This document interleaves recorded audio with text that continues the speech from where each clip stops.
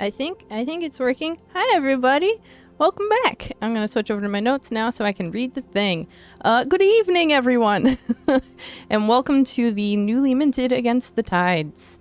This is a homebrewed campaign set in the world of Exandria based on the lore and happenings from the Explorer's Guide to Wildmount, written by the one and only Matthew Mercer. Tonight, to kick off this new campaign, we'll be playing an adaptation of an adventure by M.T. Black. Can't quite say the name without giving it away, so full credit will occur after the break and at the end of the show. Anyway, I'm joined today in every session by our wonderful group of players. Why don't we go around and introduce ourselves and our new characters? You can just go by name if you really want to. And we're going to start with Sarah. Hi, I'm Osarix Franco, and I'm playing Kelby Sparkspinner. Pushing it to Chum. Yes, I am Chum. I am playing Anders Oberon. Hello everyone, I am Tyrant and I will be playing Mistwind Iron Fist. Hi, I'm DMF Saint, and I'm still playing Turley the Turtle. This is very good. All right. So we're just gonna hop right into it, I guess. Okay. Fate is a funny thing. It ties people together in strange ways, often through worthwhile companionship, sometimes with antagonizing stances, others with complacency and acceptance. Fate brings us all together in mysterious ways. Some are destined to meet to join forces, band together and take on the world, while others are there to help play a role in your story, big or small. Today's story is, or has been, no different. Today we find ourselves on the beaches of sunny Palma Flora, a tourist destination along the Menagerie Coast, known for hosting their annual shark hunting tournament in the summer. This afternoon, however, seems a normal day in this particular paradise. The sun is shining, though occasionally covered by large clouds that almost seem to be showing off. The beach is occupied by vacation goers, but isn't crowded by any means. Seems a normal, lovely day here. A barmaid gently walks up to Turley, an empty tray in her hand and a bounce in her step. "Oh, I'm sorry. I didn't see you had friends here with you. What can I get y'all?" The suntanned woman gazes at the three new faces in the lounge chairs. Players, I would like for you to introduce your new characters. We're going to start with I will Sarah. go first. Awesome. Sitting kind of curled up, her feet will be on the chair, like not touching the stand. She'll probably kind of be like looking at it, not every once in a while putting a foot and then being like, no, I don't care for that. Is a small gnome woman. She is 3 feet tall, has brown curly hair with several braids in it where she's like affixed tiny little adornments and jewelry.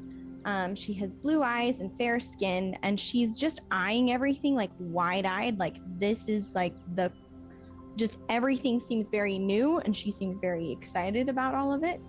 And she will be quietly just watching. And as this person like asks, if she can be brought anything, Kelby will kind of like think really, really hard.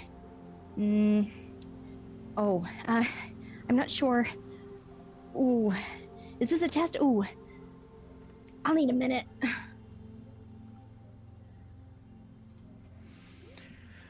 All right. I'm sorry, refresh me once again, just what is the like setting? Where are we? On a beach or? Yep, you guys are on the beach of Palma Flora, basically Okay. Flora Isle, sitting in lounge chairs, Ariandac chairs, what have you. Okay. So Anders would be enjoying the sun, taking in the sights. Anyone who paid close attention to him would notice that he's paying close attention to everyone else around him. He's average height, 5'10", dark hair, close cut though, on the sides and well kept. His clothing is dark, but well fitting. But it looks, from certain angles, it looks like the attire a monk would wear. From other angles, it looks much more active. So, but nondescript. Like, you couldn't tell where he's from based on the way he's dressed. It's very generic, as if not to draw too much attention to him. And he will just look up and say, no, thank you. Nothing for me.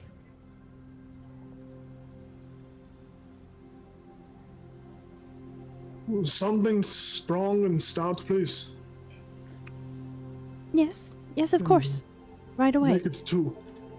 Sure, yes. Barmaid will walk out. Mistwin, who is sitting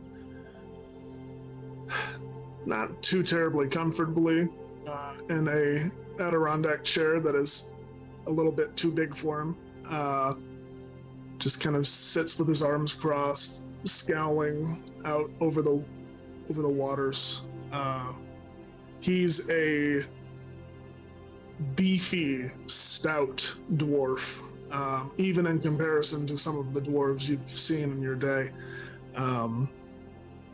He is 4'3", with long, kind of orangish blonde hair, with a long braided beard that separates into 3 different knots. And he wears a peculiar set of armor. Basically looks like a chain half dress almost, with a leather jerkin over the top of it and a royal green cloak draped over his shoulders. To his side is a large, nasty-looking great hammer.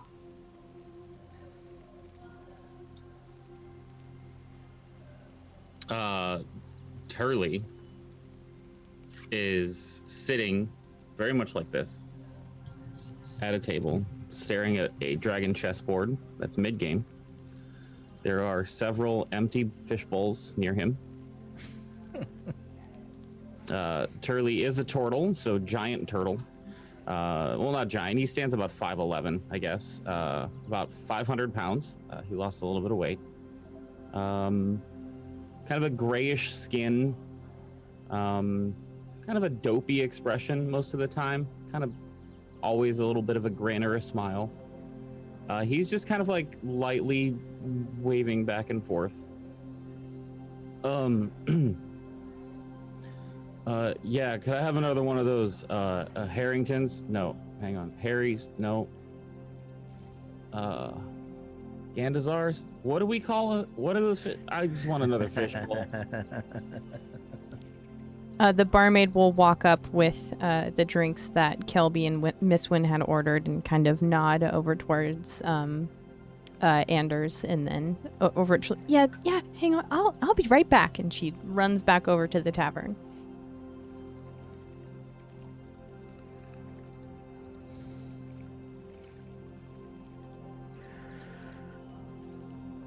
All right, look, I'm just gonna ask it. Are any of you a vampire? We wouldn't be bloody well good vampires if we're out in the sun, now would we? Or we'd be the Yes, best vampires. I was thinking the same thing.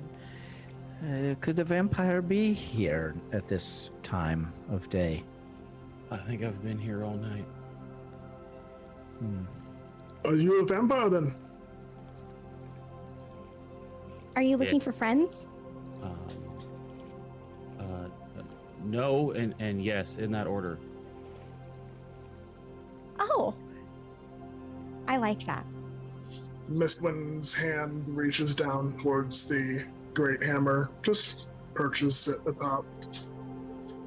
Turley checks his quarterstaff. Well, this looks different. DM, is anything else different from what I came through with? Did Turley have like a bag or a bag? I don't know if you had a bag of holding. I don't remember. I did not have a bag of holding. You did not. Okay. Did he have? I'm assuming that satchel? flask is gone. Did I have a Very satchel? likely. I mean, yeah, like a backpack. Okay. There is something in your backpack. Shut the front door. I will start noticing my quarterstaff is different. I will start going through my stuff to see if I can find out if anything else is different. Okay. And I obviously would notice in there, I guess, that something's new. Sure. Yeah. You'll see that the contents of your backpack are pretty much the same as they always have been. You've got all of your gizmos and gadgets that you need in your adventuring and walking about life. But there is a small glass orb. Do I actually remember what this is? Yes. I fucking hate you. Shoves it back down in the back. Okay. Not you. Not any of you. I'm sorry. Not any of you. I like you. Kelby will tap like Anders' elbow and just say, "Does everyone here talk to stuff like that, or is it just him?" I'm not used to people talking to inanimate objects, no. And right as he says that, an animate object, a little mouse, will crawl up onto his shoulder. And he'll just feed it a little, he's got a plate of whatever, cheese and nuts or something like that. This is Marcel. He is my friend. Oh, hello, Marcel. It's a pleasure to meet you. He'll come down and check you out. He's very friendly. Kelby will put out her hands and start making a series of as she can speak with small beasts. I can communicate simple ideas with smaller beasts. And she'll just introduce herself as Kelby and ask how Marcel's day is. You swear you see him bow slightly and say, "Nice to meet you," and my day is fine, and then he scurries back up and into a little pouch in my robes. He's very, very proper.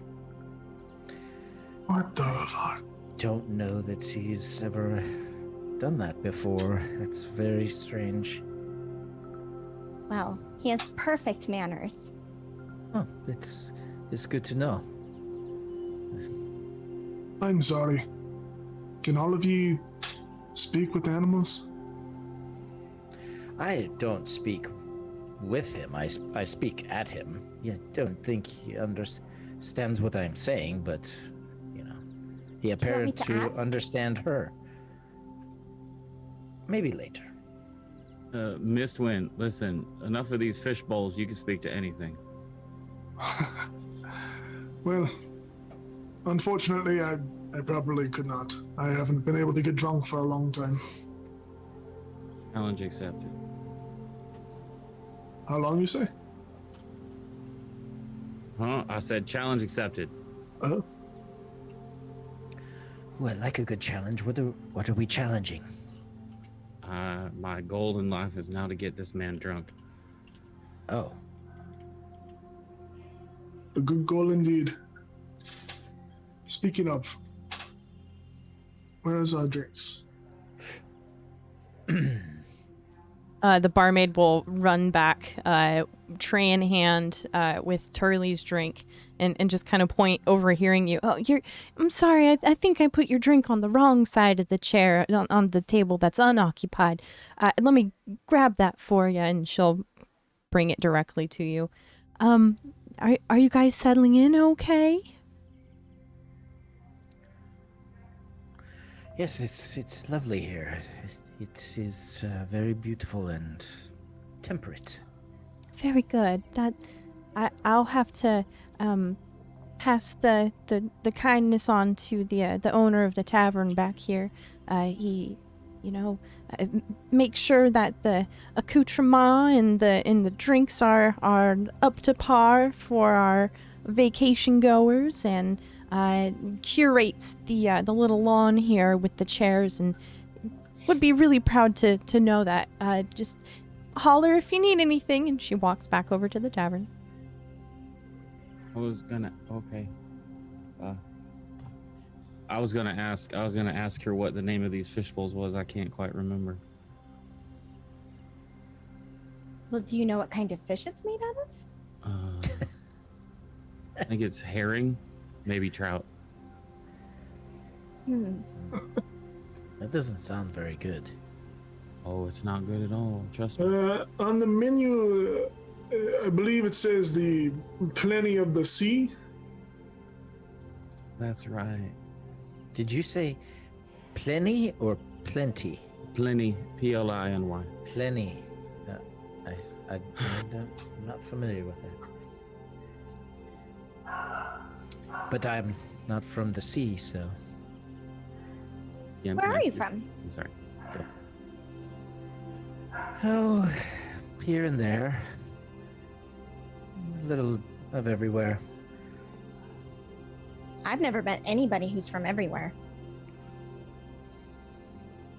Do you have a lot of family? A lot of relatives? Gotta visit everybody? Is it that kind of a thing? Just someone should really quiet those dogs down. It's okay. The island's gonna sink soon anyway. Don't worry about it. Just go. What? Just go on. It's fine. Why would the island sink? It might be like a month from now. I don't know. I'm sorry to interrupt. Just go. Oh, okay. No, just traveled around a lot as a child. Not really from any one place.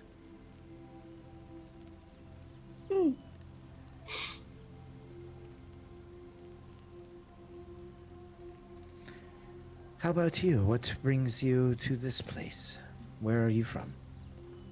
Oh, well, I'm from a forest where the trees grow real tall and real close. And I'm here to,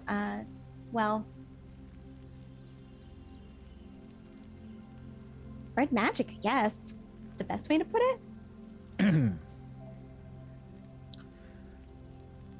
How do you go about spreading magic? Is it What do you... is it contagious? That's a good Well, question. I mean...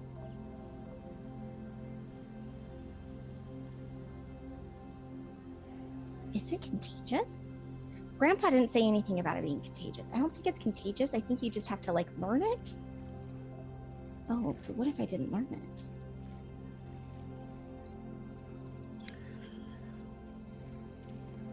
My Right. question was going to be, isn't every forest where the trees grow tall and are close? Kelby will stand on the chair that she's sitting on to her full 3 feet height and put her hands on her hips and go, well, most trees are real tall to me anyways, but these ones are real tall. I see. Hearing contagious, DM, I would like to try to cast Lesser Restoration at 2nd level. You can certainly make an attempt, but nothing happens. I lean over to Mistwin. Why is he waving his arms like that? I couldn't tell you. Maybe he's contagious as well. Also, you don't have to say Mistwin. You can call me Win. You can call me Mist. Either is fine. Very well.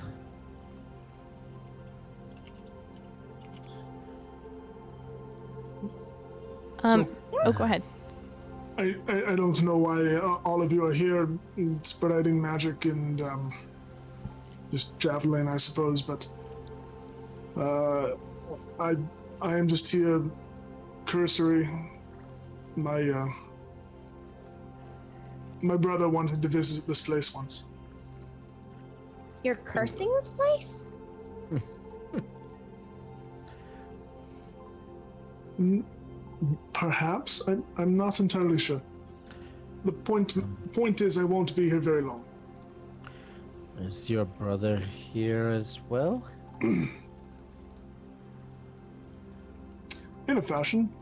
And he'll reach down and pick up an iron urn and just place it down on the table next to him. Not creepy at all. Oh, I am so sorry. I did not understand what you meant. Right. I don't understand. What is that? This my brother.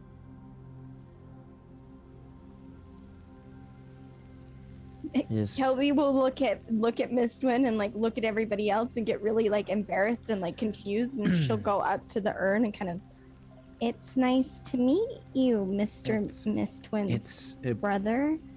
I'll put my hand on her shoulder. It is his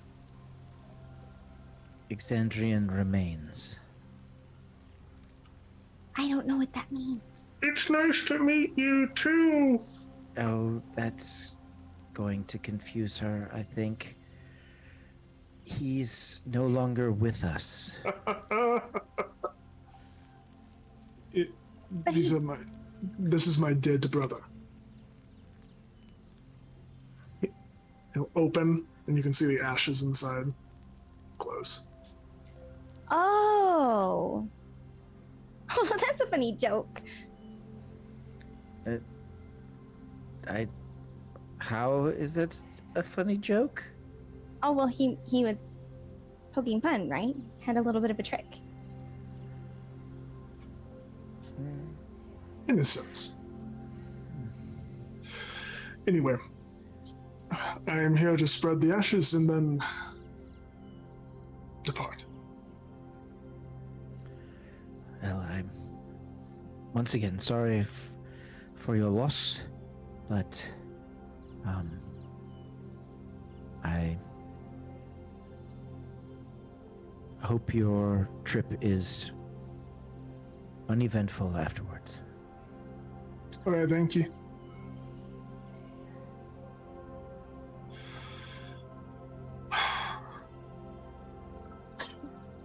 And you find a calm few moments here. A few children running up and down the beach, their parents chasing after them. A couple surfers off of the shore, enjoying a gnarly wave or two.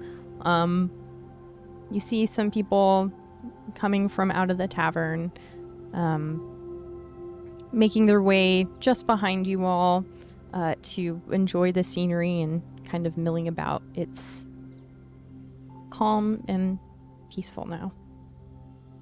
If you would like to take a moment to do what you intended, Miss Wynn, you are more than welcome to do so.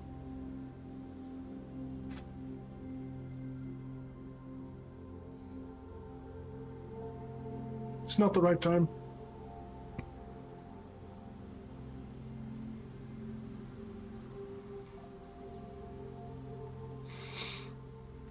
Oh no. Oh no. Kelmy will eye the beach, like looking up and down, and she'll see like in the sand there's probably like a little like pallet or platform, and like a good distance of sand in between her and it, and she'll eye it, kind of look around, and she'll reach down to her pack and like pull out a little loot and look at everybody else and be like, sorry, I'm just gonna do this really quick. And she'll like move to go over to this stage, or what she perceives to be a stage, but she's gonna run through the sand really awkward, like trying not to touch it as much as possible, like just not enjoying the feeling of sand on her feet. And when she gets over to the little platform, she'll like tap her feet off and like brush them off and go, oh God, this is awful. Oh, I hate it. Oh.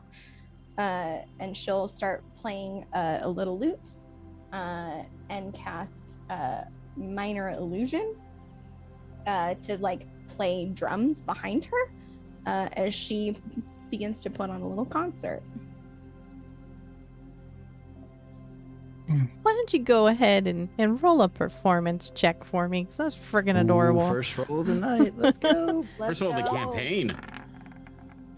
Yeah. Oh not my Harrison. god. Oh no. There it was because Harrison now. Timeout. Harrison rolled a 1. That wasn't Kelby. If you would like to rename yourself in Roll20 and roll again, I would allow it. Absolutely. Okay, I've done that now. I'm sad that I had forgotten to do that before. It's okay. Amazing. Thank you, benevolent GM. Because let's be honest, Harrison absolutely would have gotten a negative, gotten a crit miss. That's true. That is true.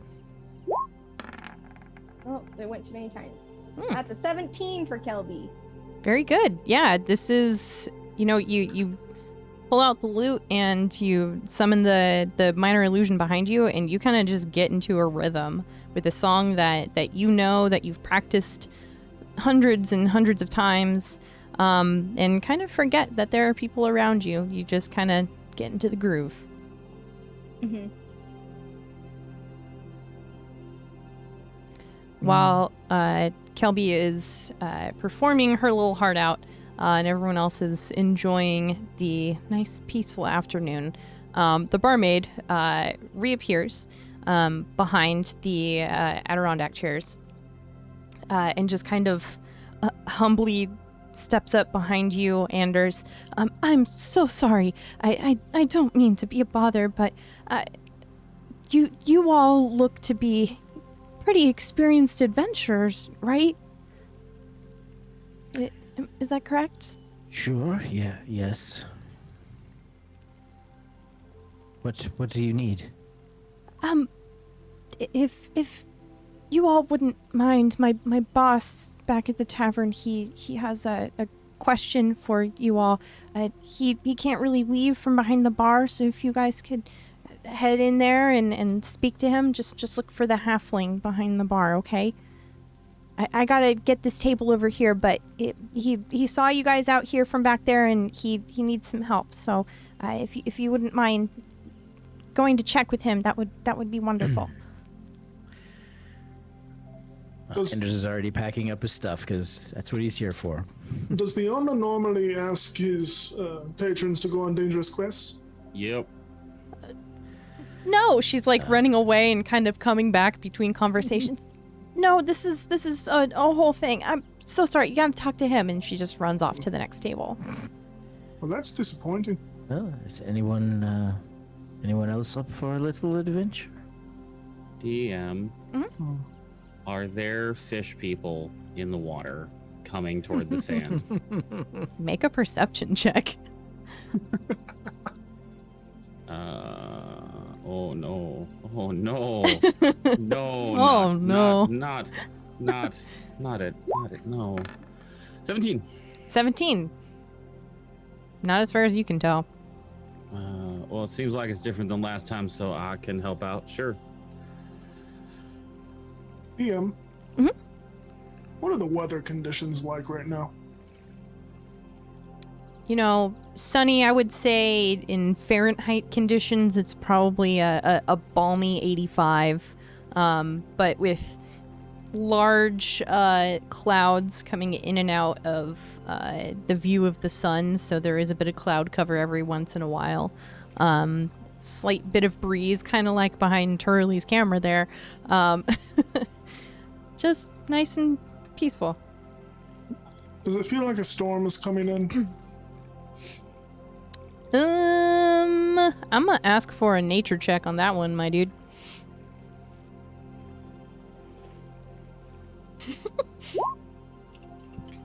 Eight. 8. Looks a little cloudy, but not too bad. What do you think, brother? The quest for old time's sake. Yeah, fuck it. I'll come. I want to be in the cool crowd with this background. Here we go. Kelby, what do you It's okay. up for an adventure? Kelby just finished a song about battling the dragon that lives under her bed.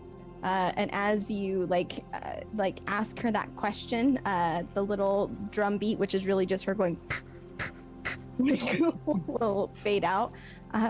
Oh gosh, yeah, absolutely. Oh, this is exciting. I'm sorry, this is a little untoward. Could you carry me? Sure. I just really don't like this stuff. And she points down at the sand. It's just awful.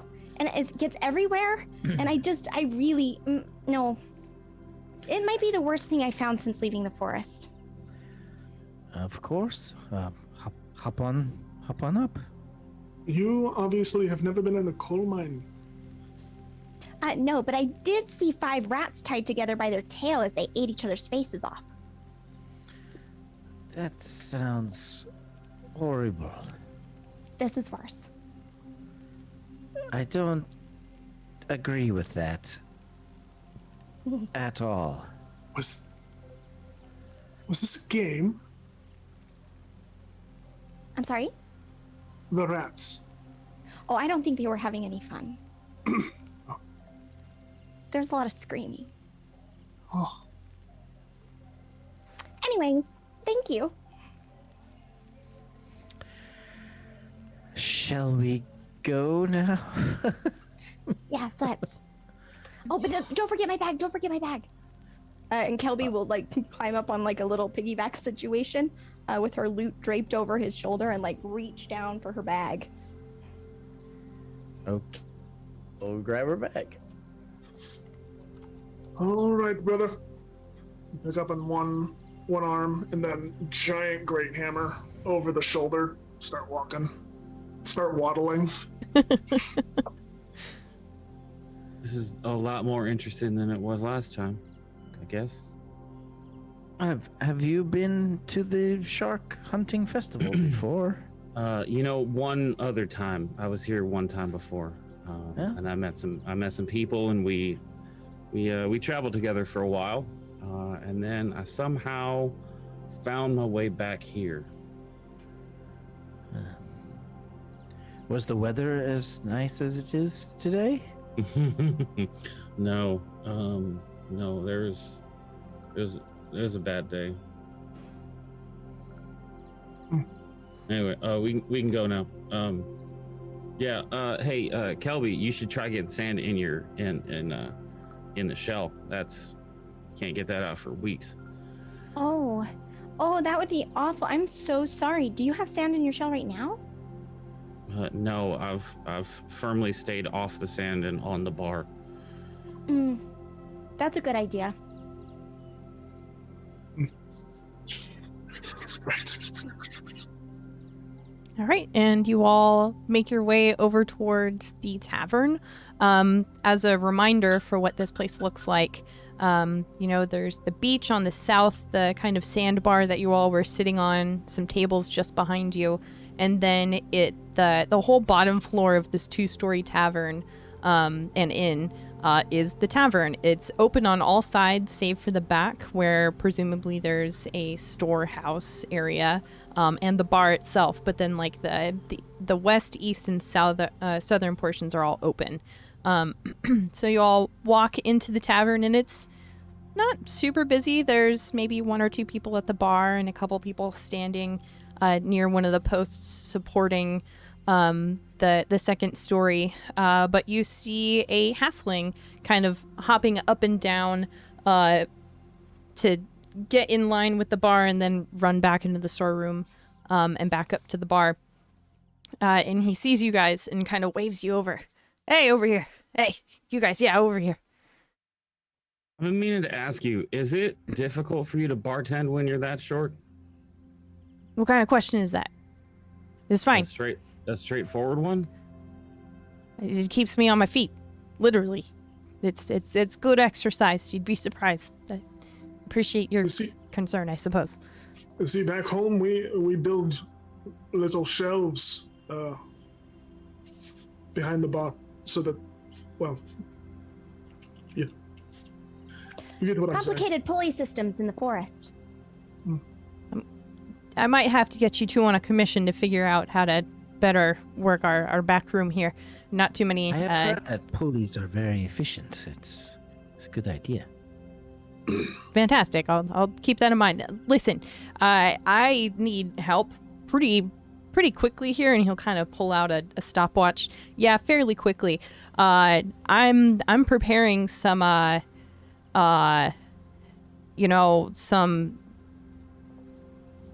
I've got a tournament coming up in the next couple months, but I have some things that I need to start fermenting, like now, in order for them to be ready for our signature dish. And the shipment isn't here. It was flips open the watch again. It was supposed to be here today, and it's today, and it's not here. So I need someone to go and check on it. I'm kind of busy here. And my dumbass brother is down in Nicodranus and can't help me out, so I need some folk like you. Are you able to head up to Frickley for me and try and figure out where the shipment is? It might have gotten lost along the way. It might still be stuck in Frickley. Whatever the case, I just need it to get here. What kind of shipment is it? You know, it's a lot of vegetables that need pickling, some fruits that need fermenting, just, some goods that we can't grow here directly on the coast. They got some good farmers and hunters up there, and we utilize a lot of the stuff that they grow and hunt. Gotta support small businesses and all that. It's better than going up to Port Damali and buying things that might have been from Zadash. Who knows? I don't want to deal with that. I'd rather support small. And listen, anyway, time's kind of ticking here, so if y'all can head up to Frickley and either find out what happened to the shipment or escort them down here, whatever it is you need to do, just take care. I'll pay you 500 gold. Kelby's gonna put her elbows on the counter and look both ways. I'm sorry, mister. What did you say your name was? Is that each? Of course he means each. What kind of establishment do you think this is? I mean, it is a vacation spot. I can pay you pretty well. I'm sorry, miss. My name's Crack. Nice to meet you. Hi, Crack. C-R-A-C. And she'll kind of look a little again at everyone else, and she's like, "So about these goods. Any reason to think that whoever you hired before us might have taken them?" I mean, it's the same route line that I've used for years. No reason for it to have been apprehended by whoever's leading it. No. I appreciate you covering all your bases, but no, they wouldn't do that. Is there anything of particular value in this shipment? Because it doesn't sound like vegetables would be particularly important. So, is there any contraband being shipped in there as well? I wouldn't necessarily call it contraband, but it's things That's that... a yes. No. Listen. We're going to get real busy here in the next couple months, and if I don't have these dang fish bowls ready to go on the menu, then it's going to be a riot, a hoot, and not a holler. Is going to be the lack of a holler. People are going to come for me. This has A deafening suddenly become silence? my mission in life to replenish your fishbowl stock. Right. But that is it, just glass bowls and vegetables. Well, it's the ingredients that I'm mostly lacking. We can't grow those kind of vegetables here in Palma Flora near the coastline. It's up in Frickley, kind of closer to the mountains and near, the volcanic dirt ash. Science is weird. I don't pay attention to that. I pay them, the farmers, to figure it out. If you could leave as soon as possible and come back within the next, I don't know, week and a half or something, that's the most that my time is going to allow me to get this stuff ready to ferment and pickle, and it's stressful. So I Yes, would very- appreciate it. Very well. Okay. Listen, Does you had anyone me need at to prepare? 500 gold, but is there anything we should know? Highway banditry? Anything? Not that I've ever heard of. All right. Well, sounds like easy money. It should be. I don't know what happened to them, so I need you to go take care of it. So I would really appreciate it. If any of y'all were renting rooms upstairs, I'll comp your rooms. Considering I'm escorting you away from your vacation, just understand that it'll be a great debt to me that I can pay to you with gold, and maybe one of the cabins out here can be a timeshare or something. We'll figure it out.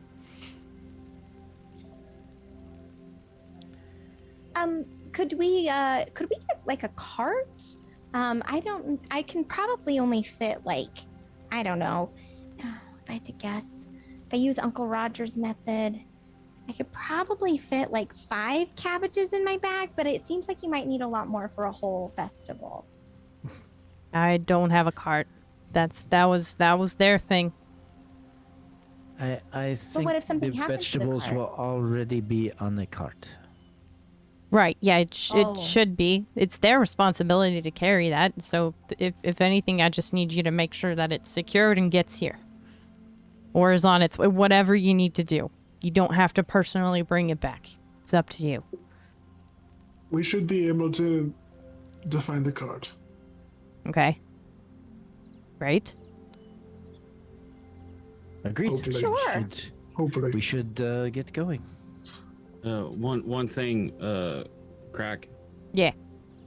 And Turley pulls out a water skin that's empty and says, you wouldn't mind filling this up with one of them fishbowl things before we go, would you? I mean, don't you want water for the No, it's okay. You can give me 499 gold if that's what it's gonna take. Okay, and he'll just kind of awkwardly reach over the bar and kind of slump it down and go and fill it with your preferred booze. As he takes it, I'll pat him on the shoulder and say, "That's a good man," and I'm gonna cast guidance on him for making my drink. Okay. Wow, I feel suddenly emboldened. All right. You'll return it with kind of a pep in his step. Geez, buddy, don't know what you did, but maybe you should go into the chiropractic business. That felt great. All right. Actually, would you mind yeah. doing that for mine as well? The water's Fucking love this man. it's gonna be fine. It's gonna be fine. It's gonna be I look fine. at Kelby and I go quietly, they are going to get horrible gunk in their water skins with that stuff. Oh yeah, my cousin would do jobs drunk, and I'll point out wood. I can't get drunk. It's a curse. Crack returns your water skin full of a fine ale.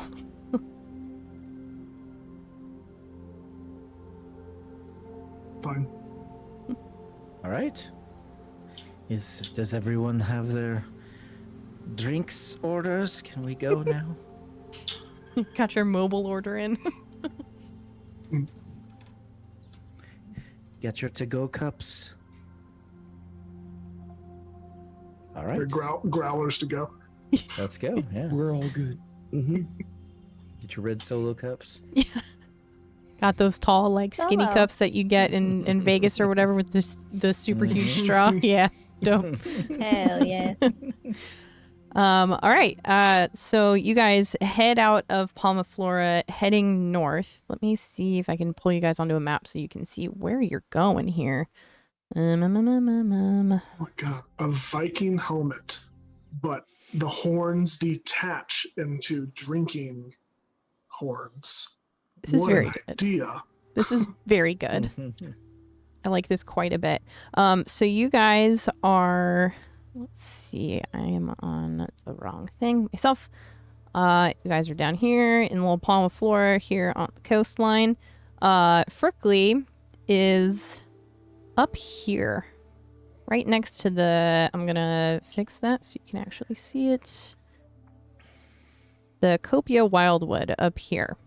It's right along that area. So you got some traveling to do. Okay. Heading on north. Okay. You guys spend several days on foot, making your way to the tiny hamlet of Frickley on the borders of the Copia Wildwood. Thick tropical forests have given way to a lush hillside as you follow an overgrown dirt path that wends its way through the trees. You suddenly hear shouts and cries from up ahead. Rounding the corner, you see an old cart perhaps 100 yards down the road, being pulled by a large draught horse and driven by a plainly dressed man and woman, and there are several young children cowering in the back. Dancing around the cart, singing and whooping, are two strange fey creatures from the waist up, as they appear to be human, save for the horns curling from their heads. However, their goat-like legs are covered with thick fur and end in hooves. The creatures laugh as they jab away at the family with the short swords that shimmer and glint in the morning light, their joy growing in counterpart to the human's terror. Even as you watch, one casually dodges a pitchfork being inexpertly wielded by the man and neatly slices through the chair, being jabbed at it by the screaming woman. I'm going to bring you over to a map now. Where did it go? I don't like maps. It's gonna be okay, I promise. Do. It looks less than okay. He's gonna be okay. So you see the family there. I forgot to add tokens for the dang satyrs. Let me just find some random ones really quick. What's not going to be creepy here? Anyway, yeah, you see a couple satyrs. Basically, they're about right here, if you can see that ping, hanging out in the back, kind of pestering the parents here. What you guys gonna do? Mistwin will kind of push up ahead of Selby. Kelby, sorry. No, you're good. And we'll shout out at the satyrs. Oi Just there, pretend that they're Dalbonak! satyrs. The fuck are you doing? They'll just kind of turn around and laugh at you, and then just keep poking at the family. Oh, these motherfuckers. All right, yeah, I'm gonna take position over this way.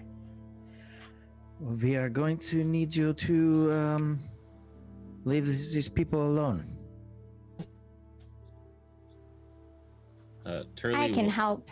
Turley will take ahead, a couple Turley. steps forward and say what the three of them said. Kelby's going to stand in between the two that are probably still quite a bit taller than her. Again, hands on her hips and a firm glare.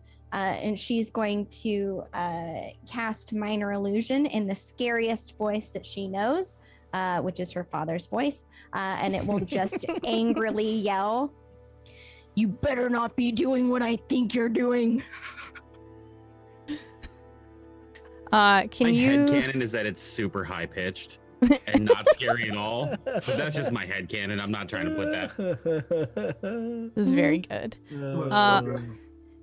Can you make a deception check? Oh, absolutely.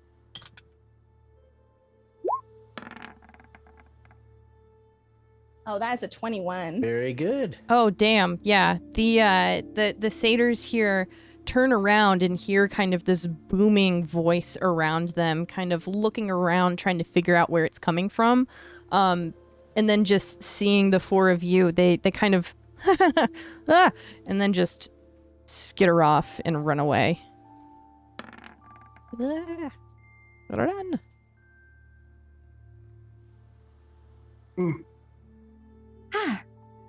See? Magic. Yep. Good job, Selby. Oh, it's Kelby. That was Like- me again. like- That was me again. Like Yep. kooky Kelby or crazy Kelby or Kilby. can't believe it's not Kelby or it is Kelby. Kelby. Kilby. Kilby.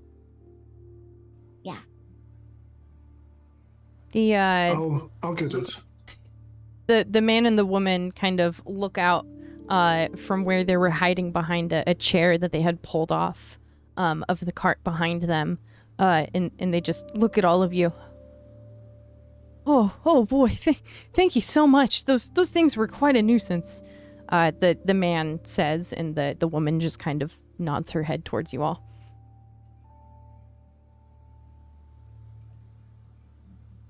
You're muted. Are you where are you headed? Oh, he'll just kind of run his hair through his like thick red hair, or his hand through his thick red hair. We're headed on up to Frickley. I'm not used to seeing things just run about all willy-nilly like that. Is this a normal thing? Are there just beasts and weird half people running around? I am not from this area, so I could not say. Oh. I would have asked you that. I'm not from here either. Kids, get back in the cart. We're leaving soon, and he'll gesture over to the three little girls hiding behind the cart, and then just kind of nod towards his wife, who will go and gather the kids. It's not normal for there to be things like that around here, but it's not necessarily abnormal. DM, does the cart look like it's Turley sized at all? It could be. You know, we're actually going toward that Frickley place you mentioned, and I don't know if you noticed, but I have a little bit of a bum knee, and suddenly the brace that I had is gone. So if you'd like company, perhaps of a protective variety, I'm sure I could convince my friends to come with. Yeah. You all seem, well traveled, and I see a few weapons on you, so I can only assume that you're adventurers or wanderers, people that can handle themselves. All right. Well, I'm an entertainer, but Oh, I guess adventurer can be like a subtitle. I mean, the world I'm needs more actually- entertainers. I'm actually a professional drinker. Oh, with a mighty hammer for your drinking, huh? Mm-hmm. Okay. I suddenly regret my choice. Well, we would really appreciate it. We could make room in the cart if you all want to join us. I could definitely move some things around. Yeah. Feel free to hop on in and get cozy. Question real quick. Yeah. You're not supposed to be delivering goods to Palma Flora, are you? No. We're running. I was gonna ask, like, how far into our trip is this taking place? Like, how far down the road did we get? You guys, you spent a couple days walking up the coastline. So I would say it's a little bit less than halfway towards your destination. So in that same kind of conversation vein, I would ask them if they saw a caravan or anything coming the other way. Did they pass a large group or a industrial size cart, transporting, goods that would be going south? No. We've seen a few travelers, but they've all been on foot. Just curious. We'll keep a lookout. I hate to say it, but it could be possible that the Fae that we just spooked off could have already taken our companions. Wait, we have more companions? And Kelby will look around like really nervous and confused. Sorry. The mouse. Oh, Oh, Marcel? no, probably not. I meant the No. traders, the merchants. Oh yeah, no, 100% that cart got stolen. What I'm saying is, we probably should go follow them. Let's do it then. Who, Onward! The creatures. Is that what you meant? Who are we following? Yes. Okay. We probably should. You're right. And I'll take off into the woods. Different onwards. Turley is looking at the cart, wishing he could sit down. You there, Turtleman? Oddly, I don't hate that nickname. I'm coming. Yep, right behind you. Every I'll look time, for tracks and see if I can pick up their trail. a game for you. Every time the little one says onward, we drink. Oh, okay. Mm-hmm. Do you play By the games way- like this often, or? Yes, but by the way, I'm not actually a professional drinker. I feel a little better, thank you. Anders, can you make a perception check as you look for the pitter-patterings of the satyrs? 23. Damn. Okay. Yeah, you see tiny little hoof marks run straight this would be like east. It looks like it doesn't go too far. Is this way? Either there's a goat herder around or we're on the right path. Kelby starts kind of singing to herself under her breath. Onward, ever onward, as we looking for the Fae. Onward, ever onward, gonna find them here That's a someday. lot of drinking. Let's go, big boy. That particular one, though, I'm not a fan of. I will remember. As long as you don't call me little man. Listen, I lost some weight, that's all. And I'm proud of it. It's for a friend. Hopefully I find them and get to show them that they can float me like a balloon, I think is what they wanted to do. Mistwind grabs your arm and gives Oh. you a dead, serious look. Good for you. Good for you. Hey, DM, Yeah. I would like to take this moment to ask you if Turley could check to see if he's still in the dream that he's been in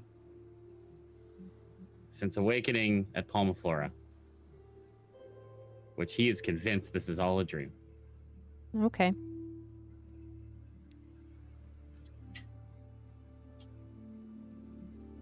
I think in this moment, Turley is, confronting Mistwind and kind of in a lulled, dreamy state of, is this really happening? What even is real? And as Turley kind of steps forward towards Mistwind, kind of steps on a rock and it hurts a little bit. So you feel pain, and usually don't feel actual pain in dreams, so it feels pretty real. Yeah, I'm pretty proud of it too. We should catch up. That son of a bitch looks a lot faster than I am. Well, you know what they say. Onward and onward. As we're looking for the Fae. Kelby, as she turns around, really excited. Very good. So you all join together and follow the hoof prints of the satyrs. It doesn't take you very long to find where they are or were. There is a hollowed out tree where the tracks lead you to. And there's just a collection of random trinkets, some food, some blankets and whatnot. anyone looking for things, you just find a bunch of random stuff. You're welcome to search through it, but the satyrs are nowhere to be found. Mm. Are there any hoof prints? GM, Kelby absolutely would look through the small trinkets and items, just trying to see if there's anything interesting or fun, something she can incorporate in her act, just to see. Very good. Make an investigation check. I will do it. That's a 5. A 5. Even with a 5, you find some pretty cool stuff for Kelby. You find a string of beads on a string that seems to be fraying a little bit, so they're barely hanging on together. A few forks, a small dagger that looks really rusted, and a tiny little coin purse, which you open and count, and it has 80 silver in it. Yeah, she will gather up those items and kind of hold them in her hands and go, okay. And she'll tuck them away in her vest, but she will take one of the forks and kind of look at it and go, I did lose my brush earlier, and try to like brush through some of the brambles in her hair that she's picked up. Anyone else doing anything? I would like to look for additional tracks, if possible, leading away from the site. Sure. Make a perception check. Yeah, I'll help you with that. Okay. Or I can roll on my own if you want. Roll on your own. Okay. Oh, but you already rolled. All right. Oh, wait, you said perception. Sorry. That was investigation. But it wasn't at 20. Oh, dip. All right. Hold on. 17. Okay. 13 for me. Okay. I'm not good at perception, but I know what to do. You do. That's important too. The both of you see that, that the tracks out here are kind of muddy. This area is trafficked quite frequently. But the tracks only seem to go from where the road is to here.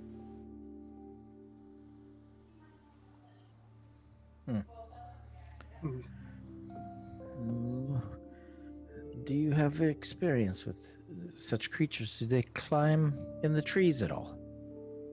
Oh, they could. I would think those hooves are very awkward up above. Never judge a satyr by his hooves. Is that a saying? They are wicked sharp. Also, being Fae, they can just kind of... I don't know if teleport is the right word necessarily, but depends. I see. I have an idea, but it will take a while. I think we have time. We have some time, yes. Okay, well, first we'll need to set a trap, and then we'll need to create some kind of lure, distraction to pull them into the area. Kelby, what's your last name? Spark Spinner, It's not Gandazar, right? Gesundheit. Thank you. No, I would do this all the time. My brothers would steal my stuff, and I would make them pay. What kind of trap did you have in mind? And she's gonna look up at the trees and go, that one will do right there. And she's gonna walk over to it, and I'm going to cast, or actually she's gonna reach into her pack and pull out rope from her pack and sit with it, and she's gonna kind of sing to it, like as she kind of hums and sings, casting snare. And I will drop them beats. Use a rope to create a 5-foot radius on the ground or floor. When you finish casting, the rope disappears and the circle becomes a magic trap. The trap is nearly invisible, requiring a successful investigation check against my DC to be discerned. The trap triggers when a small, medium, or large creature moves onto the ground in the spell's radius. That creature must succeed on a dex saving throw or be magically hoisted into the air, leaving it hanging upside down 3 feet above the ground or floor. And then they are restrained until the spell ends. They can make a dex save to try and get out. And Kelby is going to use Druidcraft. Once the snare is placed, she will, or actually it'll be Minor Illusion. And she's going to make just a massive, like, it looks huge gem that sparkles like blue and a really pretty teal that looks like it's just dead center in the trap. And look at it. That's pretty good, I think. Unless, well, I don't know. Do you guys know what Satyr's like? That would have caught Jognar every time. I don't know anything about these creatures, so I have never seen your him. guess is as good as mine. That would get my attention, a large gem like that. Yes. And I'm gonna go hide. Turley will also try to hide. Okay. Anyone that wishes to attempt to hide, please feel free to roll a stealth check, my dudes.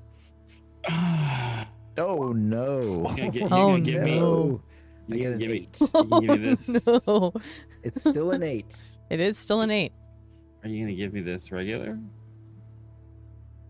Do you have a disadvantage on it because of Tortle? No, I don't. But I'm like, is there a tree large enough for me to hide behind here? Oh, yeah. Yeah, this is like It's a woods. thick jungle forest, Okay. so like Oh, okay. you'd We'll blend put, in like, pretty some well. moss on your shells. You look like a rock. You We know, can camouflage you, my friend. Don't make worry. you look like a rock. You rolled better than I did. I'm not even gonna bother Oh, rolling. Kelby rolled better than I did. I got a 5 on my stealth check. Well, I'm gonna Kelby's roll. kind We of are peeking. not hiding. Hey, We're, like, Kelby kind of peeks hiding around the behind edge and two she's like really excited to see if her trap worked or not. this is very good. Everybody's just Turley's sticking like out. like right behind Kelby, like just over top. It's like the This is Three us. Stooges. Yeah, exactly. Mistwind has become a shrub. Just Where'd he go? Oh, shoot. So everyone believes that they're hiding incredibly well. And it takes only, a minute for these 2 satyrs to run from the opposite end of the tree line, eyes shining brightly with their arms extended out towards this gem. And they both run straight into it. There's nothing there and they're kind of fumbling. Let's see if they make It will only catch one of them. Okay, this is fine.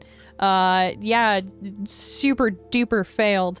And as soon as this satyr is ensnared, he's kind of caught in an awkward angle too. It catches his leg, but since he's so small, it like hikes up his thigh a little bit, and flips him upside down, and he does a little whoop.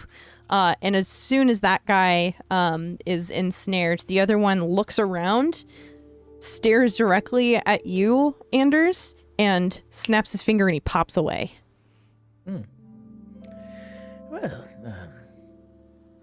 that worked like a charm, Kelby. Very worked. good. Those creatures do teleport, though, don't they? They just. Oh, we should hurry then. now we have a pinata. What? Oh, no. No. We have Fine. See, heavy it bag. doesn't quite work for the pun. This is unfortunate. Can anyone speak Siluvin? Oh, I can. I do not. By all means. Uh, Turley will step forward and just speak gibberish. The satyr is flailing upside down and just spewing gibberish back at you. Do you understand Sylvan? Nope. Cool, then it sounds like gibberish to you. I'm talking right back. Wow. Like it's a conversation. This is quite good. It sounds like they're having quite an interesting conversation. It's becoming like more and more animated as it's upside down, and like its little beard is kind of covering its face, so it's trying to like move it so it can actually see you. Let him have it, Turley. Let him have it. Listen, the conversation's going very well. I think I'm getting somewhere. You sound like my fourth aunts. I don't like. Wait a minute. Do you mean like ants, like relatives, or do you mean like ants, like you have 4 ants? Oh no, I had way more than 4 aunts. What's the way that somebody said it weird? Aunts. Okay. Hang on. I'll go back and talk into them. Ask him what the cart is. I will in gibberish ask where the card is. In Sylvan gibberish, it will reply to you, becoming increasingly more and more angry. And as the conversation continues, you see it in what feels like no time at all. Reaches up to its thigh, just kind of snaps the rope where it's tied, and kind of flips itself around and hovers down to the ground. And as soon as one hoof touches the ground, it kind of giggles, and then snaps and disappears. Didn't even get a chance to try to catch it. That is unfortunate. Did he tell you, or she? Did it tell you where the cart was? They prefer non-binary pronouns, and they're gonna go get the cart and bring it back. You absolutely may. My passive insight's 16. This is so very I mean, good. Turley, can you do a deception and or performance? Not sleight of hand. Not sleight of hand. I meant deception. This is very good. That's a 16. meets it, beats Oh, it. shit. Damn. Unless I can roll. I already tried to use my passive though, so I feel like rolling is not fair. Yeah. Yeah. We're just gonna go. I with just that. want to see what would have happened. I'm Yes. just curious. Well. Yeah, it's not to be. Knowing Elvish, which is a derivative of Sylvan, would I have picked up that not even near? Hang on. I want to check. I do not know Elvish, so I know Aquan, Zemian, and Common. Cool. So it probably was closer to Aquan. Yeah. Yeah.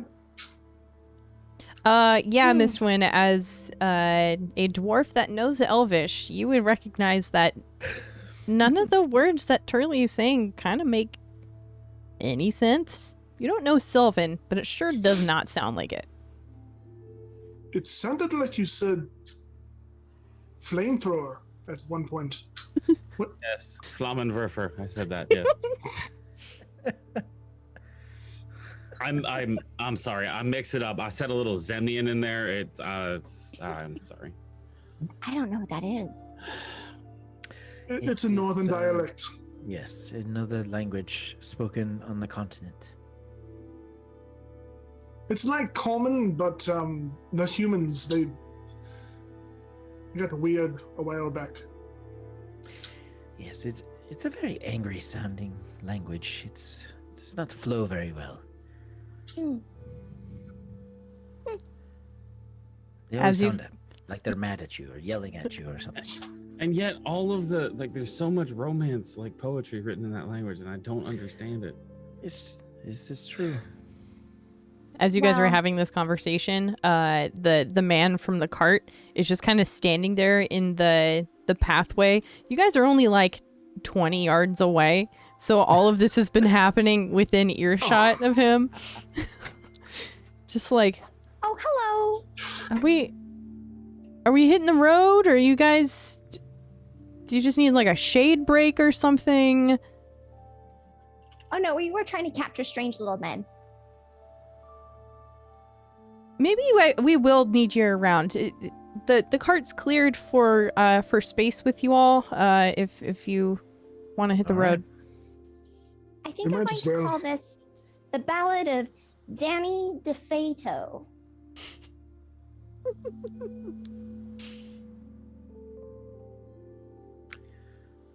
Right.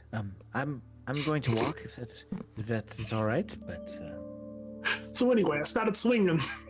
It started Turley. snapping. Turley will make a series of markings in the ground that mean nothing.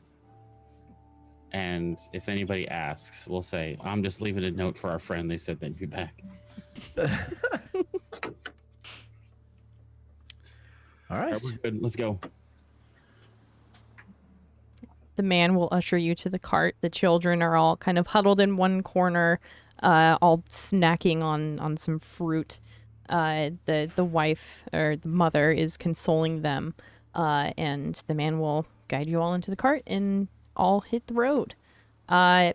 It's a pretty silent journey for the first hour or so. The man is kind of just collecting himself. Kelby fixes that real quick with Very scared good. little kiddos. 100%. Bloop, out comes the loot. And she will use druid craft to like make it look like it's snowing like around them. And then again, minor illusion for her backing track. As she plays on her little lute, she'll sing songs about finding precious gems on a forest floor. She'll sing a song about how important it is to brush your teeth, and she'll finally sing a song about if you don't help your mom and dad with the super secret box, they will stop loving you. Okay, and they are. It's bizarre. It's not great. This is very It's good. just bizarre. No, I love it, man. This is incredible. Mistwin, after a couple of songs, will lean over and say, "Do you know any dwarfish children's rhymes?" No, but if you teach me them, I'm a pretty quick learner. Well, there's one that goes, Brenigrako manak no fe, Brenigrak no manak no fe, Brenigrak no manak no fe. No, that's She one. will, give me a second, and she will snap her fingers and her minor illusion will stop, and then it'll be your voice back to you singing that same thing, and she'll kind of start plucking out a couple of chords, trying to match, like harmonize with your singing on her lute, and kind of look like nervous, like this. A little I higher. guess performance. Here, let's just see how well Kelby pulls this off. 14. Passable. Mm-hmm. Pretty good. This is good. Yeah, the kids are enamored with the performance and the minor illusion of the snow and all the fun things that you're showing them. They're getting a little bit confused at some parts, but genuinely enjoying the performance itself. And the mother will kind of silently nod towards you like, "Gods, thank you for this entertainment, so I don't have to deal with them," kind of thing. Kelby will just give a massive wink and continue. Hey kids, Yeah. do you like fireworks? What's a firework?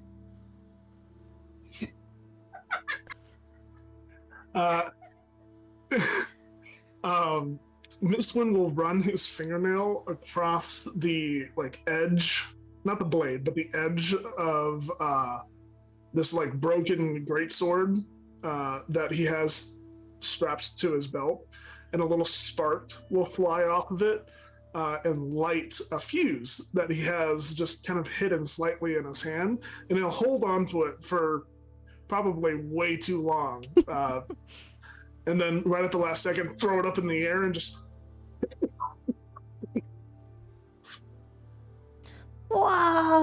but they're all just staring at the sky even after the firework is gone, kind of like watching the smoke dissipate. Was that magic? No. Yeah. What? That wasn't? No. That You've was never so seen the cool. fireworks? Magic. I No, suppose I've you never could seen probably do that. You could probably do that if you wanted to. Oh, if my spells are powerful enough yet. Yeah. Kids. Mhm. Looking around to see if the parents are watching. The mother's kind of terrified, but like understands the intent. And the father is just, up there with the draft horse continuing on. Leaning towards the oldest one, we'll say, if you ever want to give your parents a scare, light this and throw it up in the air. My mom tells me not to play with fire, but when I can find some, I'm gonna make the sky bright again. Yeah. I'm gonna hide it now. Mom, don't look. Little kid will kind of like put it in their little jacket.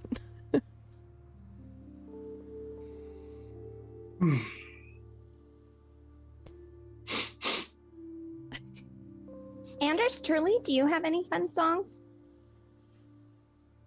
I do not sing. No. That's okay. I don't have a penchant for song. I do like poetry though. Not that I know any that I can think of right now. I'm mostly just I don't know, find the right words to make people feel better about themselves. Oh. Hey kid, you're doing a good job kind of thing. Oh, that is really nice. I do like that a lot, actually, now that I think about it. Great. Kelby?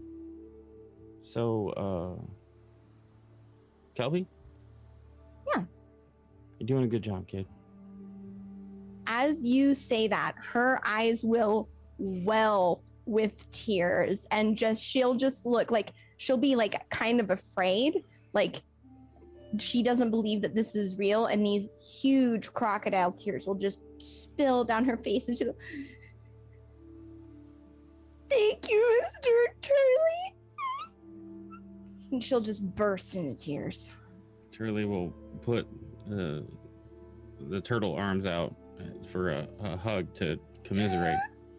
This will double down on the sobs, and she'll just throw herself at his shell and just like try to like hug him, but her little arms won't be able to go all the way around, so it just looks like she's like laying on his like shell, just wrecked. Yeah, Turley will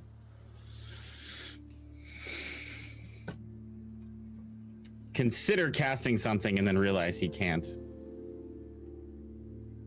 Mistwin just looks at Turley and just drains the rest of his drink. Turley starts like looking as Turley's hugging Kelby, like looking over at his flask and like. Mistwin grabs it and then puts it up to your mouth. Thanks.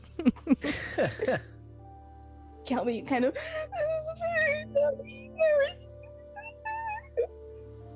The smallest girl, about as big as you are, Kelby, will kind of prop herself up. She's been sitting in the corner this whole time, and kind of waddle her way over to you, and she'll just kind of pat you on the head. Don't cry. Okay. And Kelby will slowly gain composure and just sniff, then like wipe at her eyes and.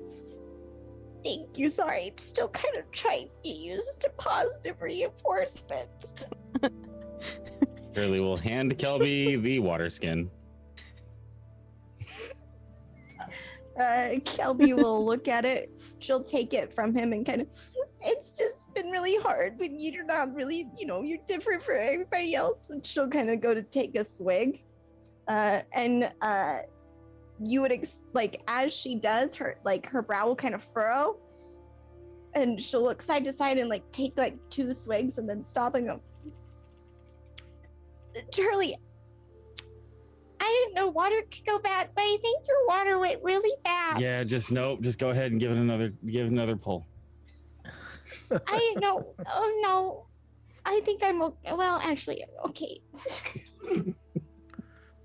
Listen, if you want to, anytime you want to talk about not fitting in or being the odd one out or not being like everyone else, you just come find old Turley.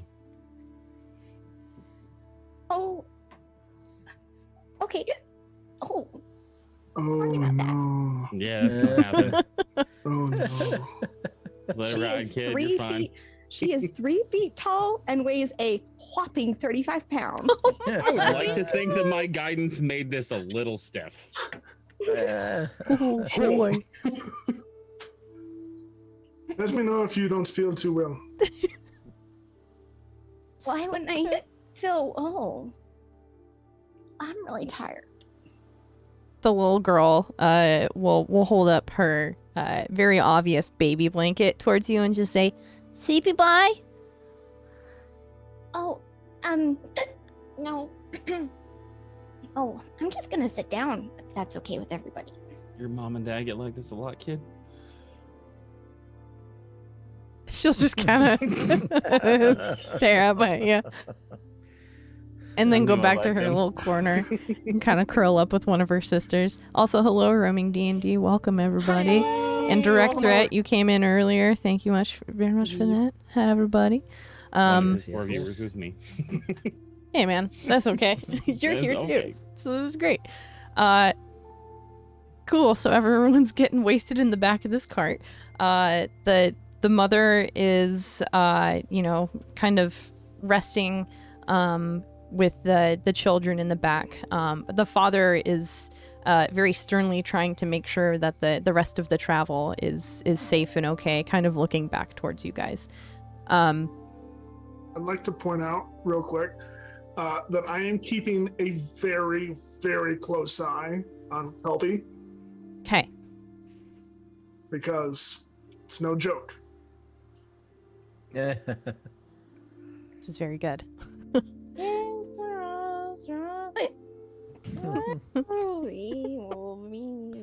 And the minor illusion behind is like boom, tsit, tsit, boom, tsit, tsit, boom, tsit, tsit.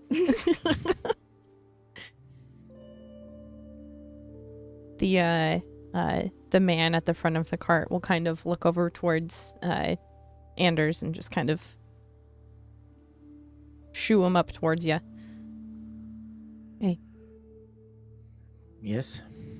I think you guys should know what we're leaving. We're not from here. Obviously, we got everything that we own in the back of this cart. Come from a little place called Scorton on the coast up to the west, I guess. Our village was attacked by a giant, an honest to goodness giant, like the biggest friggin' thing I've ever seen, and fat too, like you've never seen. We're heading up to Frickley to meet with my brother, but this giant was it was really bad. So you'll excuse me and my wife for being so stoic in all this.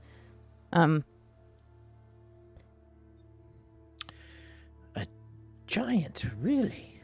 Yeah, he had a name On too. the Menagerie Coast, a giant. Uh-huh. Yeah, you're telling me. Gosh.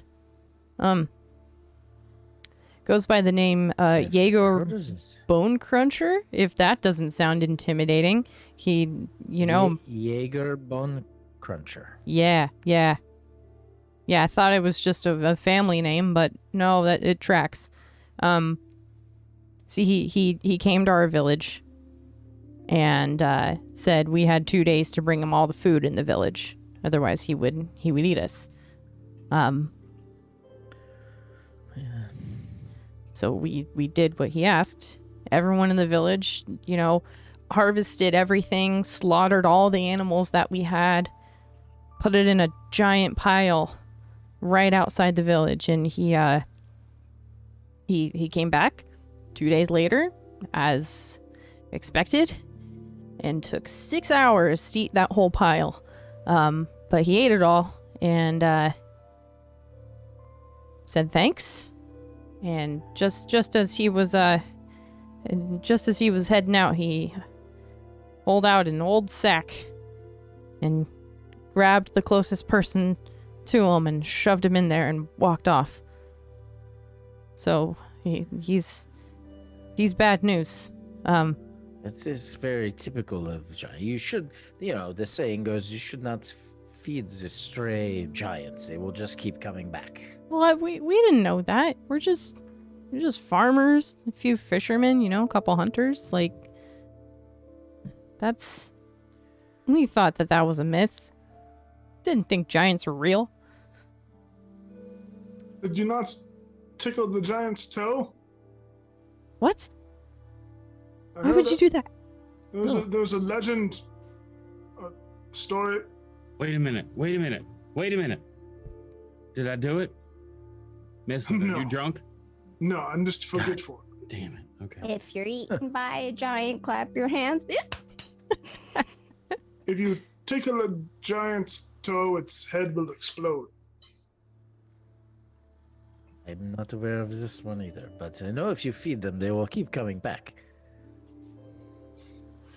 You should never feed a giant.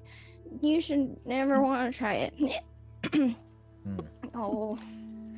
Anyway, I'm very sorry for your difficulty. Yeah, me too. We're heading to Frickley to try and get out of range, leave the giant behind. I don't know. It was the first thing we did as soon as he did that. Did everyone in your village leave, or is there still people there? Everyone left. We had nothing. We're all farmers, and all of our crops were gone. So we had no reason to stay. It could be bad, depending on which way the giant decides to go. If there's no food left there, he's going to come somewhere else. Yeah. Scorton's a small village. We didn't really have defenses, not even, palisades surrounding the village. So we couldn't really defend ourselves, and Frickley's a bit more protected. So I figure if we go there, at the very least, we'll be safe. Palisades in the park. I think there was something about a giant's toe. I'm really tired. Kelby, Yeah, are you feeling okay? yeah, just my face feels warm and fuzzy. Is Okay, this listen. what growing a beard feels like? Listen, at least you can still feel your face. Oh, no. Yes, it is what growing a beard feels like, but let me know if it gets any worse, alright? Do you ever think how weird the number 7 is?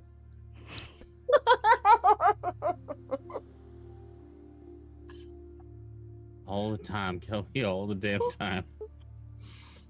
It's the cutest fucking thing.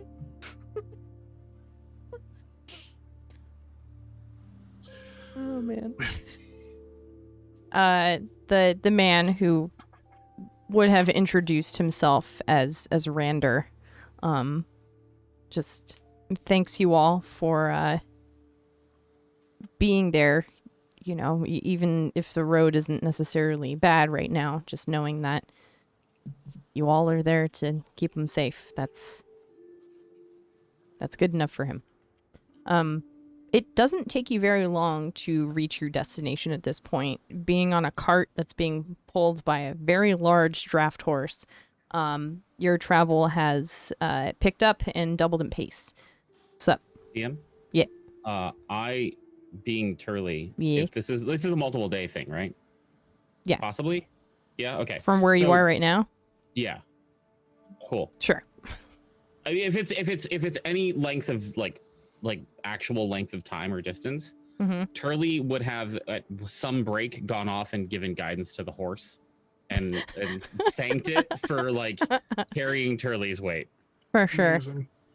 It would kind of whinny and neigh towards you, like if a horse could sweat and be visible in such a way, you would see it kind of lighten its load a little bit. Hey, listen. If I had more of the fishbowl left, I'd give it to you.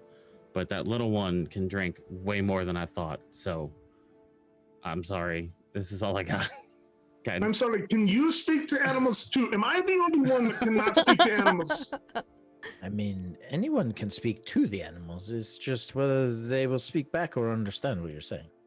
Kelby, who's now like laying like fully flat on the cart, like kind of under some blankets, a little hand will pop out and she'll be like, only very small ones. Is Kelby doing all right? Yeah, she's fine. Okay. Like eventually she'll kind of sober up and have kind of a bad headache. And she'll be like, oh, I realize what's going on. You lied. That's silly juice. It's very, very silly juice. And Oh, wait. you should only drink it when you're big and strong. And I'll pat you on the forehead and use lay on hands to do 1 HP of healing, but you know. Kelby will kind of look at you weird and go, listen, it's just ours tasted different. And my brother Richter's wedding, I drank so much, well, we probably should get to know each other better first. I've got a few stories too. Probably not necessarily appropriate. Anyway, how close are we to town? Oh, we'll reach it in the morning. I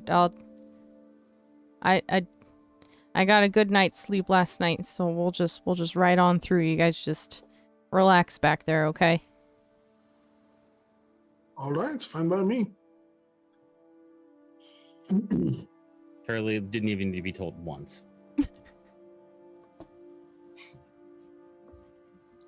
Anyone know any games?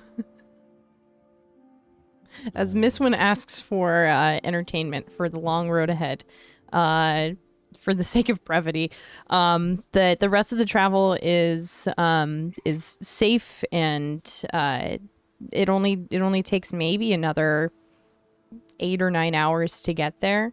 And by the time you guys arrive on the outskirts of Frickley, you see a small village surrounded by 10-foot high palisades, basically the spiked wooden stakes surrounding the village with a gate right out front. Rander will pull up next to the gate and kind of look in a confused manner towards it.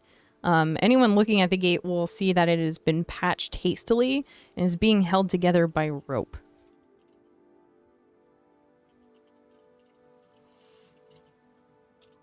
Hey, is that another one of those trap things, Kelby? Oh no, that looks just like a, pardon my language, but very hastily built defense. Are you sure that's not one of your trap things? Well, when would I have done that? I've been with you all day, Turley. Well, you're fast. Anyway, whatever. Thanks for noticing. Is it just something that, like, if cut would drop? A bit, yeah. It looks like someone put it up there, not really knowing what they were doing, and it's just barely holding this gate together. Oh, I see. Okay. Should we knock?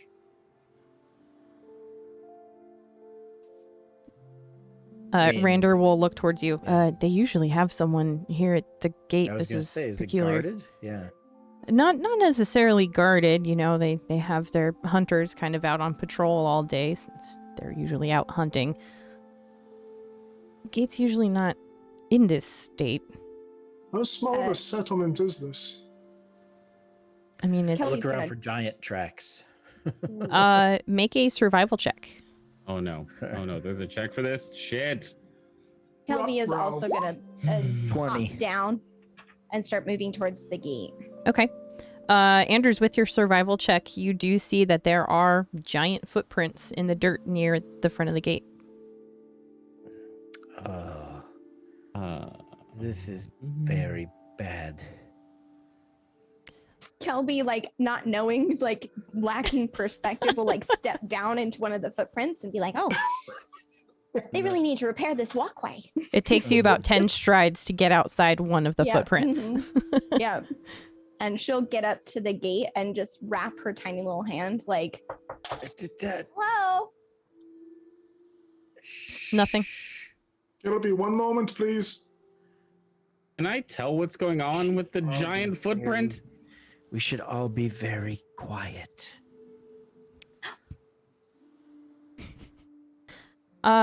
Turley, you would probably see some of these giant footprints from your vantage point if you're still in the cart. Oh, Yeah, you would see several of them kind of around the front of the gate, and then like it walked up and then walked back. I am suddenly very preoccupied with entertaining the children and distracting them. Okay. Yeah, they're only paying attention to you. I'm a big turtle. I'm not surprised. Yeah. Is there? So how? So there's a fence or a wall of some kind around this town. Mhm. How tall is it? How 10 high feet. is it? Okay. And it's like spiked at the top. Like Yeah. you've played Valheim, you know those kind of like spiked walls. Yeah, yeah. It's like that. Yeah.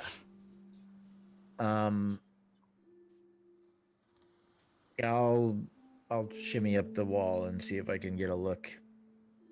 Okay. From 10 feet higher. Make an athletics check for me. To shimmy up that Athletics? wall. Sure, it's not acrobatics. You sure you want athletics? All right. As Here, he's doing that, Use me as a springboard. 10. as he's trying to climb over, Kelby would be looking, because she's so small, she'd be looking for like a gap like in the bottom of the wall, like something small, like a grate or hole or something that she could maybe like squeeze through. Okay. Andrews, with that 10 athletics check,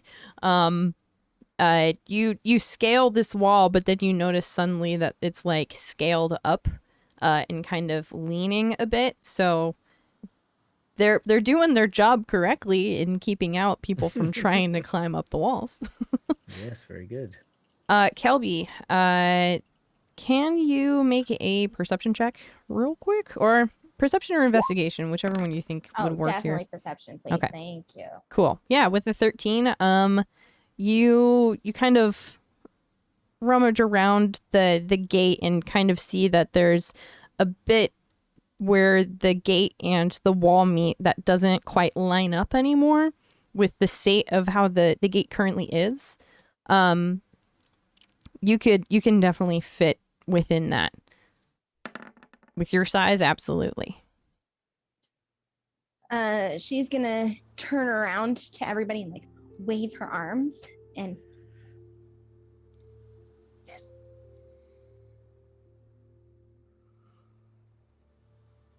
Right, could you open the gate, please? Hurley is smiling and continuing to play with the children. Kelby's Miss gonna Wynn, you just don't tug hear on anything. Anders, Okay. tug on Anders' jacket. I'm gonna climb in through there just really quick. Careful. Do you want to send Marcel? I can send him back if everything gets ugly. I would prefer not. He's not like that. He's. That's okay. I just figured I'd ask, in case I meet a bloody and untimely demise. She's gonna move forward and start climbing through the wall. Adorable. Okay.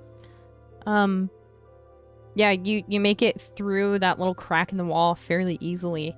And on the other side, you see a few things. You see the village of Frickley, a couple dozen homes kind of in a giant circle with a few kind of in the middle. You see, all the doors shut, the windows are all closed as well. There is one building in particular that's kind of towards the middle of the town, with its door open, and you can hear kind of raised voices coming from it. Right next to you, as you crawl your way in, you see a cart, which, if you inspect it, you'll see has quite a lot of food on it. Fresh vegetables, fruit, stored and packed meats as well. Seems like you found the cart. She'll see that and go, oh, well, pickle my dills. It seems like it didn't get stolen. Huh. Maybe they're better smugglers than I thought. And she's going to take an eye, like she's going to look at the gate and see, is there any way for her to determine if she can open it or not? I don't even think you need a roll for this. There's, a giant bar kind of holding the gate in place, but it's like haphazardly on there. The fixings on the gate that are supposed to hold this thing are either like falling off or are kind of off kilter. So it's just kind of barely hanging on there. If you wanted to try and move this giant beam, you can absolutely try. You just might need to do like a strength check. Yeah, I'm looking at my -2 strength and thinking that's a no-go. Actually, just for flavor, Kelby would kind of like look at it and go, all right, I can do this. And she'd put her little hands and like, and like try to. I'll just roll it just for fun. Yeah, it's a 7. Yep. And it doesn't move any. It's like, It's about as like high up as you are too, like with your extended reach. Like she's really just touching it and like barely able to touch this thing. She'd go to like try to find like a gap in the gate just to like look through, and call like, hey you guys, it's kind of hard. It's confusing to know what to do because I'm supposed to be quiet, but you can't hear me, so I have to yell. But listen, there's really angry people in here. I could maybe go ask them for help.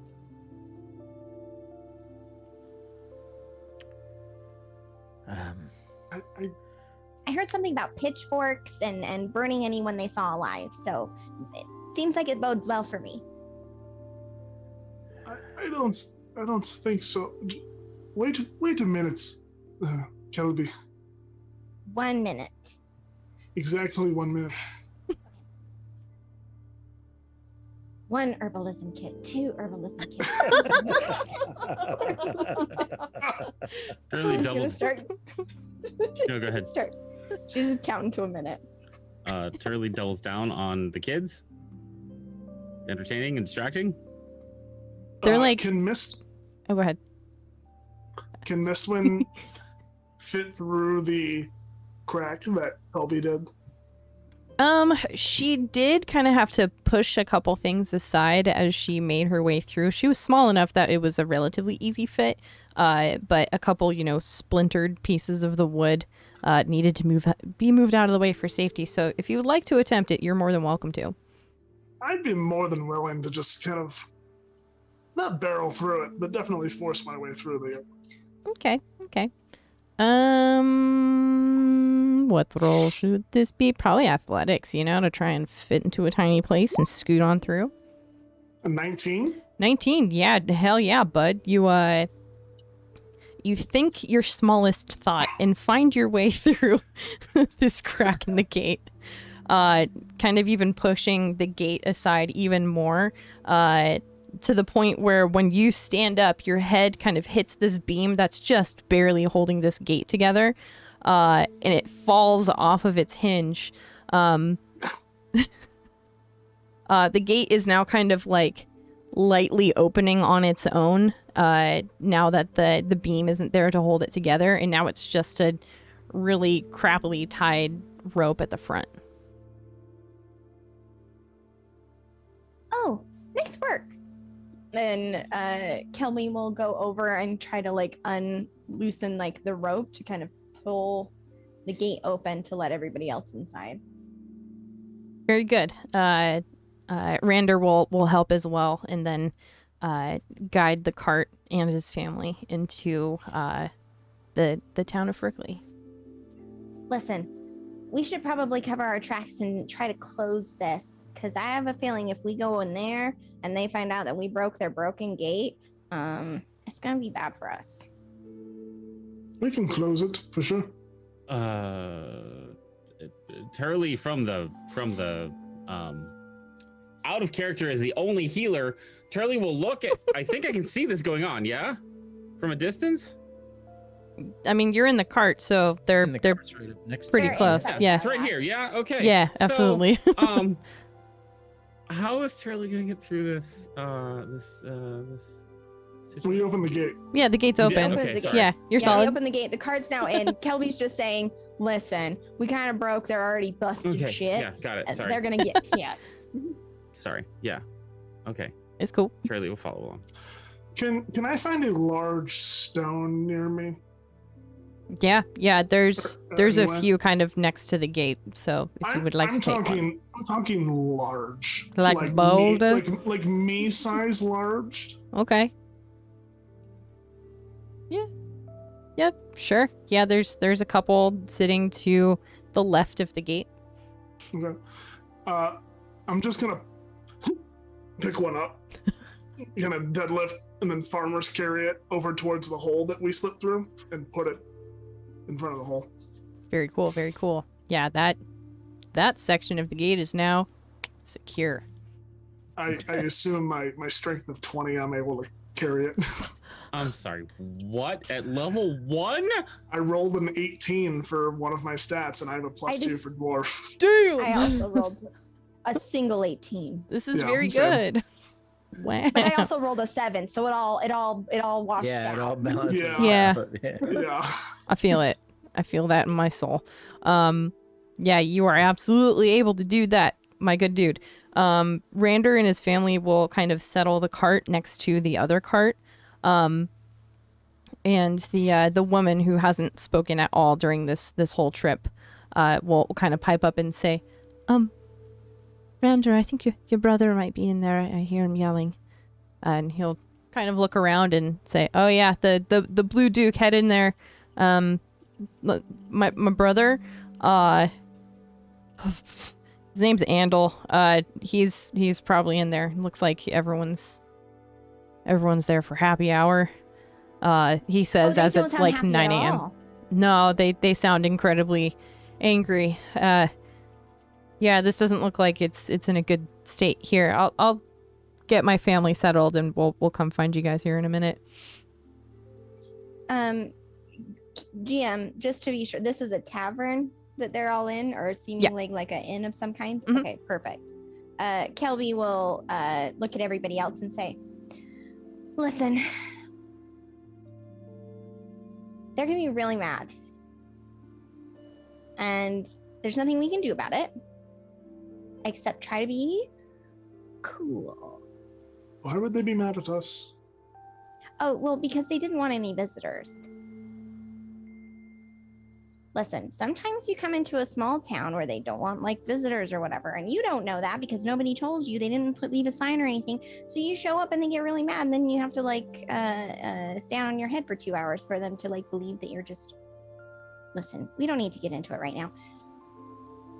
Who's good with people?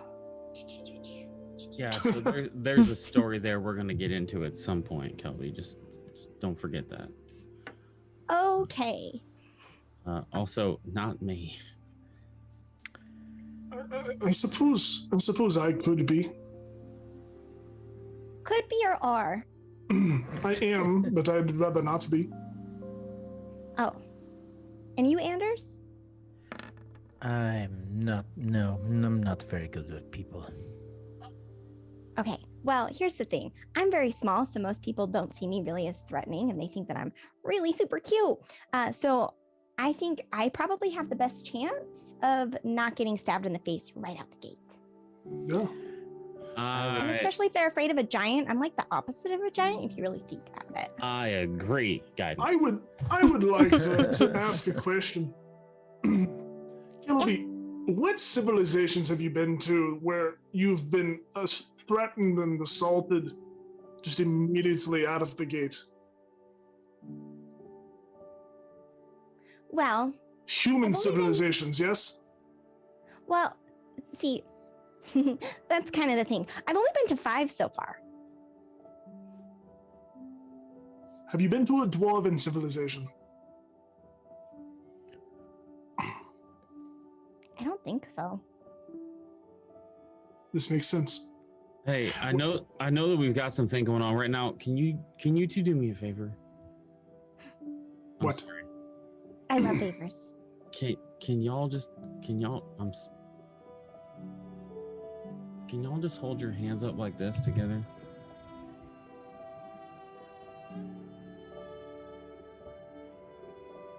Which one's bigger, DM? Oh, definitely not Kelby's. Yeah, it's Miss Wynn's hand, like, power over hers. Yeah. Mistwin's hand is probably bigger than everyone's hand. I'm sorry. Continue. What was that? Is that like some kind of custom or culture? Yeah, it's like a high five when you like high five somebody, like, all right, go. Oh. What?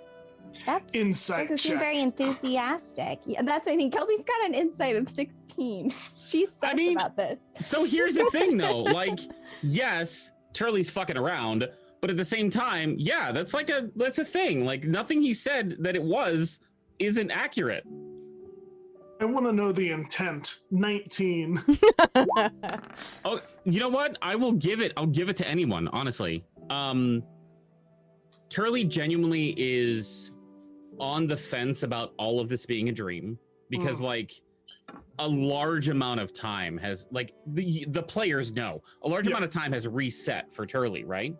So like Turley's not having a good time with reconciling how that happened based on what he knows. So there is like this disconnect from reality, and he's kind of like poking the bear to see where things are gonna start moving. You know what I mean? So like he meant the high five thing. Like he genuinely is just kind of having a silly time with it because it doesn't seem serious to him. He still thinks it's a dream. So like he means it, but I don't know how to answer it. I hope that answers Kelby kind of recognizing that Turley's poking fun and having a bit of it, we'll kind of look at it and go, up top, Turley. Yeah. And like, oh, see, that's more fun. I like yours. Yeah. That was a little bit down low for me though, but you know, anyway, go on. Mistwin just glares at Turley for a second. Gilby, if you need a enforcer, let me know. Right. I just need to, here, one sec. And Kelmy will pull out her lute and make sure that it's kind of slung over, and she'll fluff her hair and like pinch the ends of her ears to make them a little blush, and pinch her cheeks to make them also a little bit blush. And like look at everybody. Am I the cutest thing you've ever seen?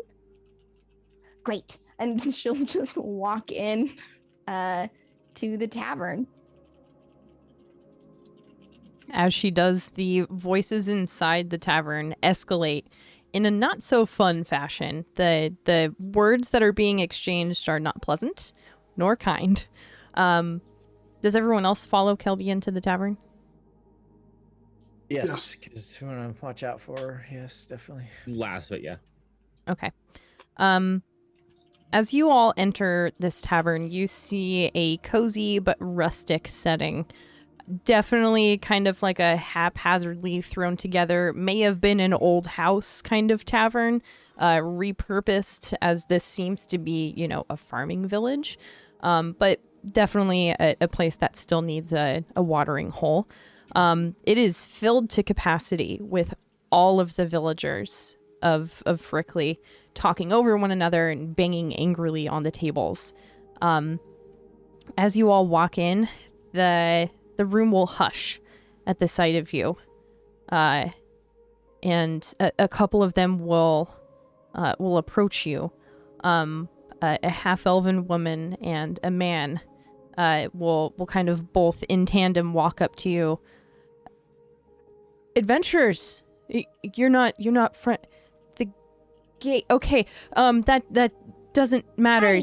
Hi. Hello. Yeah. No. Your gate. I hope you don't mind.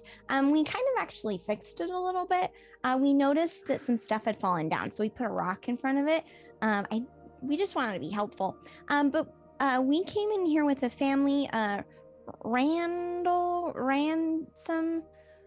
Ramshackle Randy. I can't remember. Ansel is his brother. Rander. Yeah. He's just getting his family set up. But we were sent here to do some work. I'm actually hoping I can help with all this angry situation. It seems like you guys have had a really hard day. Yeah, hard day is it's been one. Andal,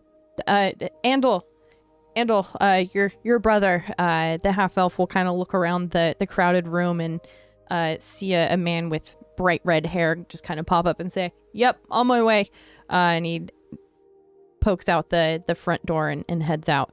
But the woman will turn back to you and look at the man that joined her. Listen, we're trying to kind of settle an argument here. No doubt you'd have seen those giant footprints on the way in. That bone cruncher guy has been here. I think he's asking for all of our food. He's gonna come back tomorrow at noon. I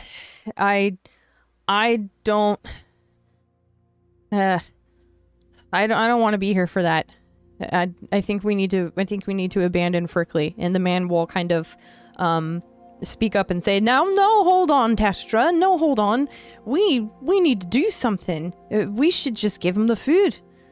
Hey, do you mean old Jaggerbush from the other village? The what? Jaggerbush, the bone masher. Jaeger. Thank you, Jaeger. Jaeger bone cruncher. Yeah, that's it. Is that that what you mean? Yes. Yes. Yeah, an Oakley Hill giant. Yes.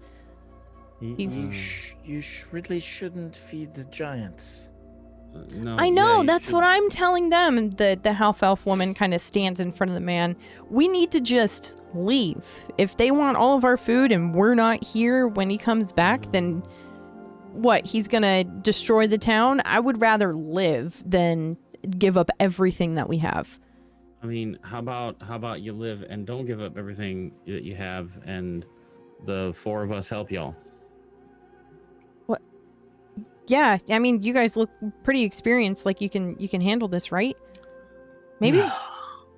I am Super duper. I am more experienced than my spell book says I am. Sorry, Right. really quickly though. Hi, I'm Kelby, and she'll stick her hand out to the man.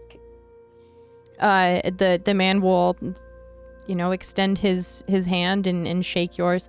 Grieger Dunhold, nice to meet you. I wish it was under better circumstances. I'm a farmer here in Frickley. Me and my family live here and have always been.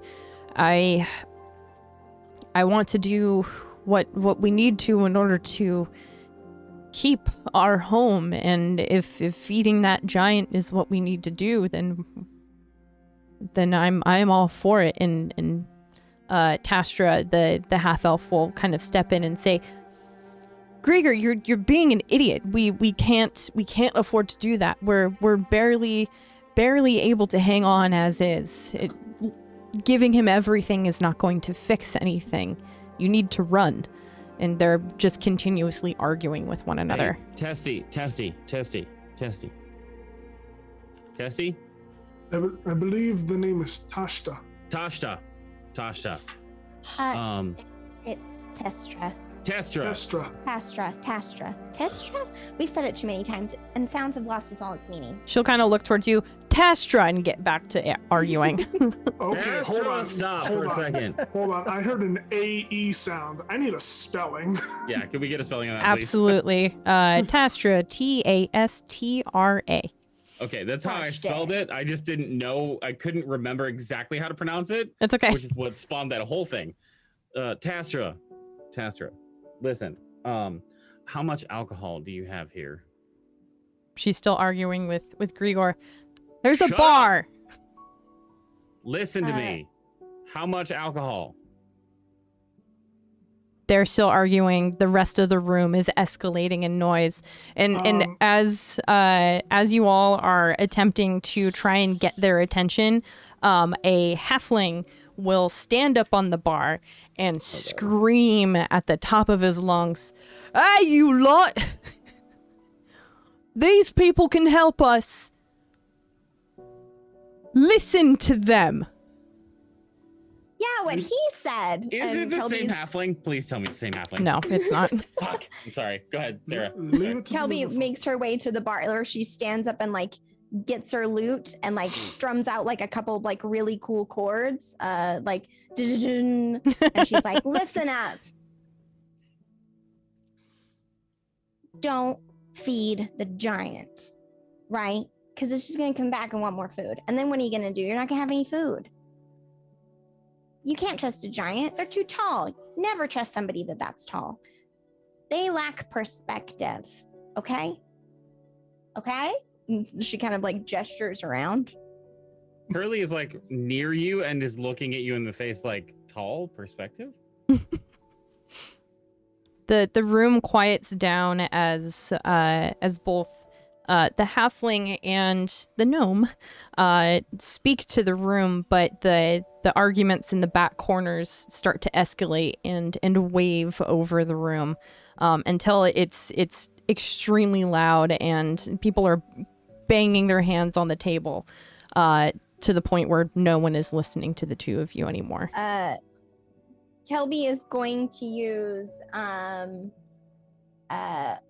minor illusion, and she's going to create just the sound of let's see. Yeah, any other sound I choose.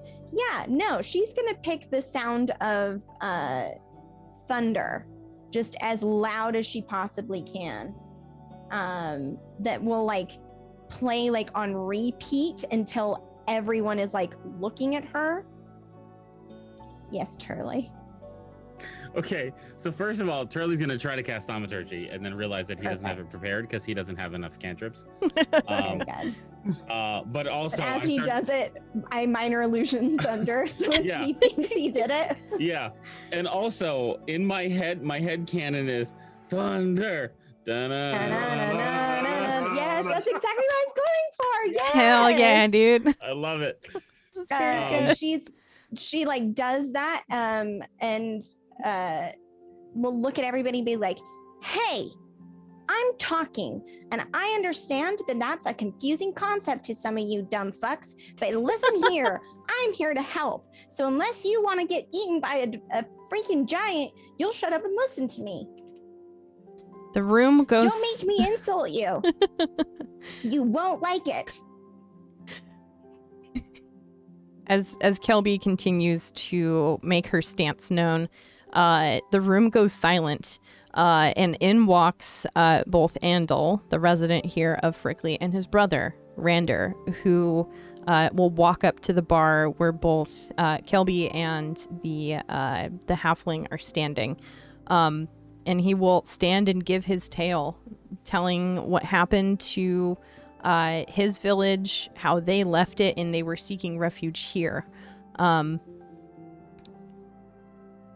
The room will kind of pick up in noise again until the halfling just kind of sticks a hand out and just goes, "We're not doing that anymore. Listen." I'm up on the bar now with a hand axe out, and I'm staring down everyone that's trying to talk. Cool. Also, I'm leaning in. One of my traits is nobody stays angry at me, or angry at me or around me for long, since I can diffuse any amount of tension. So I am like leaning hard into this skill set of just like, hey, what did I say? What did I say about that, huh? Oh, I'm ugly? Listen, I would insult you, but but Mother Nature already seems to have done enough like damage to your face. So how about you just shut up and listen? Hey, It's very good. listen, you're doing a great job. If you need me to cast thaumaturgy again, just let me know. What? No, Yep. no, Mhm. I don't have scurvy. So the halfling will kind of guide the conversation and say, listen, these lot can help us.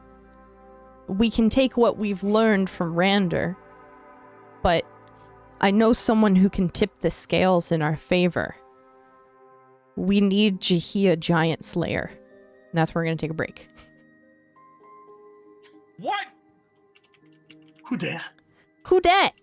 Jahia Giant Slayer. Okay. Mm-hmm. And now I can say that this adventure is called Giant Slayer by MT Black. There we go. Nice. Stick around, everybody. We're Very gonna nice. take a quick break here. Is this gonna be a quick break or a longer break? Saint, what are we doing? Just quick one? I mean, I never know whether it's gonna be 5 minutes or 30. Okay. No longer. We're gonna Well- take a break. Yeah, we'll take a break. Hang tight. 15-ish. Okay. Very good. 15-ish minute break. Get some water. Take a stretch break. Go like pet a dog or something. And we'll be back ASAP. All right.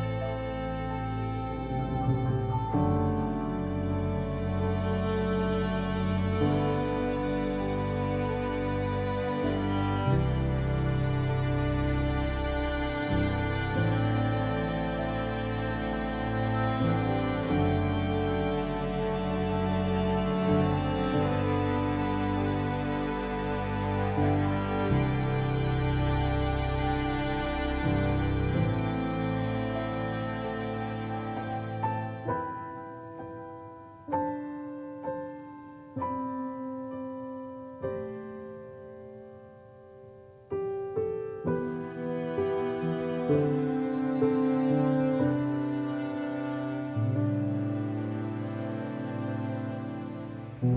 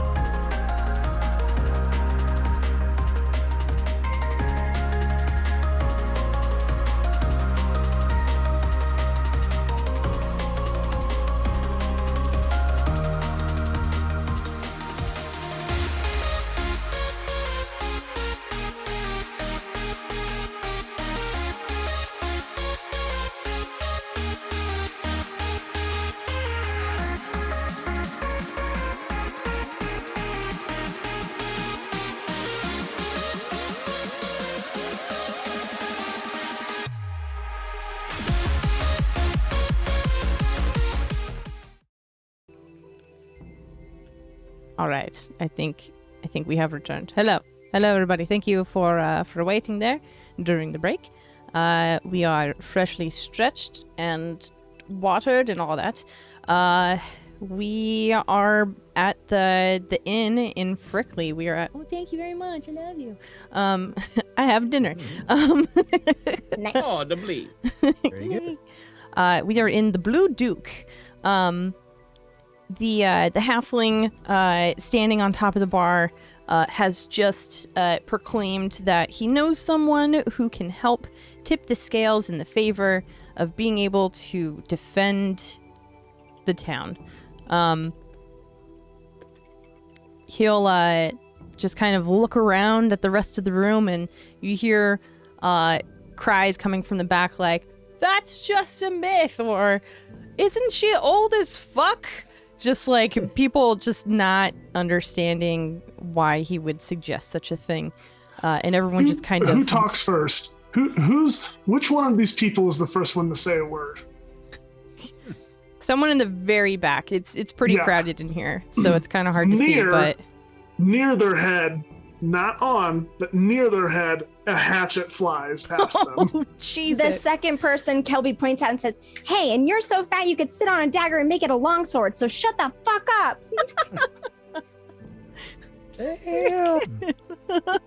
I don't want to ruin this, but I have an actual question about my character. Okay, I might have an answer. We rewound time for Turley, right? Like Correct. by 5 levels or 6 levels or however many levels. 7.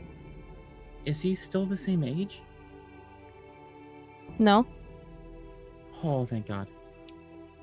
Oh, thank you, God. Turtles don't have a long life expectancy. And I already put him as old. How old is Okay. Turley?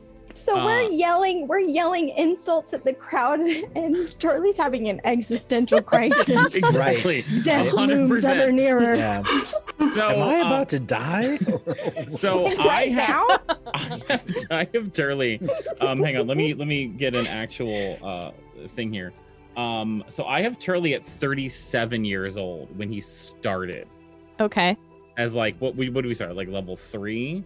You guys started at 5, technically. Yeah. So at 37 at level 5, they have a life expectancy of 50 years. So if Oh my we God. reset with him at 37 at level 1, he's gonna have some problem. What? I've the worked so fuck? hard. A lifetime's worth of work. As So Turley, Turley's 12. yeah, he's just barely out of the egg and crawling his way towards the sea.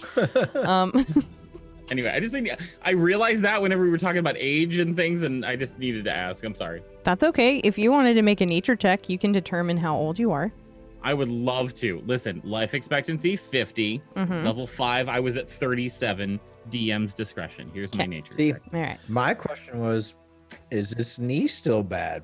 Wait a minute. Actually, yes, it would be based on my backstory. This is my body. Can I do this at advantage? No, because this is weird. God damn it! I hate you No, so this much. is weird. Oh, I The don't know what I DM rolled. charges the weird tax. I don't know. I'm it's a sorry. 5. I rolled a 5. With a 5, it's kind of hard to tell, but you do feel a little bit younger. Thanks. I'm sorry to derail us for that, but It's fine. If Turley is genuinely curious, he can try again later. He abso-fucking-lutely will. So as the room kind of picks up in conversation, but everyone's just kind of like hushing to themselves, like trying to figure out what the next steps are. The halfling will kind of look towards you all, and then the two that came up, Tastra and Grigor, whatever. You guys are all kind of huddled together. He'll sit down on the bar and kind of cross his legs. Well, first off, hi. Hello, nice to meet you. Pello Stout Pipe. This is my tavern. I own the Blue Duke. Sorry, I didn't quite catch that. What was that? Your name? Pello. P-E-L-L or P-E-L-L-O. Kind of like pillow, but pillow. No, Kelby's going to go. I like that. And you are? I'm sorry. I'm Kelby. Kelby Spark Spinner. But I have to imagine you've probably been given a lot of pillows, huh? I get that all the time. Embroidered. I mean, Kind of like embroidered. ha-has. That's fancy. Well, People aren't willing to commit to the bit. I understand. oh. No, not really. Find hard excellence and good gags these days. Mm-hmm. You say down feather a Tippopedic. Yes. All of the above. Sorry, we were just trying to have a bit of fun. I know things are really stressful right now. Please continue. Right. Yeah. I know of this giant slayer, Jahia, giant slayer. She used to live here in Frickley, long time ago.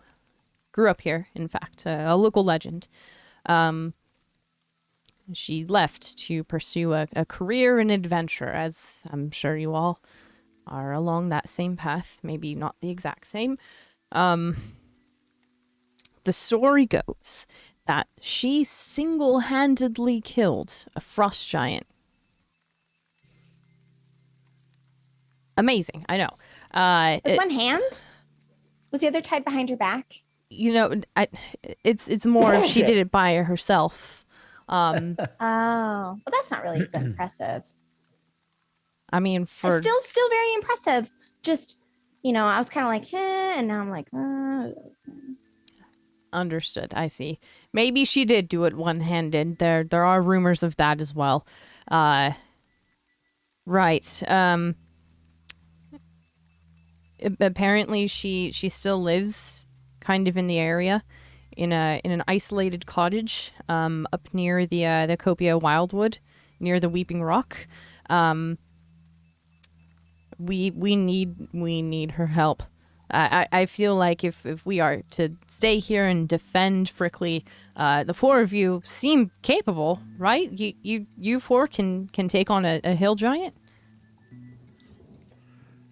No. We would like help, please. Absolutely. And Turley tries to cast Thaumaturgy. Nothing happens. Absolutely. Very, very good. No. No? Okay. Well, then we absolutely do need her help then.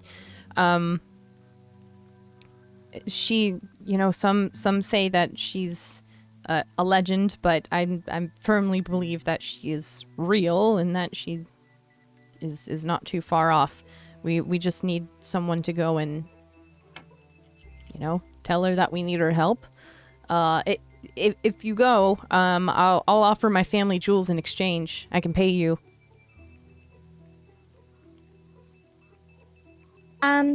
You Just can to go keep your and family find this jewels, person? where they are. I'm not sure. And Kelby will blush, just like, whoosh, like, Are you sure you want to be giving up your family jewels? I don't think we have to keep saying it there, Mister. I keep my family jewels on my person. I do too. Let's see We have him something in common. Sure, he'll kind right, of turn around yeah. and Later. open a pocket and will Oh no! pull out 5 pink pearls.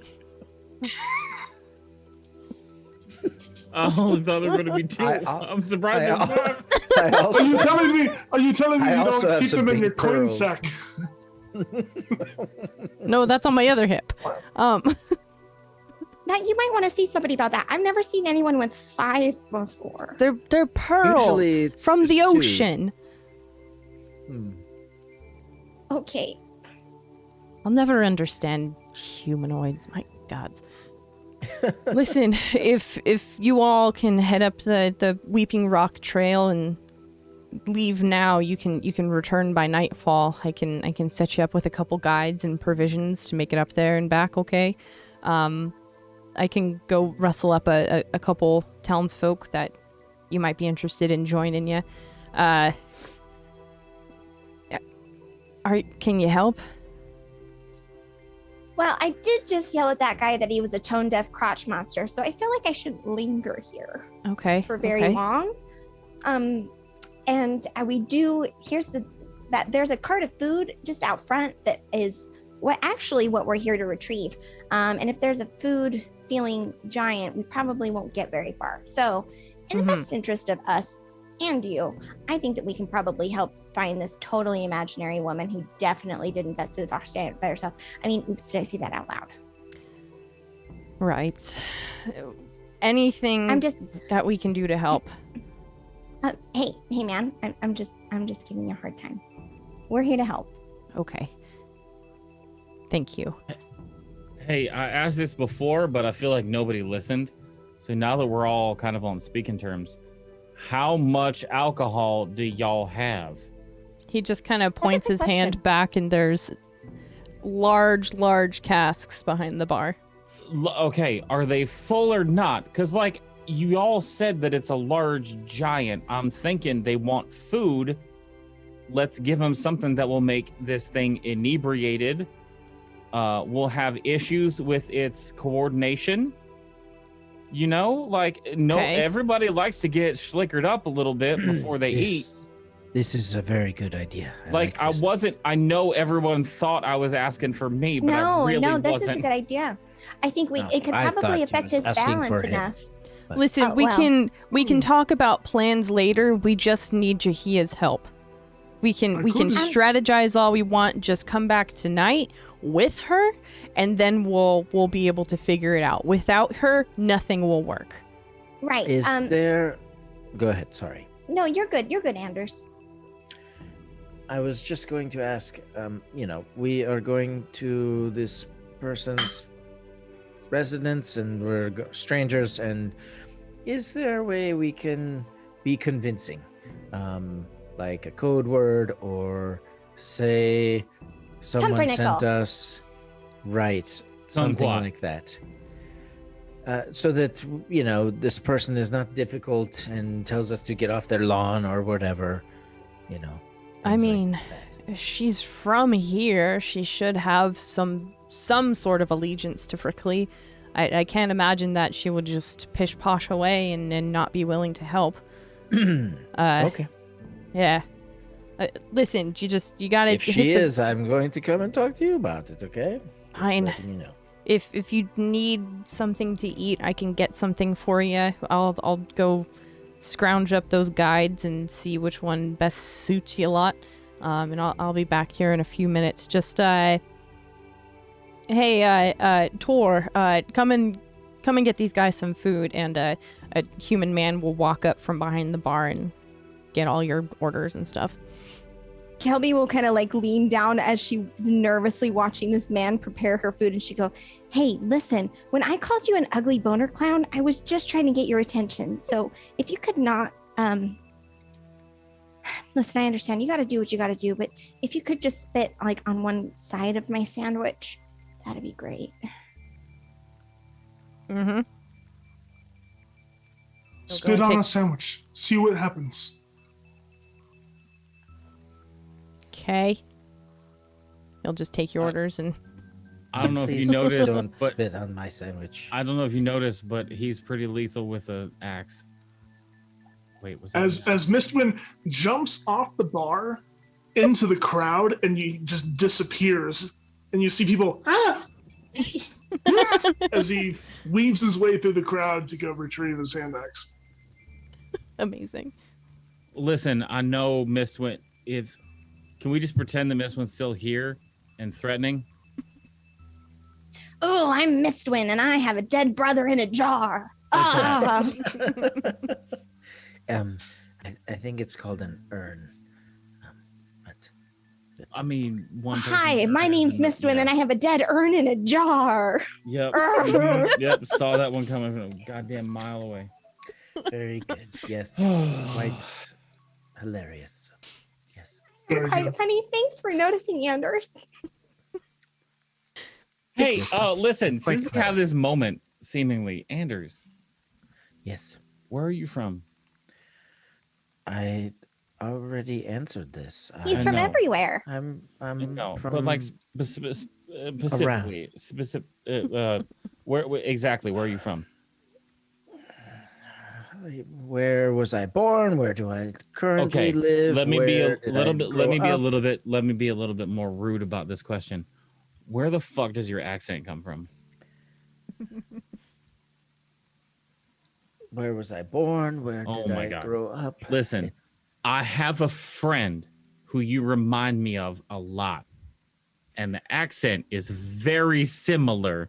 So I'm trying to find out where you come from. The North. We'll just call it the North. Great. Thanks for narrowing that down. I appreciate it. Yes, I don't spend a lot of time around people, so not anyone that talks a lot. That has a lot of similarities to my other friend. So we're gonna just put a pin in this and maybe talk about it later. Very well. Do you have like a brother or a sister or anything? No, I'm an only child. Oi, you there? Help me up. Come on. He punches someone in the leg next to the bar. Help me up. Hey, Anders, Yes. your family didn't have like sex with a cat or anything, did they? No, not. Okay, I'm just That's listen. I know it's an odd question. I know. I'm sorry. I do have tabaxi friends, though. It's not unheard of in my. Oh, I'm sorry. That was. Oh my god, that was horribly inappropriate. I'm so sorry. Oh, I'm it's so fine. sorry. No, I'm sorry. I mean, not nope. technically a cat, but No, and I get inappropriate. I understand. Nope. We're gonna move on from this. What's a tabaxi? Yep. Mm-hmm. Wanted to move on. never. Where are you from? You've never seen from a a- tabaxi? No. Huh, they're like a cat person. They have fur and whiskers, and they look like a cat's, but they're tall. Have you ever seen a turtle? Yeah. So you've She seen points at turtle. Turley. No, like a smaller turtle. Oh, Oh, okay. Uh-huh. So, a tabaxi is to a kitty cat, as Turley is to a That small turtle. is a much better explanation. Thank you. Do they have whiskers on the back of their arms? What, cats or tabaxi? Tabaxis. Cats definitely do. I mean, I might. I don't know. I've never really looked at the back of their arms before. Time out. Out of character. Do cats actually have whiskers in the They back of really their do. arms? They have Yeah, they small, do. like What? right here on their forearms. It's because cat's eyes. Okay, sorry. Cat facts. Hello, my name is Sarah. I fucking love cats. Yep. Cats' eyes are really, really bad up close, which is why they have whiskers at all. It's to Mhm. help sense the motion of their prey. So they have whiskers on the backs of their arms. So when they're grabbing for mice, and if they slip under their arm, the cat can feel them when it's out range of its face. It's just a couple, and they're kind of hard to notice unless you know how to like where to look for them. But cats are super fucking cool and best animal. Text 55555 to sign up for Sarah's Cat Facts today. Literally just send me a tweet and I will Out of- tell you all my nope. cat facts. Out of character, we're starting a fucking war right now because house rabbits better than cats. House rabbits are really sweet, but we can't be at odds like this saint. It will break my heart. Yeah, but fucking house rabbits are better than cats, so we are at odds. Oh Live with no. it. Anyway. And thus the war began. Yep. Pillow cuts the tension in the room with a butter knife. Hey, listen, just go back to your pillow. That's rude. I brought guides. At this point, the barkeep would have taken your orders for food and brought out the kind of menial array of things that they have available. And over the course of your meal, Pello would have returned with 2 people right behind him. A kind of tall, surly, weather-beaten man, and a kind of scrawny teenage half-elf. He'll just kind of point behind him. We got Schult and Bale here. They know Copia Wildwood pretty well. In their own respects, they can chat with you. See, you got some food. That's good. Both have agreed to help, but you really only need the one. We need as many people here as possible to prepare. So, whoever you guys want to head up the trail with you, I'll let you all talk. And Pello will duck behind the bar and kind of get back to work. Meanwhile, the man and the teenager kind of both just stand there. You there, what's your name? She points at the man. Oi, Schult here. Nice to meet you. Schult. Yeah. And you? She Hi. points at the kid. Hi, I'm Bale. All Oh my right. God. There's only one way we can settle this. And Kelby will get like really serious and she'll like look at them like through like crossed brows. Mm-hmm. Give me your best goddamn insult. Shit, I thought it was gonna be a dance battle. I'm here for this. Schult will just kind of stand there perplexed and then just cross his arms and say, I don't have time for insults. And then Bale will say, you're really short. I'm so sorry. That was so mean. God, I'm so Oh. sorry. Hand to Ooh. hand to Great Hammer. Hand to Great Hammer right now. Oof. Okay. All right. That wasn't very good. But listen, whoever I'm willing to give free lessons for a premium, of Okay. course. Kind of help. It seems like this is kind of a rough crowd. I guess which of you knows the forest better?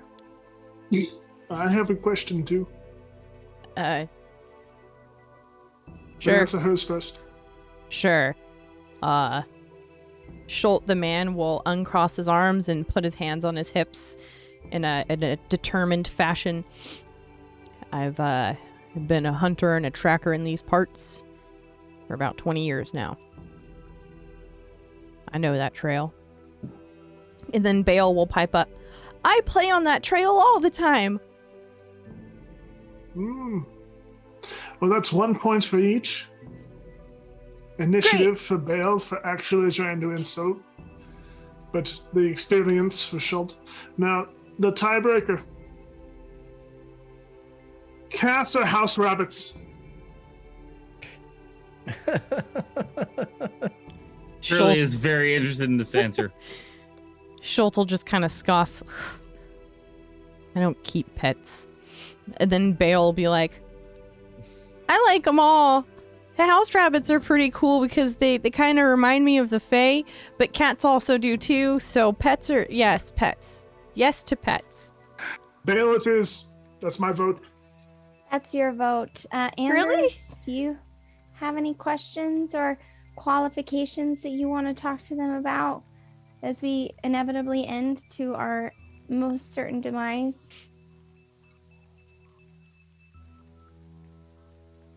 No? Okay. She's gonna kind of think for a second, and then she is gonna do minor illusion again in the scariest voice that she knows, which is her father's voice. She's gonna have the minor illusion like yell like in a like big scary way, like, look out, I'm a big scary giant, brah, and see what each of them does. Both Schultz and Bale. Mm-hmm. Schultz just kind of gonna stand there and look at you, kind of flinch a little bit, but then just look back. And then Bale's like trying to hold it together, like, yep. I'm sorry. He's kind of a cranky son of a bitch, but Schultz here has my vote. I think I can wear him down. Get a good belly laugh. Just remember, I had your back, buddy. Turley, Anders, what do you vote? Bale kind of Apparently, this is a democracy. puffs his chest up a little bit, and Schultz just like leans up against a beam and starts picking his teeth. Is this still about the rabbits and cats? No, do you want old man Grumpster, or do you want scared in his boots kiddo? I am a fan of experience, so the older one. But I feel like, listen, I feel like old Sea Train over here is like is tipping the scales in one direction. What do you mean? What do I mean? You know what? I'm going with old one too. Do you want the old and busted one, or do you want like the new one who's just scared? I want the old and busted one. Experienced. That one. Bale will just kind of stand there and look a little bit deflated. Oh, it was going to be a real fun time, but that's okay. I mean, Listen, I don't have any objection if he wants to come along as well and get experience, but That's I okay. feel the same way. That's all right. We need all hands on deck here. I'll stick back. You guys just be safe. And Schultz just kind of nods and already heads out the door. Listen, I was outvoted, but like goes to shake his hand, Dale's hand, and he slips a firework into his hand. Just have some fun while you're at it. Oh boy, will I. Awesome. There you go. Runs off. Chili would also like a moment before he runs off. If that's Oh, okay. sure. Oop. Hey, listen, I like you better and I wanted you to survive, so just go back home. Oh. Okay. Be safe. And he runs outside and like immediately starts fidgeting with the firework. Yeah. We'll find the old cranky one, I suppose.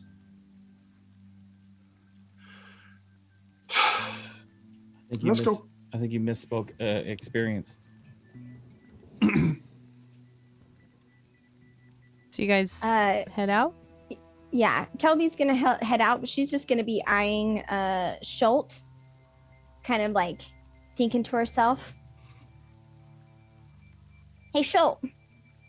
Want to hear a joke? No. Too fucking bad, my dude. Deer stumbles out of the forest and says, "That's the last time I'll do that for $2." And she Ha. just like keenly watches, like, no. He just like keeps walking, pretends to laugh.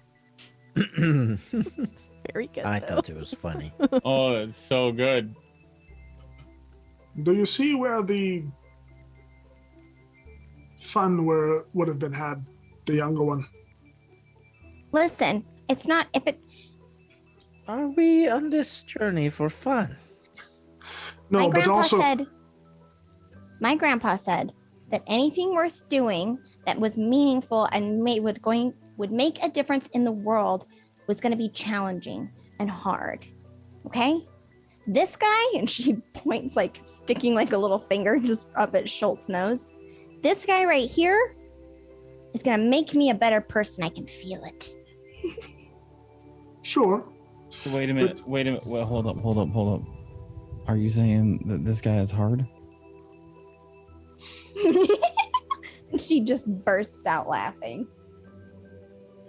This one Okay. also, for the last 20 years, has been patrolling the same path, day in, day out, and has never seen hide nor hair of this fabled legend, while the younger one goes out on the trail for his pastime, his free time, has an open mind, creative.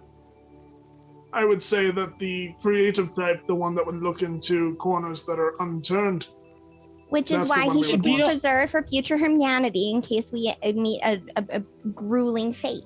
Okay, I'm with so Shirley on this one. so first of all, we're not gonna let go of what just happened, and we're gonna address it at some point. But however, moving on, are you saying you want to go back and get the little one? Is that what you're saying? no, we're Here, already miss? too far out. We are. That's why I don't understand why you're complaining about it and why you're saying I'm just- the other one I'm would have just been a better having- choice. I'm just having a conversation. Does this make you feel good inside, Schultz, hearing us have many regrets about choosing you over your someone who will ultimately replace you in every sense of the word, as all youth must replace the elderly? I would just like to say I don't have any regrets, so Well, let's try to find this giant slayer. yes. So you guys are heading out? Ye. Liked your counterpart better than you. Yeah, we're heading out. Just as you guys are looking to leave the Blue Duke, Pello runs up to you right as you're heading into the doorway, and he says, "Listen, there's just one little argument we need to settle with these two." And Grieger and Tastra come up behind him and they say, "Please, just settle this for us." Yes. Pello will say, "We need to convince the farmers to stay. Maybe they can like set up traps or something." Grieger will just kind of like, whoa, just kind of beside himself, and Tasha will just kind of roll her eyes. He's like, no, listen. The hunters can use their shooting skills. They don't need to flee. They can hide and shoot, right? Right? And he'll kind of look towards you guys. Kelby will go. She's gonna climb up on the bar. Listen here, you shameless taint pirates. You want to protect your homes? Huh? You're just gonna give up because some big dumb showed up? That's stupid. And I believe in you. So how about if you can hunt a deer, you can hunt a giant. It's a bigger target. If you're less likely to miss even. So just put your brains together and like work to save your homes. I believe in you and I think you can do it. Curly will lean over to Anders and say, "Hey, if we ever need a name for our group, Taint Pirates is probably a good choice." What? Oh. Okay.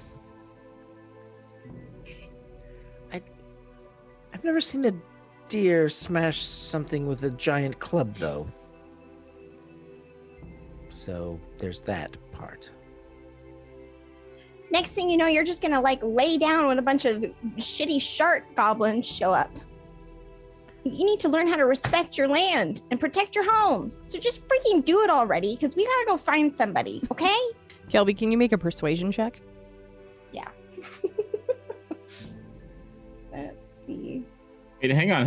Hold up. I'd like to help with this by saying, yeah, taint pirates. At advantage. Hell yeah. What's the button that I hold to make it go advantage? Shift, I think. Yeah, I think so. I think it's shift advantage, alt is regular, and controls dis. Yep. That's a 21. Hell yeah. The room is listening to you and all kind of like slowly nodding, and then you look over towards Tastra and Grieger.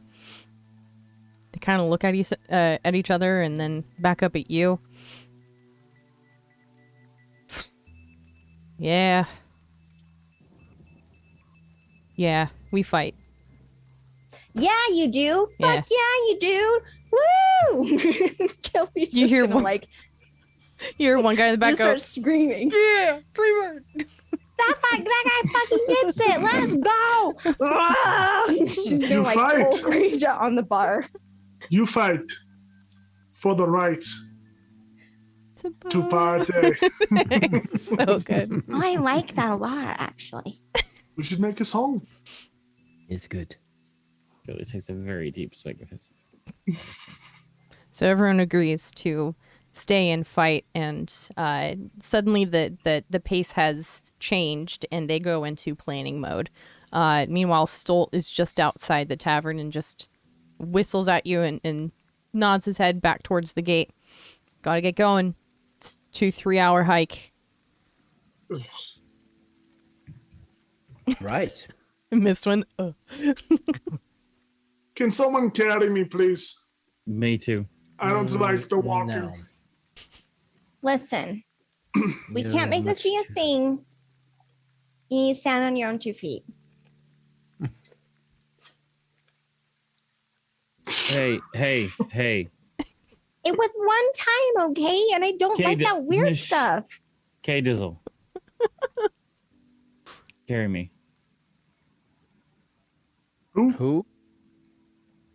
K Dizzle. Kelby. Carry you?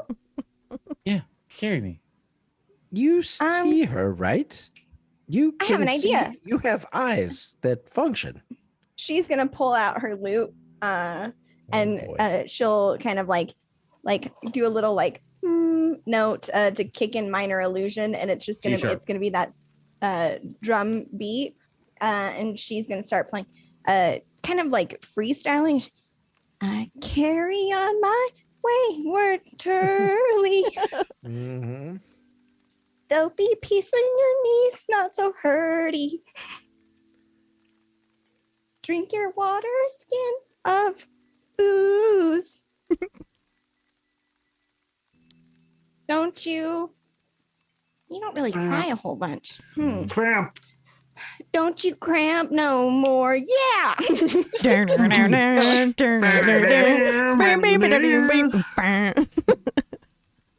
I watched a lot of Supernatural. Anyway, Sam. Yeah. She'll just lazy wink, huge like wink at Turley, and she's like, "I'll lift your spirits. Don't worry, I got you."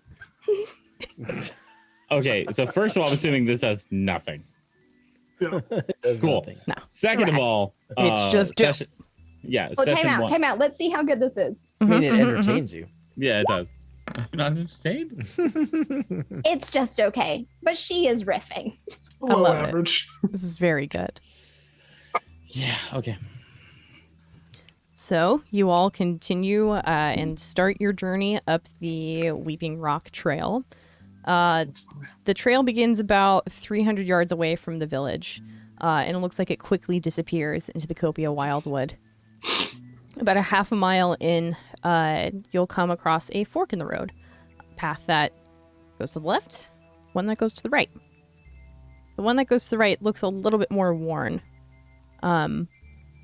Schultz will just kind of stand there and say, It's the route I usually take. Over here to the right. Is it the Yes, only Yes, route? you're the guide. Please, we will No. follow you. There's another way around. I don't usually go that route. There was an old dwarven sorcerer had a saying once. A robin cold. Take the path less traveled. Okay. Something or the other. I think we should go left. You know, I heard something from that same source. It was something about like good fences make good neighbors or something like that, right? You seem a wise one, Turtle. What's a fence? It is what I take to some of your songs. Oh, you like them. That's why we're good neighbors. Exactly what I meant. Yep. Okay. State Farm is there. Left or right, I don't care. But right seems a better choice. Just saying. Anders? Yes. Let's see you, monk. The path most traveled is what I choose.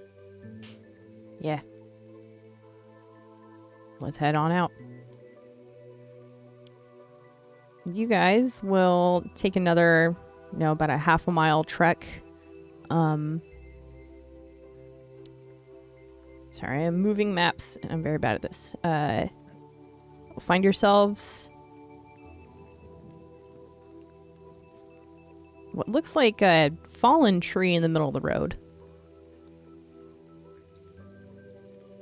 You come across this huge tree, much larger than any of the others you've seen in the forest, lying at an angle across the path. The smell of damp and rot wafts towards you. You can see a ripple of vast insects moving across the trunk. I say we kill him. Kill the bugs? Yep. Well, now, time out. That seems... I don't think that's necessary. I think we can take him. Kelby, you Yeah. want to go talk to the bugs? Well, I mean, I can't really. They're... Why not? Well- They're small beasts. Yeah, you said you could talk to small beasts. Well, are they really beasts? Yes.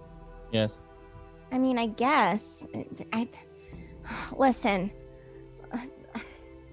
Oh, Twizzle tried to talk to a spider once, and then he didn't sleep well for like 6 months. So this might get a little weird. Yeah, but here's the thing. That's a fucking spider, and no shit, he didn't sleep well for months. Well, you don't know if they're spider. Oh, it's fine. They're not spiders, and- they're fucking bugs.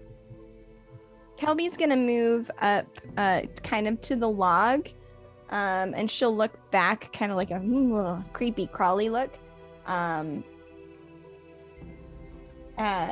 she'll look at the log, and she's gonna just, focus really hard, and start making buzzing sound to just say, what the hell happened here to these bugs? If they are in fact small beasts. It has to be beasts. You can communicate simple ideas with small or smaller beasts. Okay. Let me check. I'm not sure.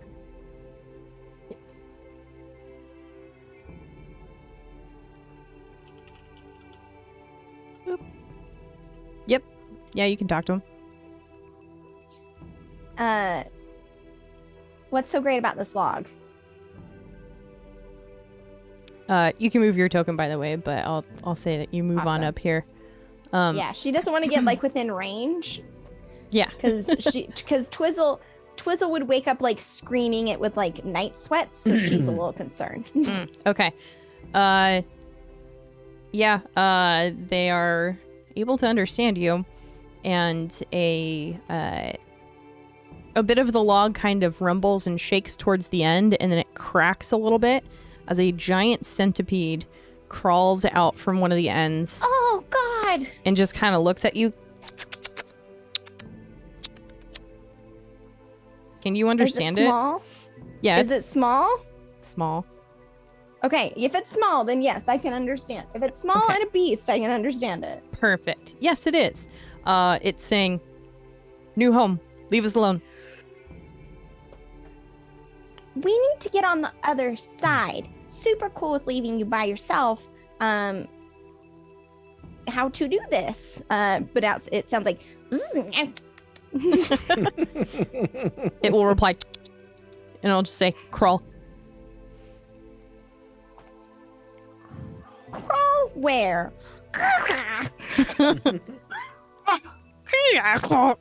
Crawl over. Curly will step forward, and to the rest of the group that is not. That is not Kelby. Will say, "I can translate. Hang on." And Curly will start trying to mimic the sounds that are coming out. Can you make an animal handling check for me, I don't Turley? think that is how you translate. You're supposed to tell us what they're saying, not repeat it. I believe you may be insulting them. Yup. Sick. With a 7? Yep. Hell yeah, bud. This centipede looks immediately defensive. And Kelby, no. you understand what Turley is attempting to say. Sounds like gibberish, and then you hear in weird bug speech, "Fight?" And No fight. Bad. No fight. Listen, I think we're making a lot of progress here. Just hang on. Kelby will turn and like look at Turley and say, "You slutty shit knob, shut the fuck up." What does my past of sexual relations have to do with anything? I've just She'll turn realized back. she is quite Apologies. little mouth on her. Zee. Master Turtle. Only pass. as you guys are having this argument and Kelby is trying to translate the intention of the group to this giant centipede, you see another giant centipede kind of crawl out from behind it and kind of look up and kind of get into like a bigger stance. You're very pretty, very tough, very strong. Very pretty, very tough, very strong. Only want to go there.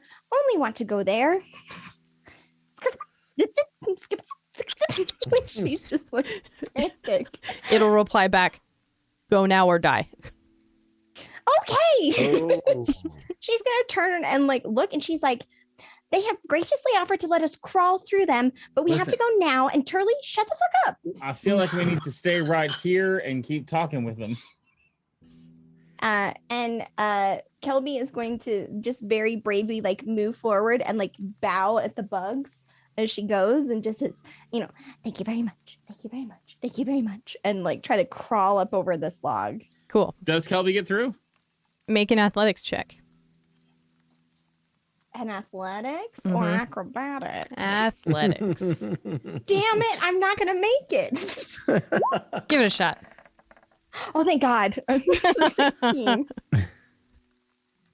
Yeah, you climb over this log and it is wet and soggy and kind of rotting in points. And the centipede at the end of it is just watching you as you go. And the second one that popped out and said, good climber," and looks back towards the rest of the group. Hey, I was wrong. Oh, this is really gross. I mean, this is really great. Mistwin will kind of kneel by the base of the log and try to like propel people over the log as they come up, which Okay. he should be able to do. Cool. So anyone else that wants to try to climb over now has it at advantage. The 500-pound turtle would. You sure about that? Yeah. With a strength of 20? Yeah. All right, fair. What did you say was athletics? Yeah. Well, I got a 10 with advantage. Yeah, you climb over kind of in the same places that Kelby was, as if they were footprints in the snow, just following her same little climbing What? over. Don't stick your hand in there. It's super full of maggots. I found out too late. 13 at advantage. I would definitely be having a conversation with the centipede that's staring us down, but not in their language. Just, are you talking to it in common? No, the same gibberish that I Oh, was the doing same before. gibberish. Okay. Yeah. Cool. It kind of like looks at the second one and then looks back as a third one pops out. And they all kind of start talking to one another. And Kelby, as you make your way across, Anders, you would have been able to make it across too. Kelby, you would understand them saying, "The giant turtle is weird." Can we confirm with my 13 I got across though? Because I wouldn't sure have done did. that if I didn't get across. Yeah, you Okay, good. absolutely did. Okay. I'm assuming that I can get our guide across with my 26. Yeah, let me check. Hell yeah, bud. Yeah, he follows you definitely and kind of jumps on your hand and jumps over the log entirely. And I just jump over the log. Don't even touch it. Just wing like a kangaroo. Mhm. Very good. I'm gonna have a lot of trouble getting you drunk, aren't I? Quite definitely. Challenge still accepted. Good. He walks on. Very good. Onward. Drink! So you guys make it past It is important to the stay hydrated. fallen log. No, hold up. You don't get to say drink. We said when the little one says drink or onward. You don't get to do that. Kelby. Onward, new friends and soldiers, marching towards a door that we can't see. Very good. Cool. Love it. So you guys continue down the path across a bridge that, goes over a fairly large river. You come to another fork in the road. Scholt will say, "One to the right smells better." I would also like to sniff the air and see what the fuck this guy's talking about. Sure, make a nature check. Hell yeah, I will. That's a 21.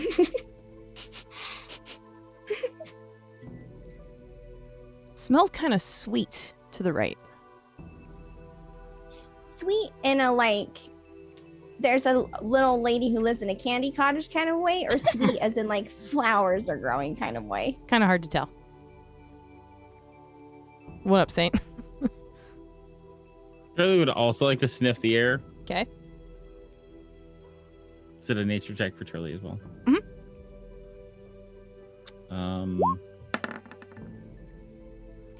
11. Regardless of the answer, I would like to mimic everything that Kelby said. Okay. I would like to use my divine sense Ooh, okay. to kind of focus on the two paths and detect whether or not I can sense good or evil from those two paths. The official wording is I can detect whether or not there is a location affected by the Hallow spell, or if there are any celestials, fiends, or undead within 60 feet, which is not a huge distance, but just kind of channeling that, looking around. Yeah. Your divine sense doesn't really ping anything in particular. It seems as if a lot of these, kind of attractions that you walk by are about a half a mile apart from one another. So the whole 60 feet thing wouldn't necessarily work. Yeah. I'm going to say the right towards the sweet. Which way did Scholt recommend? To the right. It does smell kind of sweet. Like that one bread that my gran used to make. Or maybe it's like the flowers that would grow on the bushes, but it's kind of hard to tell. Aren't there flowers that try to draw you in so they can eat you? I mean, I'm sure there are, but I feel like we brought this guy and maybe we should just trust him. It smells okay. Doesn't smell dangerous. I I agree. feel like dangerous would smell like lightning or What tigers or does something. dangerous smell like? Lightning or tigers or something. Turley, it just smells really nice out here. Tigers smell like? Nature. Yeah. Danger. Yeah, it doesn't smell like tigers or danger to me. So I definitely think Kelly's right. Kelby's gonna take this opportunity as we're standing here, and she's gonna look at Schultz, and just kind of like eye him up. Hey, you wouldn't be trying to trick us, would you? Why would I do that? Well, I don't know. People are kind of weird. They do strange things that don't make a whole lot of sense. Yeah. And you also haven't laughed at a single one of my jokes. Like, hey, what is it called when a blind deaf man commits murder? Murder. Senseless slaughter. He'll like Oh. catch himself. I with am a- getting to you. We should go right. Missing was that insight to like check in on our buddy Schultz here. I don't even care at this point. Fucking senseless slaughter. I mean, she Good asked the fucking question, God. so I'm gonna pay attention. 13. I don't know if that helps. He just seems like a determined dude. Okay. Right, so you guys are heading to the right. Yes. Cool. Schultz will take point and lead you guys to what looks like the biggest goddamn tree you've ever seen in your life. The winding forest path opens to a wide clearing with a single large cherry tree in the very middle. As it rustles in the breeze, however, you see glints of sparkling red light shining through the leaves.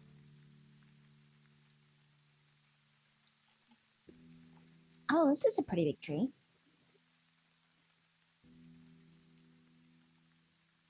Have you ever seen a tree like this before, Kelby? I don't think so. Can I roll like some kind of check to see if I can recognize this tree? Yeah, I mean, if you want Or to... history, if it was, I would prefer nature, but Yeah, I would say a nature check. okay. 15.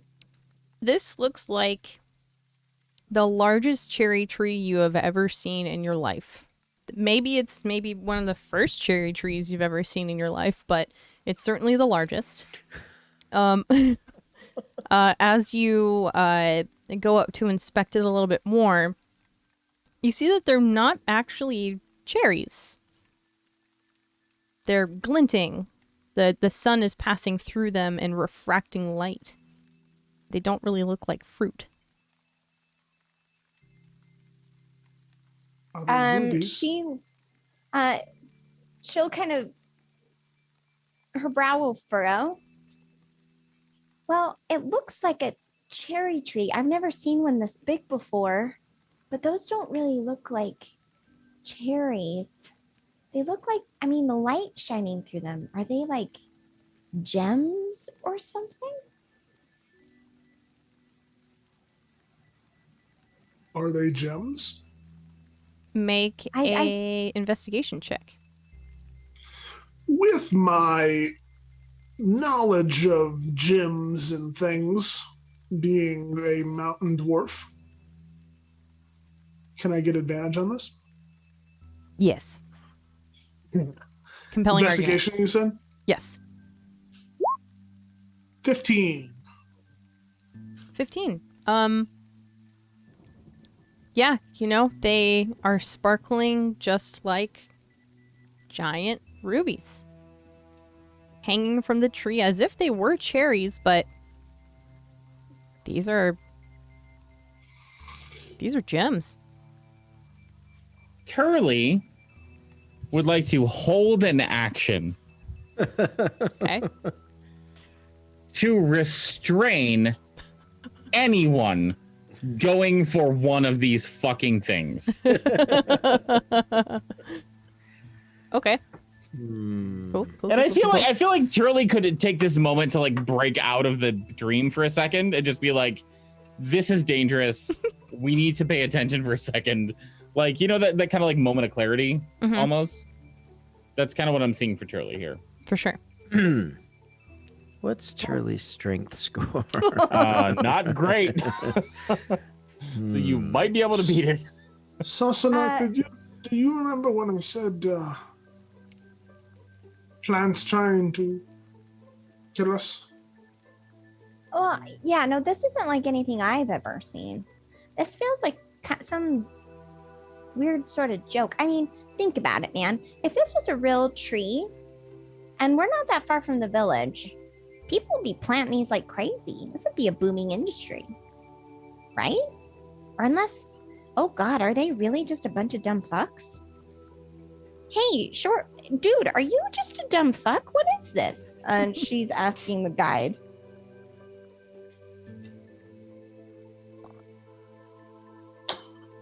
I don't like you very much, little one. Yes, you do. Has anyone noticed that everyone's Kelby's language has gotten more vulgar since we've gone on? I said that. I said that earlier. Like, she's got quite a mouth on her. While everyone's looking at Schultz and asking about the tree, Anders is going to try and sneak around behind everyone and get closer to it. Okay. Stealth check, my dude. 26. Will this proc my thing or not? Do you notice it is the question? Yeah, make a perception check to Yeah, I was counter gonna say, it. if we're going passive perception, hell Maybe no. an advantage because he was like That's fair. actively I'll looking. take that. Good argument. Sorry, I've got to make the argument. Good luck. Held. Good luck. That face right now, though. Oh, my three! God. Close. So close. That was a 26 stealth versus a 23 perception. Just had to share that. My So God. close. Yeah, Turley, you're just like sentinel watching these people. You don't know them. You barely know them. You're looking out at Schultz. You're looking at where the fuck did Anders go? Anders? Sorry. Where did he go? So you successfully stealth away. Yeah, okay, keep your secrets. So Schultz, have you ever seen this before? Were there any legends about it? I mean, I don't know if it super matters for us right now unless it can help us against a giant. Unless it can help us against a giant. A giant cherry tree with magic cherries that if he eats them, they'll make his toenails turn into gems and he'll be the prettiest giant of them all. I What? don't know what to say about your stories, little one, but my Think God, about it. Think about it. We just have to, it's all about spin, right? Yeah. If we tell him that there's this magic cherry tree here, we could maybe lure him here, away from the village. You haven't Tell seen me a this- hill giant before, have you? Well, no, but maybe he'd like these for like his hill giant girlfriend. Wait. And if I think it is a bad tree, if it is a trap, then it'll get him and not us. Okay. Compelling. There was once one giant who had ruby nails. Yeah, so good. Does it work? Does it work? We'll workshop it. Yeah, I think that there's probably a better melody line for that one. We'll figure it out. What's Anders doing? All right, I'm not climbing the tree or trying to take any of the rubies yet, but I do want to have a closer look at the tree to see if it's like breathing or moving or Okay. like there's it's gonna open up and try to eat somebody that touches it or something like that. Make a perception check. Okay. 23. You can tell now that you are super close to these rubies that inspecting them a little bit closer, they are actually just cherries. You kind of look around and the shimmer of the ruby fades for just a split second, but enough for you to recognize that this is an illusion.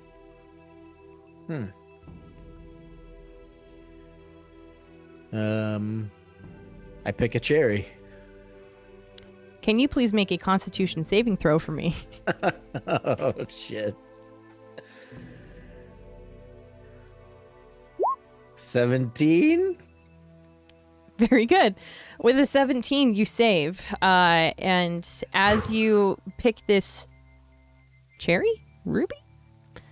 As you pick this shining fruit, you hear a giggle behind you.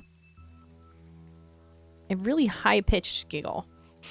None of y'all pick any cherries, okay? We're fine. We'll be fine as long as you don't pick any cherries. But you feel fine. Okay. But is it a cherry in my hand? It's a cherry. Okay.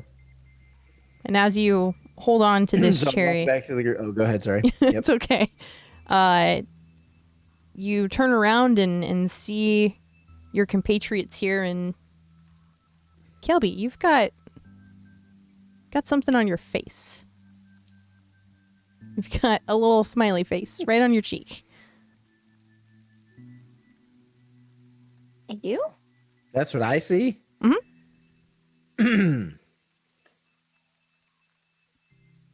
Okay. Just because Well, I'm anyways. curious, because I was looking back at everybody saying, don't pick cherries. Is it just Anders that sees this? Yeah, that's what... Yeah. Yep. Okay. So I don't see the smiley face. I mean, looking around, you probably do now. Okay, gotcha. Yeah. So I'll get it. Yep. Okay, cool. I didn't know if it was like an illusion thing that only Anders could see. That's what I was checking on. Yeah. For yeah. sure. Got it. Okay. So... All I'm saying is maybe this is a really vain hill giant. We don't know. And it doesn't have to be ruby toenails. We could tell him that, like, it'll give him fire breath or, like something weird like that. Or, like, if he we could eats tell. it, he we gets an could extra tell. life. We could tell the giant that, like, we know you think this is about you, but it's really not. Because he's so vain. Exactly. Yeah. Oh, interesting. So Thank you. let me ask. Thank you, When I picked the cherry... Oh, I was working on it. and made the saving throw, can I tell what was trying to happen to me or what would have happened to me if I would have failed or no? You felt a little sleepy there for a second. Okay. So I'll walk back over kind of holding this cherry in my hand. As you go to move, I need you to make a Uh-oh. dexterity saving throw now. Oh, all right. Well, I'm better at those, hopefully. Nope, but that's a 4, so it's only an 11. You trip and fall. The shoelaces on your Okay. shoes are tied together. Can I step in for a second here? Charlie likes to go, listen, whatever you do, nobody take a cherry off this tree and pluck it. And you hear this thump as And Anders falls Turley on the picks a ground. cherry. Yes. Oh. He's like, don't do this. Oh, Anything so happen you when I picked pick a one. cherry? Yeah, make a Constitution saving throw. I Oh, God. kind of narratively, I want to auto fail this, but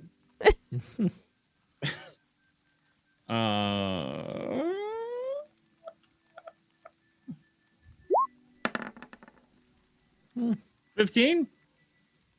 Feel a little sleepy, but you're all right. Listen, nobody pick this, okay? At least take a bite of the cherry. Hey, don't. Why It's did a cherry. This is a bad idea. Hi, TPK. Hi. Anders looks up from the ground. It's fine. It is just a cherry, but I'm not sure how my shoes got tied together. I think we should leave. I think It we should is- nap. No, I think we should use this as a strategy, right? You need a nap, Turley. What are you talking about? We got extra sleep this last day in. How are you tired already? Kelby, suddenly something wet and slimy feels like it's wriggling in your ear. Oh God, it's the maggots. You go and move your I hand. swear, There's nothing I there. swear to everything that is holy. If any of you touch me, you will die. Suddenly, your Who, beard Any of who? flings up in front of your face. And I swing with my great hammer. Make a general attack roll. I imagine at disadvantage because I can't see whatever it is. Correct. To 17. Yeah. You swing, and out of invisibility kind of puffs a little spark of dust. There is a pixie swinging its arms, kind of flailing and flying directly in front of you. She'll Did just you kind think I was kidding? it'll yell in a high-pitched tone that you can't quite understand. As it takes 16 bludgeoning damage. Yeah, I don't think it survives. Hang on.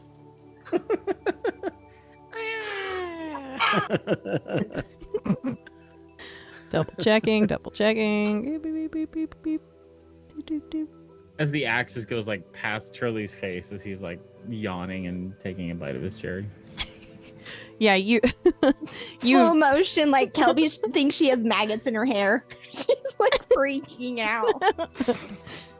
This pixie is looking so bloodied, kind of bright purple and pink blood coming from its nose and its ears, kind of like one eye bruised and swollen. It's just kind of flitting there, barely hanging on. It just starts crying, and you see these like giant animated tears coming out from the side of its face. And it just flies off away from you and into the tree. And as it leaves my range, can I try to grab it? Sure, give it a shot. Make like an unarmed strike attack. Well, this would be a grapple, so Okay. do you mind if it's like athletics versus whatever the pixie's Sure. dex is, I guess? Yeah, do that athletics. That's just a it's a 12, damn. 12. Okay. You barely grasp it and kind of grab her little feet, and just as you feel like you're getting a hold on her, you just like slip her tiny shoes off of her feet and she flies away. Now, if you wanted to come and talk, you could have, but don't mess with us. If you come here, I can heal you.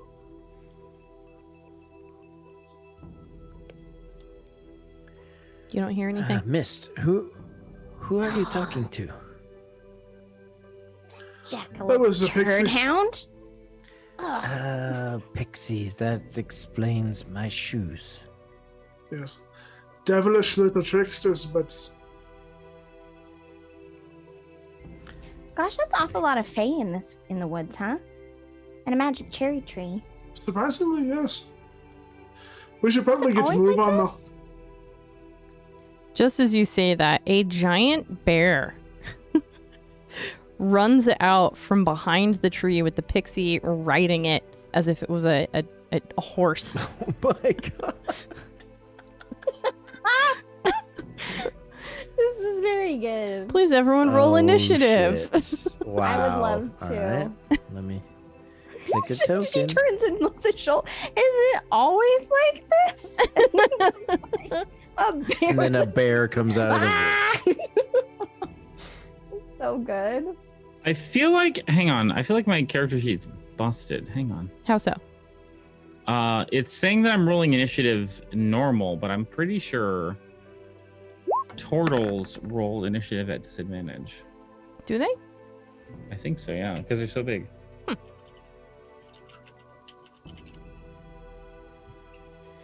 I mean, if D&D Beyond believes you don't have to, then you should be okay. Well, it was kind of like a copy paste thing that might have felt like an error and some other shit.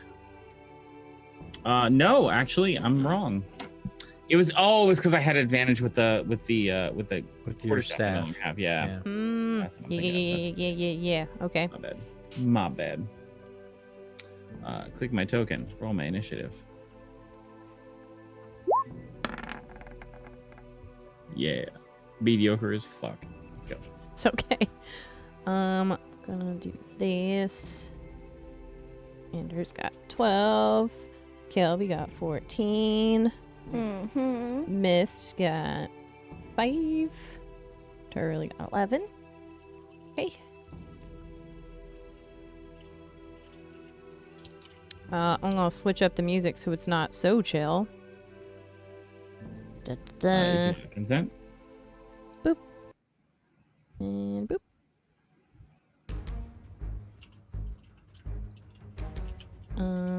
Which one is playing so I can just have it repeat and not be confusing? It might just continue going. That's fine. We have at the top of the order the bear. The bear is going to lunge at Schult here as the closest person, and make a good old bite attack. Get him, Schult. Let's see if he actually hits. Oh, he super does. The bear just kind of claws directly at Schult, and he kind of tries to dodge out of the way, and it still catches his arm, and does a bit of damage. We are now up to Kelby.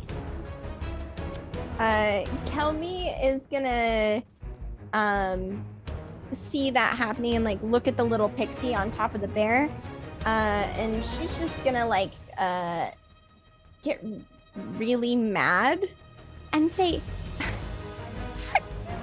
and she will lift. It'll look like she's like waving her hand, like encouraging something up out of the ground, and like as she does, it's like the leaves or grass kind of reach up around her arm, and like a whip of thorns will come like from her hand, reaching out at the pixie. Okay. As I cast Thorn Whip. Ooh. Okay. Doug would be so proud. He really He would be. so proud. In the metaverse 17 somewhere. to hit. Yeah, In the 17. metaverse somewhere there's absolutely a hits. marriage happening. Okay, so it only does 1 piercing damage, but I can pull it off of. So she's gonna like do that, and as it hits, it'll wrap around the pixie, and Kelby will grin. She's like, "Gotcha!" And she's gonna yank and pull the pixie off of the bear to move it 10 feet closer to me. Okay. I'll say it moves like here-ish. It's so Perfect. little. And Kelby, as it's coming closer, Kelby will go, and that's her turn. Okay. This pixie is not doing great. Already almost got completely decimated by Mistwind's big ol' hammer. Okay, cool. So, Kelby, you do anything else? Nope, that is my turn. Very good, very good. We are up to Anders' turn. Okay. Shit. That is a bear, so I will go around the bear That is to a this bear. side of Stolt. Cool. And you guys would notice that Anders moves quite gracefully, and from somewhere that none of you can tell, a short sword appears in his hand, and he Yo. makes a strike with a short sword. Dope, dope, dope, dope. That's damage, so let me roll the attack roll. Okay. Cries in So that's- Elliot. Well. Hey. That's a nat 20 Cool. If you want to re-roll the damage For- on that because it's for a crit. 26. I'll take the 8, but well, no, I'll just click the damage. Yeah. Okay. So it's 14 total. Hell slashing. yeah. Or piercing, excuse me. This bear takes the short sword kind of into its shoulder and growls at you, turning its attention towards you. Took a significant hit. All right. Do anything else? I think he barely felt it. This is very good. Yeah, because why not? I can't do anything else with I can only do one thing right now with the bonus action, and that's make an unarmed strike. So I'll kind of follow it up. So he slices through with the short sword, and I'll follow it up with like a roundhouse kick or something like that. Sick. That's 20 to hit. Mm-hmm. Roll the damage. So that's going to be another 6. Damn. It's looking A little kick on the snout. not looking great. It's looking. Remind me again the tier of damage. I always forget. Bloodied and then rough, Okay, it's bloody. right? Or no, rough then bloodied. Excuse me. Mm-mm. Rough is less than a half, right? Okay, Bloodied That's is what I less than usually a use. quarter. Yeah. perfect. Yeah. Looking rough. Okay. You doing anything else? That's my turn. No, Okay. that's my turn. Turley.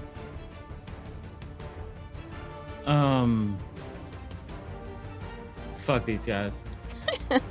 So who seems to be the stronger fighter between the dwarf and the human? I'm talking about my party. Right. Stronger? Me. Probably miss one, honestly, with that 20 Yeah. strength. Cool. So I'm a Turley- dex-based fighter, Yep. so So Turley is gonna cross over to here Okay. and go eye to eye with the fairy and say, "Hey, listen, I know you're shit, and I'm not putting up with it today." And Turley will bonus action cast Shield of Faith on the human. Okay. Okay. So there's this kind of like if you've seen the trailer for the new Dune, yes or no? Yeah. This kind of like crystalline cocoon will form around you. You have +2 bonus AC for the duration. This is a concentration spell. okay. So that's my bonus action first level spell, and as my main spell, Ooh. I will cast my cantrip, Word of Radiance, and it is fuck. And as I do that, anybody within 5 feet of me, That's his word. That's your word. that is my word. That is my divine word of burning radiance. Your deity would anyone be so around me proud. Has to do a con saving throw, please. So Okay. fairy has to do a con save. Okay. Super fails. Are you sure? my save is 13. Roll a 3. All right, cool. So Word of Radiance, as I say, fuck! This like pulse of energy comes off of me. And the fairy takes normal roll. 1 point of radiant damage from my swear word echoing through the battlefield. That's The gonna do it. reverberation of this word echoes around the battlefield, shakes the tree even, and a couple of these cherries, rubies, fall off. And the pixie in front of you looks up and goes, oh, and just explodes. I'm sorry, 1 hit point? Did I just Rognus this shit? Yeah. You did. Be proud. Is there anything else you would like to do, Turley? I like to look down at the dust of the fairy and say, I fucking told you. That's it. It sparkles in the moonlight. I'm just kidding. We are up to Mistwim. What you doing, buddy? I looked down at the fairy that was in front of me as I was trying to like reach out my hand and offer like amnesty and forgiveness. And the cleric killed it. Sorry, go Just ahead. kind I of got this, man. I got it. Just do your thing. okay. And I'm going to kind of do a nice spin move, kind of barrel roll around. And can I knock what's his face Schultz out of the way to like move him away from the bear? If you make Just a to like a just quick to argument, get yeah. him. Yeah, I'll make a athletics for you. That's a natural 1. I've always wanted to fight a bear. Fuck off. Oh, okay. Hey, I missed. Did you see what I did? Oh shit, my fault. I didn't mean to distract you. Fine. Purple, I need you in this moment. You know what you must do. This one's just gonna take his attack at the bear then. Gondor calls for aid. Sure, go for it. It's a 20 to hit. Kelby calls for Absolutely. clips. I love And that's that. 14 bludgeoning damage. Would you like to describe how you eviscerate this bear? Yeah, he just rolls around Schultz, kind of tries to nudge him out of the way. Schultz looks at him and goes, "Fuck off, I want to fight a bear." This one, again, shrugs at him, just takes his great hammer and just straight down into the bear's head, smashing and Gallaghering it all over the ground. Gross and cool. Very Ready good. to smash some fruit. Yeah, you successfully melon this bear. The exploded pixie near Turley and Kelby, and the absolutely brained bear in front of the rest of you. Both lay dead. Well,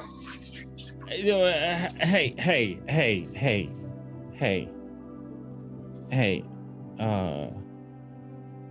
Missman. No, Anders. If I ever waste a fucking spell slot on you again, it'll be the last time.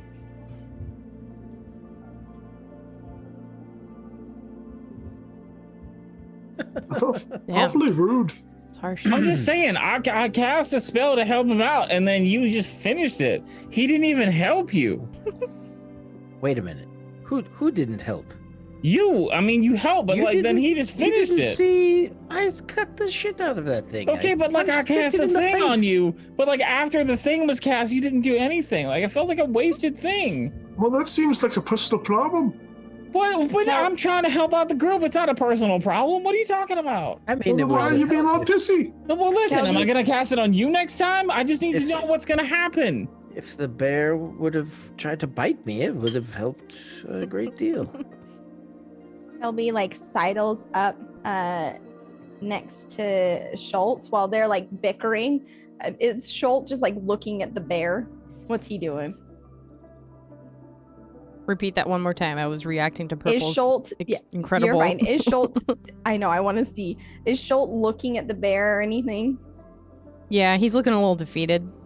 Yeah, she's gonna come up and she's gonna like put her hand on. Hey there, buddy. Listen, it's okay. Sometimes you get really close to life goals, and like technically you did fight the bear.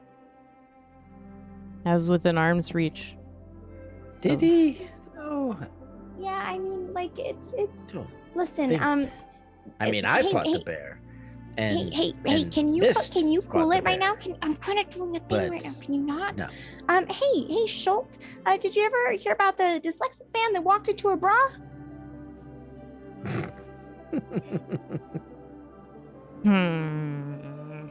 Yes. Okay, that's fine.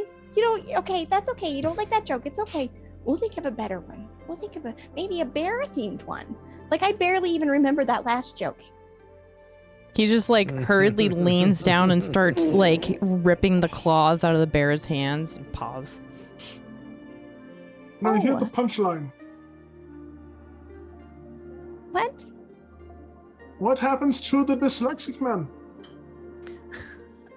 Oh no. Yes. Actually, this is a good question to ask in this moment as he brutally removes the claws from this dead creature. Hey, Mistwin, are you dyslexic? No. Do you know how to read? Quite proficiently. Okay, right. So he walks into a bra. That's very good. Yeah, I know. Can Turley insight check the dyslexia and literacy of Mistwin, please? Go for it. Okay, thank you. Appreciate your face. Insight check. Proficient. 21. 21. He seems to be quite confident in his ability to read proficiently.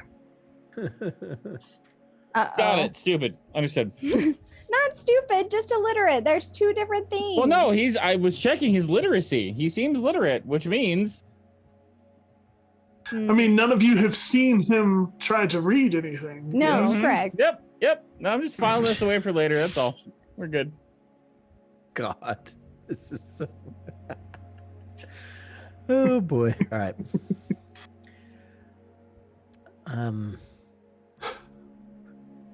Was this Well, one we should- because we picked cherries from that tree? Yes. Do they still look magical, by the way? No. Not anymore. They just Oh, look like cherries. Man, this just looks like a big, dumb cherry tree. Oh, That's just because the pixie was trying to mislead us. well, if we could have got the pixie on our side, we could have misled the giant. Well, I was trying. I know. Just really made me mad. I mean, it tripped me. I fell down over there. Oh, are you all right? Did you skid your knee? Do you need a boo-boo kiss? No. Fine. All right. So there's, Hey,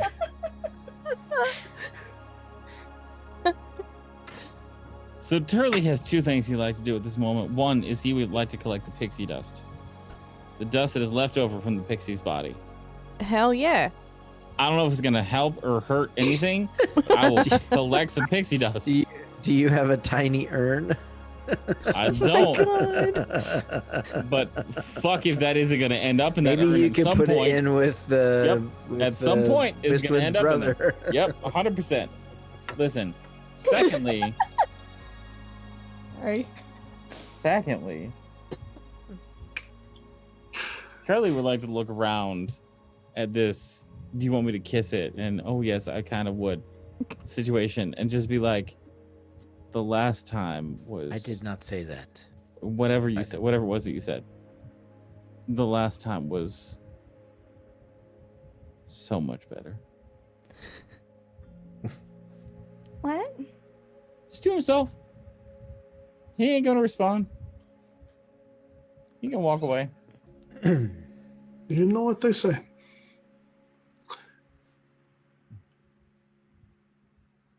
Schult will finish up declawing the bear. Just kind of shove it in his pack. Ready?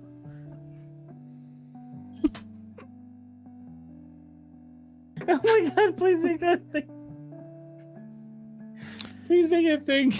Please make it think the Misfit just says, you know what they say, and nobody. It's No, so good. Kelly just like looks at him like, what the fuck is wrong with you? He'll just kind of hold up a now string of bear claws trophies. I hope Yeah. you're not going to tell people that you killed that bear. No, that's dishonorable. Oh, did you collect the trophies for me? For us. I think Can you we meant to say go? us. For us. Yes, You mispronounced the word us. I said no. us. Us, me, and Hey, him. hey, You hey, stood there hey. like a lump. Listen, Leave Schultz alone. He's doing his best. neither of you look qualified to declaw a bear. I took care of it. You now have trophies. Can we keep going? If I can just make a point here real fast, and I'd like to point. Actually, no. I don't know what I'm talking about. Never mind. Mistwind will reach down to the bear and will attempt. Hold on. I have to make this. I have to make the check first. Okay. Fuck. Hmm. Will like pull on the bear's paw, Mm-hmm. attempting to just rip the paw off of the bear. Oh my Will, like, god. will like dislocate the arm and like kind Okay. of pull. All right. Listen, I'm just trying to be really cool about it because I understand that people don't have the same connection to nature that I do, but I'm going to need you to cool it, my dude. Hey, listen, he just needs a blade or something. Can I get like a dagger? or something No, from just somebody? leave it. We've already got trophies. What do you need No, this for? all he's got to do is like cut the tendon. That's all you got to do, and he'll be able to pull that thing right up. Does he have a Mistwin, what do dagger? you need this for? Nothing. I agree with Kelby. This is a bit overboard. If you don't want me to use your I was dagger, just that's trying okay. to make a point. Well, listen, I just think that was a little aggressive. That's all. Sure. I'm sorry. I am Here, but sorry. actually, you could do me a favor. Well, you can't do me a favor. Hey, Anders, can I stand on your shoulders for a second? Sure. Yes, of course. She'll This is sizest. scramble up Anders, stand on his shoulders and like reach up and kind of pluck at. So she's gonna gather some of the cherries. Sorry, I always get a little peckish after I insult a bunch of people. Can we go? Let's go. Great. I used to think I was indecisive, Schult, but now I'm not so sure. I don't get it. Wait, Anders, how tall are you?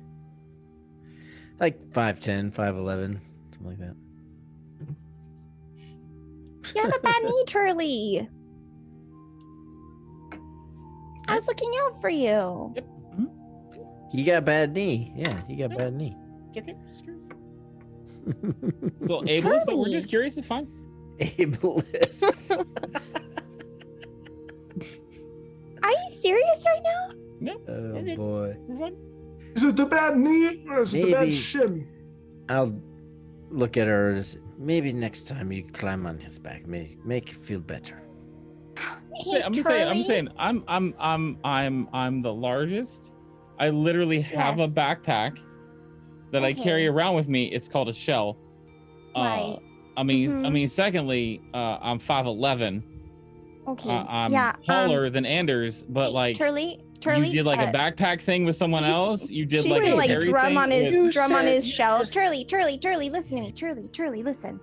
And as he looks down, she's gonna use Druidcraft to make it look like the sun is like glowing on her hair and like perfectly gleaming off of her eyes, and she's gonna go, "I'm really sorry."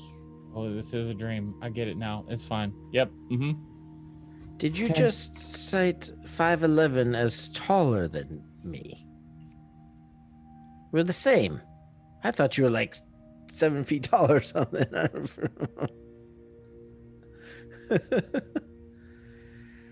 Now I don't feel so. I was feeling bad, but now Sage I'm has a not Tinder feeling joke right now that's gonna. Oh, very good. Yeah, I'm 6 foot. That one. bad. No, we're done. Turley just kind of gets quiet and smiles at Kelby. Transfer. Schult will What? just The continue ruby moving. tree, the falling tree. All right, Shall we make our way? making our way. Yeah. Down. Mhm. Yep. So, Schult continues moving down the road. Sees another fork in the road, but towards the right goes up the hill. And from there you can see a giant rock. And he just points and says, "That's where we need to go." I'm sorry, this woman lives in a giant rock. No, it's behind the rock. Like further Oh. back, that's just a landmark. That's the Weeping Rock. Oh. Why is it called that? That's creepy. Walk up closer and you'll find out. Oh, is it gonna cry? Does it sweat? Does it swift? Sweat? Does it? Does this? Does it Kelby's sweat? gonna stand there. Kelby's gonna stand there, and she's gonna cast minor illusion. So it just says, like, it just repeats when this one said, "Does it sweat?" like over and over and over again, while she's like puzzling out what he said. My name's Jay. This is very Name good. of Jeff.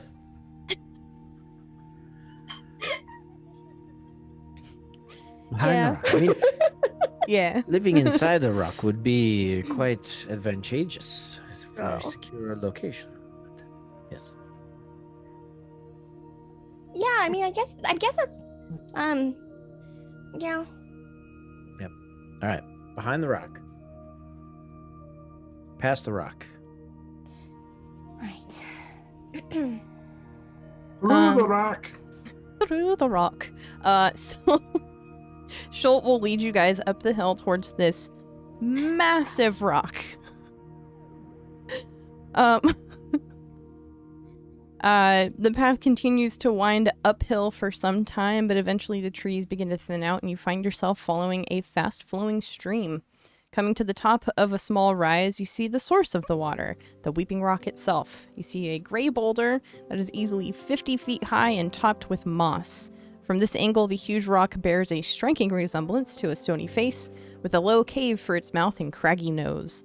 A steady gush of water flows from two wide holes that resemble sad, weeping eyes, before flowing down the hill toward you.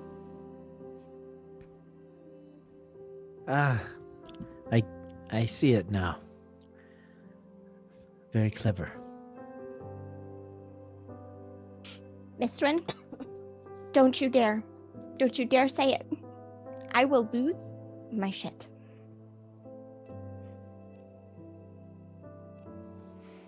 I want to say it. Fine, say it. If it's a weeping rock, and we don't want it to weep anymore, then shouldn't we Dwayne the rock?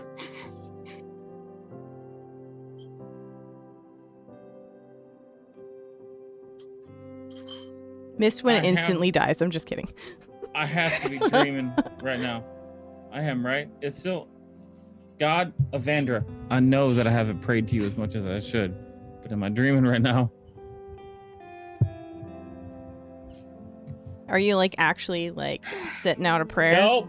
Cool. No. That is in direct response to the fuckery that just happened. Sick. All right. Right. Okay. Schult, are we near? Or no? Yep, I knew it was coming.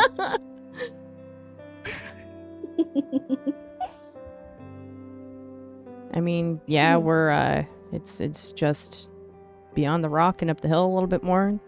Some clearing. All that. Okay. Listen, Schult, I gotta be really honest with you. The last thing I want to do is hurt you, but it's still on the list. And she's gonna keep moving up the hill. Okay. Go to the clearing. You guys can move your tokens, by the way. I keep forgetting that. Is this? Turley will have a moment where he's like, I need to keep an eye on that one. I did not expect that level of aggression. Where does the water come from? It's. DM, Yo. I would like to use a feature. Okay. A feature called Stone Hunting. Okay.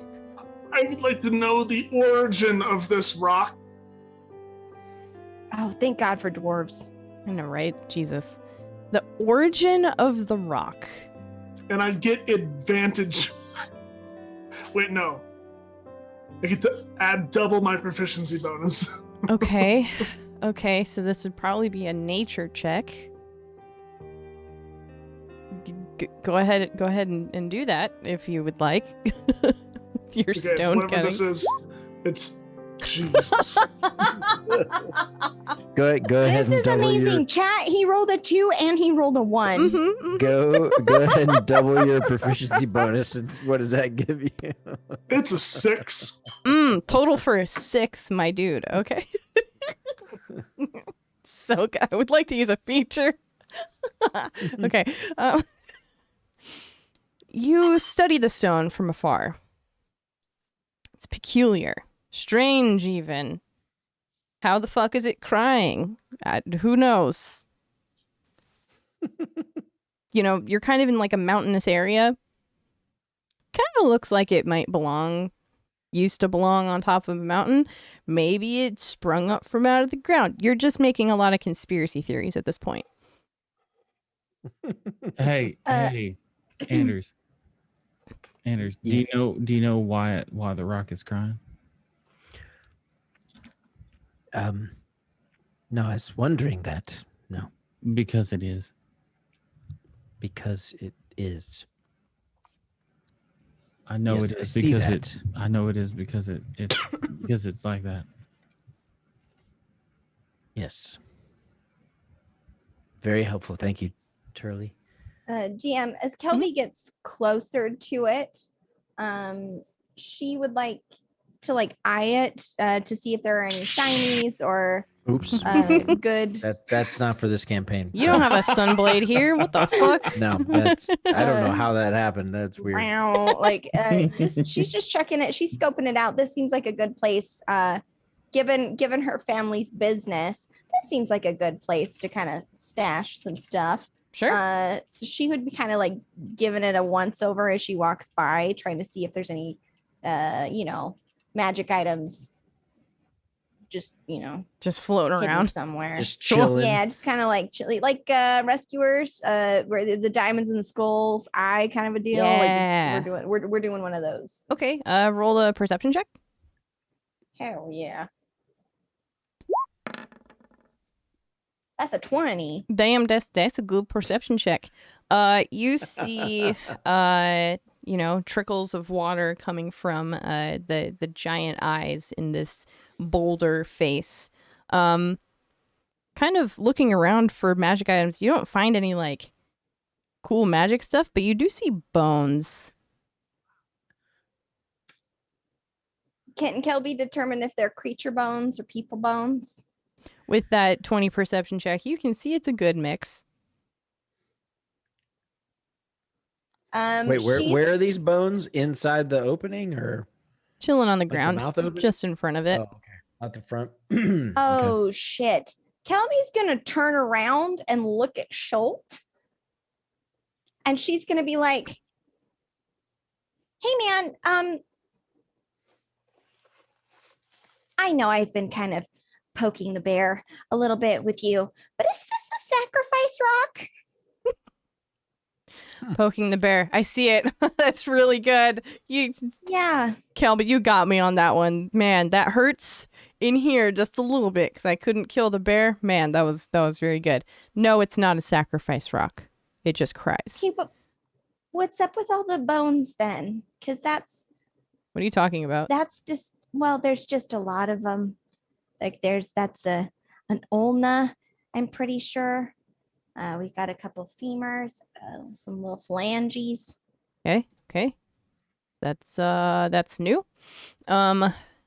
As Schultz starts to come up close to you all, I need everyone to make a wisdom saving throw for me, please, as you all hear a very light but kind of eerie song coming from the rock. I would like to thematically say Turley attempts to cast Turn Undead at 2nd level. Cool, and nothing happens. Yep. Okay. 21 for Turley. Very good. Also for Kelby. Cool. 14 for Anders. 7. Okay.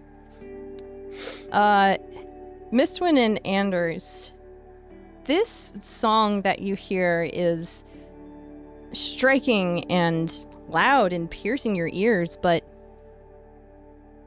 it's beautiful. And it sounds like it's coming from one of the eyes in the rock. You were both compelled to climb up this rock and check it out. So, against your will, you are now moving up towards this rock. No. And Don't start do that. I'm climbing. gonna thorn whip. Oh, would be proud. Thorn whip. Whoever is moving the fastest towards the rock.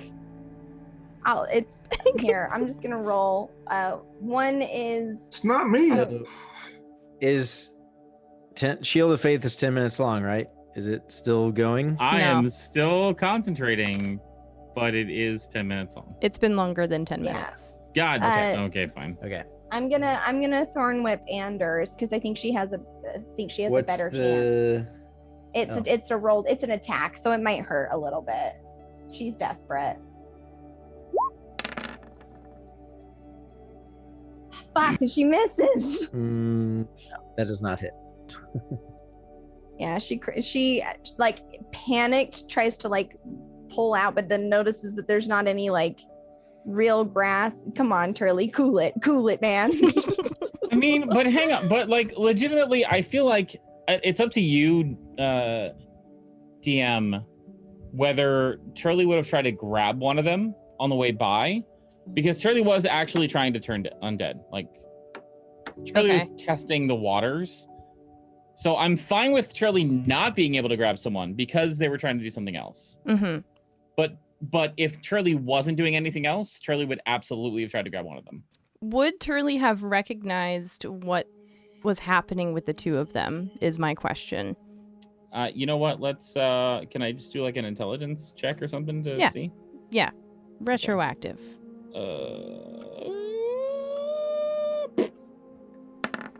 That's Constitution. Ignore me. Yep. How about that one? Up to you. It's kind of hard to tell. Yeah. You know, everyone's kind of just checking out this weird ass rock, and they just look like they were going up to inspect it. All right. Charlie would clock that as he tries to turn undead and realizes that his whole life is a fucking sham and nothing is real. Cool. So I'm gonna need Mistwin and Anders to make athletic checks to climb up that rock. 15. Cool. 22. No, stop! I What are you think? doing? Dope. Yeah. 22. Yeah, you both find good hand and footholds climbing up this rock. It takes a couple minutes. This thing is huge. It's a 50-foot rock, and the eye is way up there. You're also kind of climbing through the water, too. But you both comfortably make it up to the left eye of the rock. And as you do, a harpy flies towards you and pushes Come you on. both out. Now, can you make dexterity saving throws for me, please? So, okay, hang on. Are they falling? Now they are. 12. That's a natural one for me. Hang on. You figure it out. We're going to take a really quick break. Fuck! Yep. Super quick. We'll be right back. Hang tight.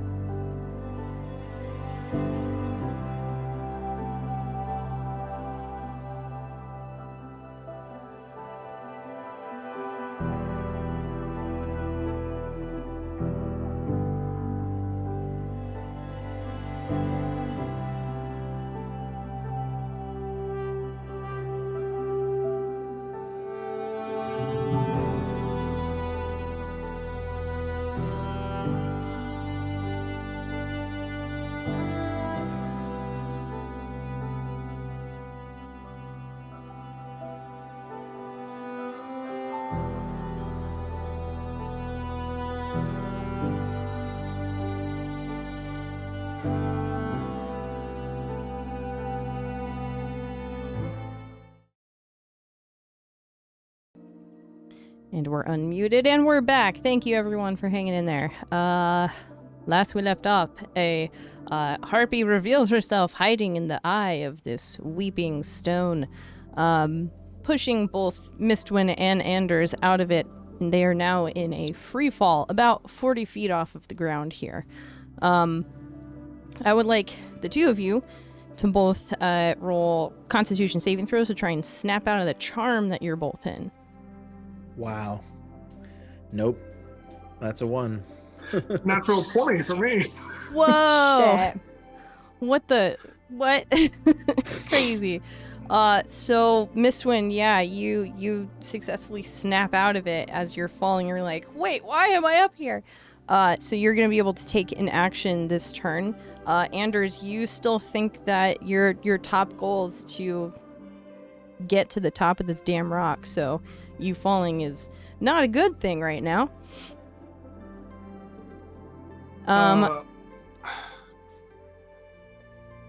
Can I try, because we're like both on the same level, right? We're like Yeah. falling in tandem. Mhm. Can I try to grab Anders while also taking my hammer and trying to like catch it on the lip of like a handhold or a ledge, Okay, just to break our fall at least a little bit? sure. Yeah, give it a shot. Do you want multiple rolls there, or should an athletics just handle it? I'm gonna say, yeah, just a good old athletics check here. That's a 21. Yeah.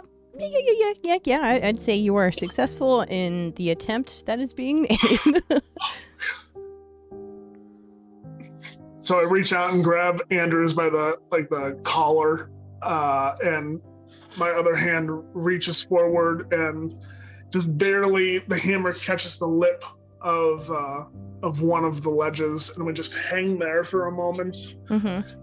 And I, however far down I can get Anders, I just kind of like toss him towards the, he's still kind of in it. Just like bash Anders up against the side of the cliff to like knock him out of the stupor, while also giving him like a chance to get a hand. Okay. Yeah, I would say that you guys didn't fall very far. You probably only fell a couple feet here, but you were able to reach out and secure yourself. You can drop Anders onto like the nose of this thing if you want. It's kind of sloped, but it curves out a little bit, so there is a place in which he can safely land if you Sure. if you make the thing happen. Cool. Dope. I'm still trying to climb up this thing, right? Yes, it is No. your current goal to Alright. climb up. Anders, it's a trick. Snap out of it. I must get back up to the top. Oh, jeez. Turley, Calby, it's a harpy. Yeah. Help! Well, no, we can see the stupid bitch goblin up there. Like, I see her. And go This ahead. one's gonna try to climb up ahead of Anders Okay. and kind of stand in a defensive position so that it doesn't get his ass knocked off the cliff again. Okay. I'm gonna need another athletics check to climb this. And as you do that, I would also like everyone to roll initiative. Of course.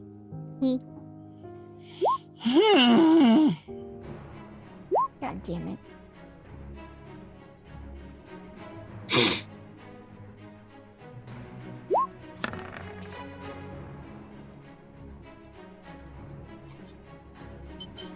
All right. What did everyone get?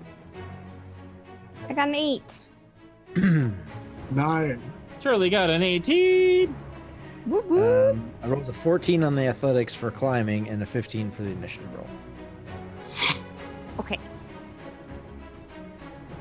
And there we go. All right. So okay, so you did the athletics.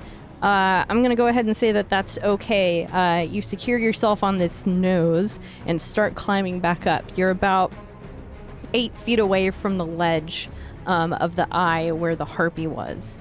And Miss, when you're standing there, now eye level with this harpy, but it is Schultz's turn, who is going to,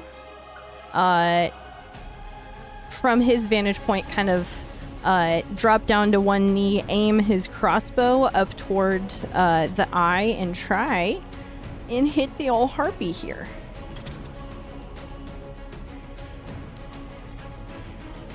Pretty sure that hits at a 22.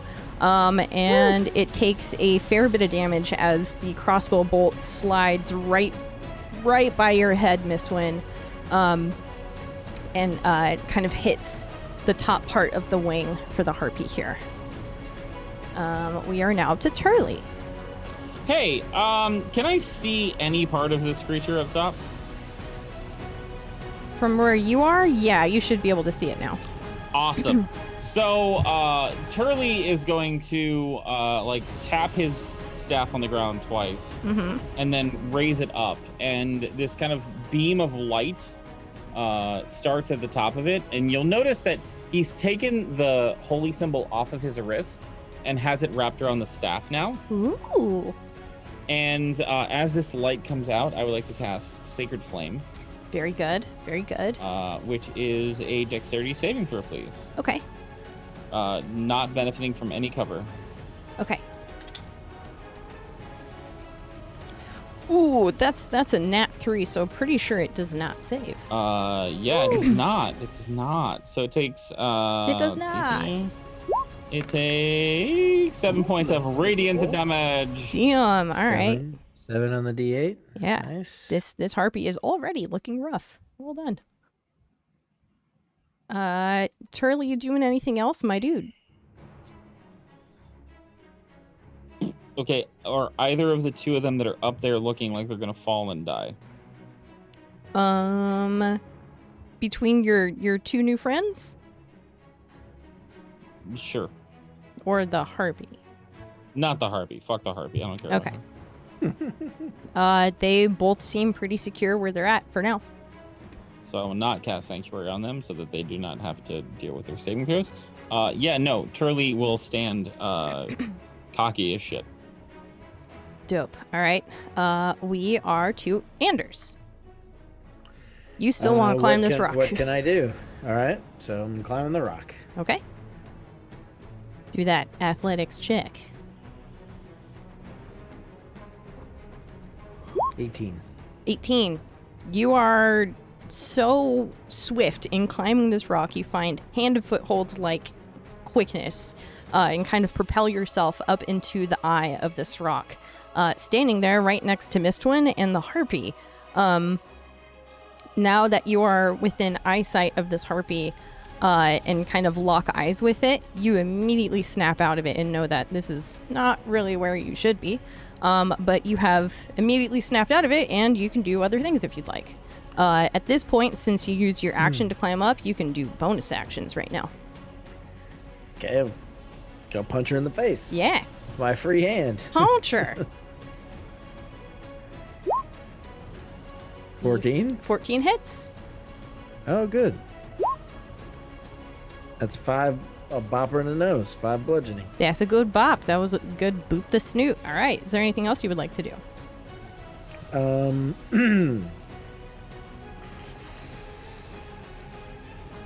How much? So, is she standing on top, or she's inside, like the eye cavity, or where is she? She's like, inside the eye cavity. So the two of you are standing like just on the lip of this hole in the rock. I mean, can I get in there, like on the other side of her, or? Yeah, if you'd like. It's kind of a tight squeeze. She's kind of puffed up with her wings, kind of hitting all of the walls around her. But if you want to try and scoot past her, you can give it a shot. If I can go here or here, then yeah, I'll like to go there if I can. Cool. I mean, you've already like used an action, but if you want to try and make Well, that's my movement. that is your right? movement. Yeah. It's just she's kind of like taking up this whole cavity. There is space behind Okay. her, but it's kind of hard to move. Just make a dexterity check for me. Okay. Should be good for a monk. 23. Yeah, you're able to like kind of push her aside and get behind her. Mistwind, you don't see Anders anymore. You just see the harpy. All right, you doing anything else? That's it. Cool. No, that's it. Dope. It is the harpy's turn. Let's see here. It's going to very quickly retract its wings and turn around facing you, Anders. It is now blocking out all of the light, so you can't really see anything in here. Do you have dark vision? Nope, I'm human. No? Okay, so it is now pitch black in here. The harpy will now just reach out and kind of claw at you. Okay. Does a 14 hit? Nope. No. And does a 15 hit? Nope. Nope. Okay. This harpy is just kind of sitting there with its claws trying to grab at you, but even in your blindness, able to just kind of maneuver around it. Okay. It is now Mistwind's turn. Mistwind, who does have dark vision, sees this happen and just kind of peeks over the harpy's shoulder, kind of winks at Anders, says to the harpy, "Oi, Brahmanak!" And as the harpy turns around, Mistwind's going to fucking lay into it with his maul. Does a 17 hit? Absolutely. And that is 7 bludgeoning damage. Okay. Low roll. Dang, this thing is looking not great. It's looking bloodied for the ranking at Damn, this point. didn't die. Not yet. God, I wish I could do more. Level 1! Yeah, level 1, man. Yeah, and he's just gonna like shoulder check the harpy into Anders and just make it very clear that the harpy is surrounded. Okay. Is there anything else you would like to do? No. Okay. Kelby, it is your turn. The second that this all started going down, Kelby was nervous because she knew she couldn't climb up the stone face. So she got down in the side of the water and like was looking around really quickly and like scooping through like the bank and found like just a good solid smooth stone. Okay, right. And she's gonna reach in her pocket and pull out a sling where she'll slip that stone in, and she'll step back to try like swinging it, trying to get a good vantage of the harpy. Okay. How bad does this thing look? Like real bad? Like real bad. Okay. Kelby is going to try and hit it, but like in not intending lethal blow. Like I don't know if I'm like going to be able to, like she's trying to like just knock this thing out. Okay. Because as far as she knows, like this thing's just living here and it's totally like, you know what I mean? Like she's not certain. I get you. That's a crit. Yeah. Yeah. Okay, Go ahead and roll that so- damage because I'm pretty sure a crit 24 hits this thing. Yeah, so that's 6 bludgeoning damage as that rock just flips up and slams it, like aiming it kind of like at the base of this. Like, I don't know how to not kill things, and I also don't know how to kill things. So trying to knock her out. Okay. Yeah, you get a good vantage point on this harpy up in the rock, and you swing your sling and loose the rock up toward it, and it hits it at the base of its skull, and it makes the loudest crack that you've ever heard, amplified by the hole that the harpy is in, and it squawks out in pain. Kind of looks back, can't really see you, and just turns back towards Anders. Gotcha. God damn it. That's her turn. That's Kelby's turn. Okay. It is now Schultz's turn, who is going to kind of do the exact same thing that he previously did with a crossbow and try and hit it. Oh, super, super whiffs it. Good job, Schultz. Friggin' winner of the day here. That's all he can do. We're moving over to Turley. Turley, it's your turn. Good job, nerd. Can I still see this thing? From this point, you kind of have a dwarf standing in front. So Yeah, but it's a dwarf. it is a dwarf, yeah, and you're kind of tall. It is 40 feet up in the air. I mean, I'm happy to move back as far as I need to see this. Yeah, you can move back to where Schultz is and get a pretty good view of it. Like there? Yeah. I am casting Guiding Bolt. Ooh. Because I can, because that's what heroes do. Yeah. This is new for Turley, actually doing like It is. damage spells. It is. Yep, it is. That tracks with a 7 to hit. Yeah. Shirley takes his staff and was like, I hope this fucking works. Yeah! And Fuck. a bright Okay. light comes from it, shoots out, and just kind of fizzles before it even gets to the rock. God damn. All right. Well, fuck. Would you say a part of the cave is now brightly lit from this radiant energy? For the next person in the turn order, just barely, but guess who's next? It's The one that Anders. doesn't have dark Got it. vision. Yeah, by the one that the can't really see. light. So you can minimally see. You can see the outline of the harpy at this point. Is there I anything love else? that you gave me that. I appreciate it. It's very good. No, there's nothing else. Nope. Okay, Anders, your turn. You now have a All right, so faint enough outline. that I don't have to roll a disadvantage. Yeah, you're good.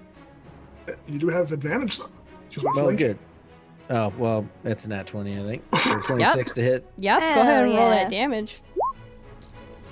9 and a 5 again. Same thing I rolled last time. 14 piercing. Okay. Please describe how you kill this harpy. So as the outline, as the light from the guiding bolt crests through and I see the outline, I just see my chance and it's just sword to the neck. Nice. It happens exactly that way. The short sword pierces the neck of the harpy. It tries to screech and it is cut short as it limps to the ground. You can now see out the cavern, and that is the end of our combat here. Oi! I hate Oi, harpies. Schultz! Schultz, Foul me and creatures. Anders, we killed a harpy. I Right. don't see why you gotta. Right.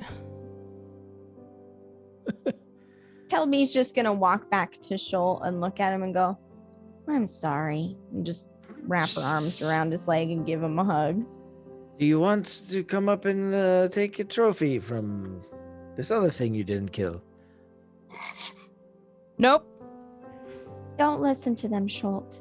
I'm sure that if you were here by yourself, you definitely would have died. So it's probably best that this is the way it happened. Pat, pat, pat.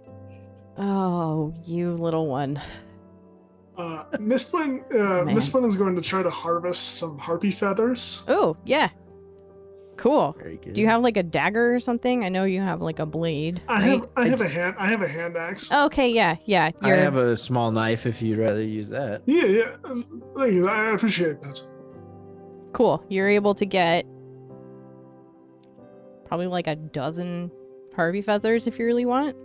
The rest Very are good. kind of like, you know, it died and it was kind of like twisting around in this cavern, so a lot of these feathers were like bending backwards and getting all funky. So I find only 12 look for really the most good ones. pristine ones. Yeah. And is there anything else in here that I can see? Make a investigation check.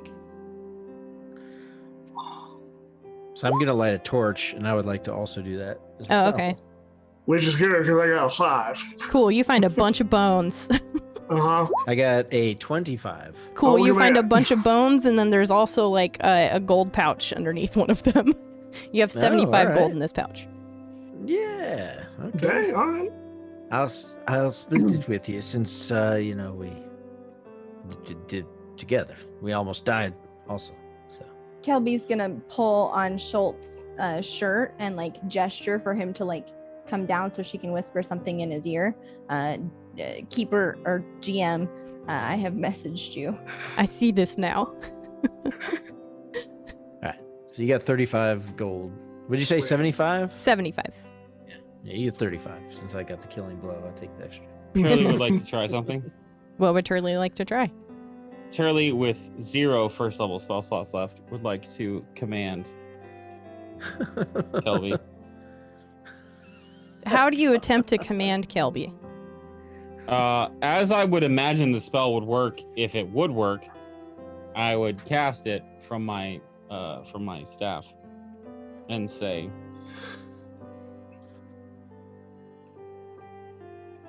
That's sing. Fuck. Huh? What do you Nope, What do you- nothing. We're good. well, no, I do take requests as a part of my shows. I'm right on top of that. I'll get you a request next time. Okay. All right. Mistwind climbs down the surface Mm-hmm. and walks over to Schultz. And he hands Schultz the Harpy feathers and says, "Listen, I was just having some fun. Honestly, I'm appreciative that you are here with us. If you would like to make some sort of necklace or something out of these feathers, I would be happy to have it." I can make you something nice if you'd like. I appreciate it. Next time, just tell us where the monsters are.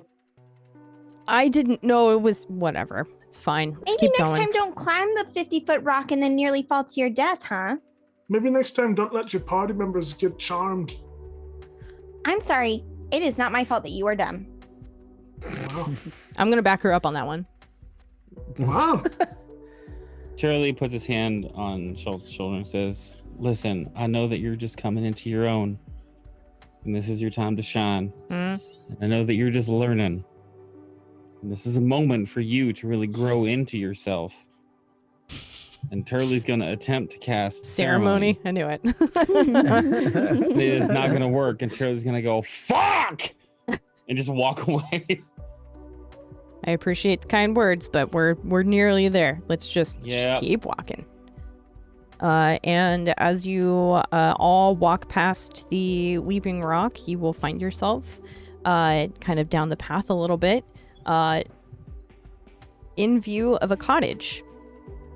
You all have spent hours trekking through the wilderness, and out here there is a small cottage appearing before you, rather out of place. It's made from sturdy wooden logs, surrounded by a very tidy garden with only a low fence separating it from the forest. Between two large trees is a netted hammock, and lying in the hammock is a half-elven woman wearing a simple white shirt and leather trousers. Her blonde hair is streaked with gray, and she is snoring gently. A silvery medallion around her neck glints in the light, and a sheathed longsword rests against the tree trunk within easy reach. And that's where we're going to end the session for tonight.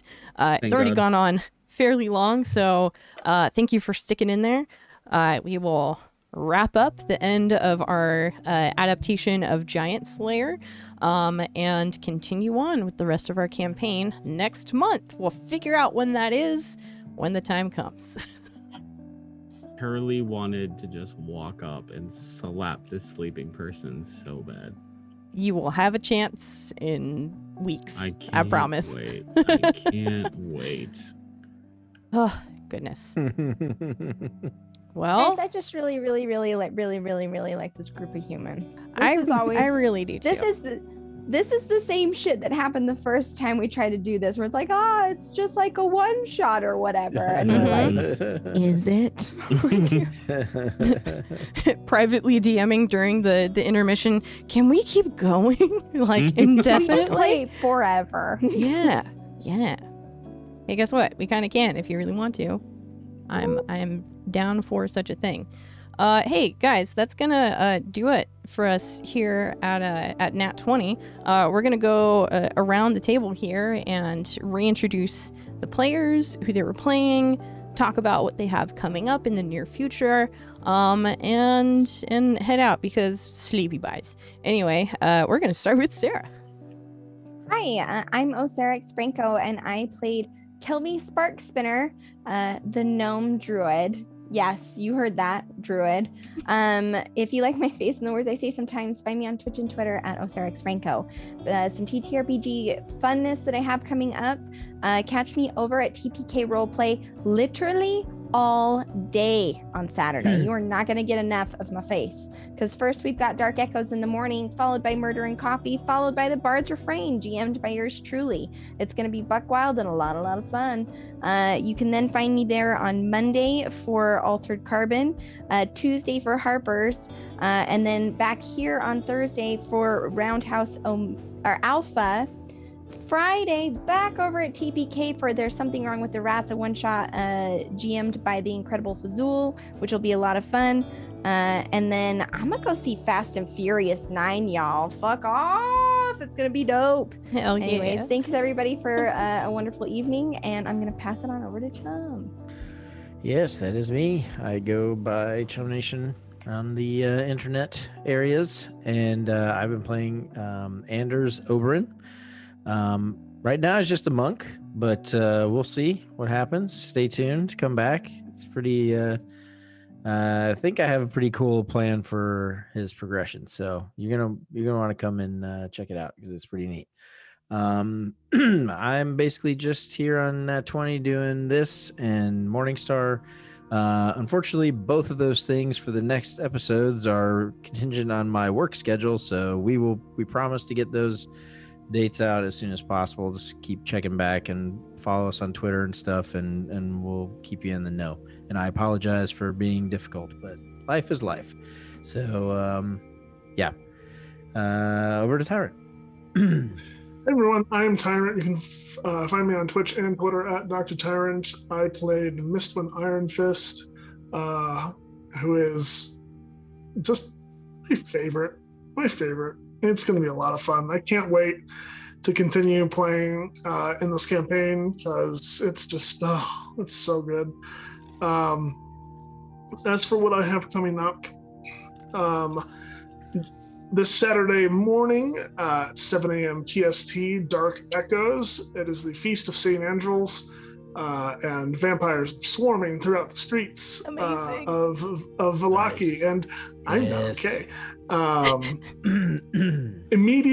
Just about immediately afterwards, we will be having the next episode of Murder and Coffee. Join Sarah, Saint, and Lukalok and I for an amazing topic. We are going to be covering dispute resolution and conflict in gaming, and topics that surround that. It's going to be really cool. And then I will also be this coming up Monday in our Altered Carbon campaign over on TPK, Atrium of Aquarius. It is episode 5, and I'm being confronted by an evil envoy. The evil envoy. The evil envoy. It's fine. And then I will also be in Harbor Investigations next Tuesday. And then I will also be GMing the second episode of my 4-part mini-series, Wrath of the Many, over on TPK. It is a series in 4 parts, doing a campaign over that length from level 5 to level 20, leveling up 5 levels every time. It's intense. If you saw the first episode, it's real intense, and it's only going up from there. Definitely come check that out if you're interested. And then Nothing after that until Roundhouse Omega coming back a week from Monday, which is also just the most intense thing. I'm in a lot of intense things. I've come to realize I need more chill things like this. So more chill vibes in my life. But let's pass it on over to Saint. You're muted, sir. Still Hi. muted. There you are. That's me. I'm DMF Saint. You can find me on Twitch and Twitter at DMF Saint, as well as running things here in Nat 20. You can find me next on Saturday on TPK Roleplay.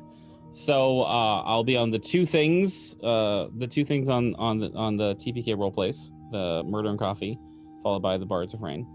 And then after that, we are taking the week off for Father's Day for Morningstar, and then we'll be back on Thursday for Roundhouse Alpha, which is the last episode of Alpha before the finale.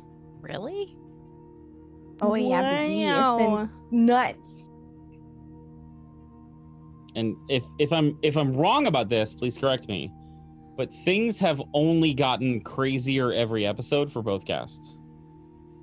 So imagine where we're going from here. That's it. That's all I got going on. Let's pass it on to Ash.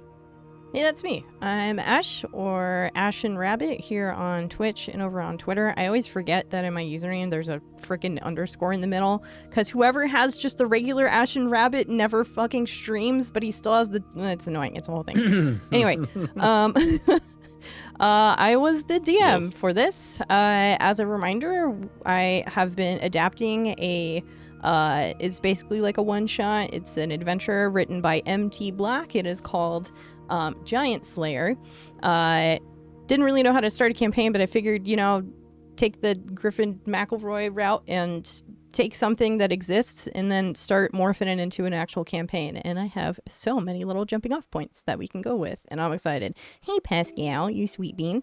As far as what's coming up in this old neck of the woods, I don't know. Everything's kind of up in the air. The Morningstar is off for a week, and then the Every Other Friday campaign that I'm on over at Dat Magic Juice's channel, which is homebrew / Princes of the Apocalypse, which is buck wild. That is also, we don't know when the next one's going to be. It might be next Tuesday. Who knows? Keep an eye on Twitter for that one. Otherwise, return here on Nat 20 for all the fun things that are happening here with Roundhouse, both here on Nat 20 and over on TPK Roleplay. And check us out next month when we come back with more Against the Tides. This has been a lot of fun. I think we're going to do a raid. We're looking to go raid Mad Bird's Dreams if they're still kicking it. In the event that they're not, then we might just... go CP buys. Anyway, let's just go show them some love. If you don't already follow them, consider doing that. If you don't already follow us, consider doing that even more. We love you, and we'll see you next time. Goodbye. Bye.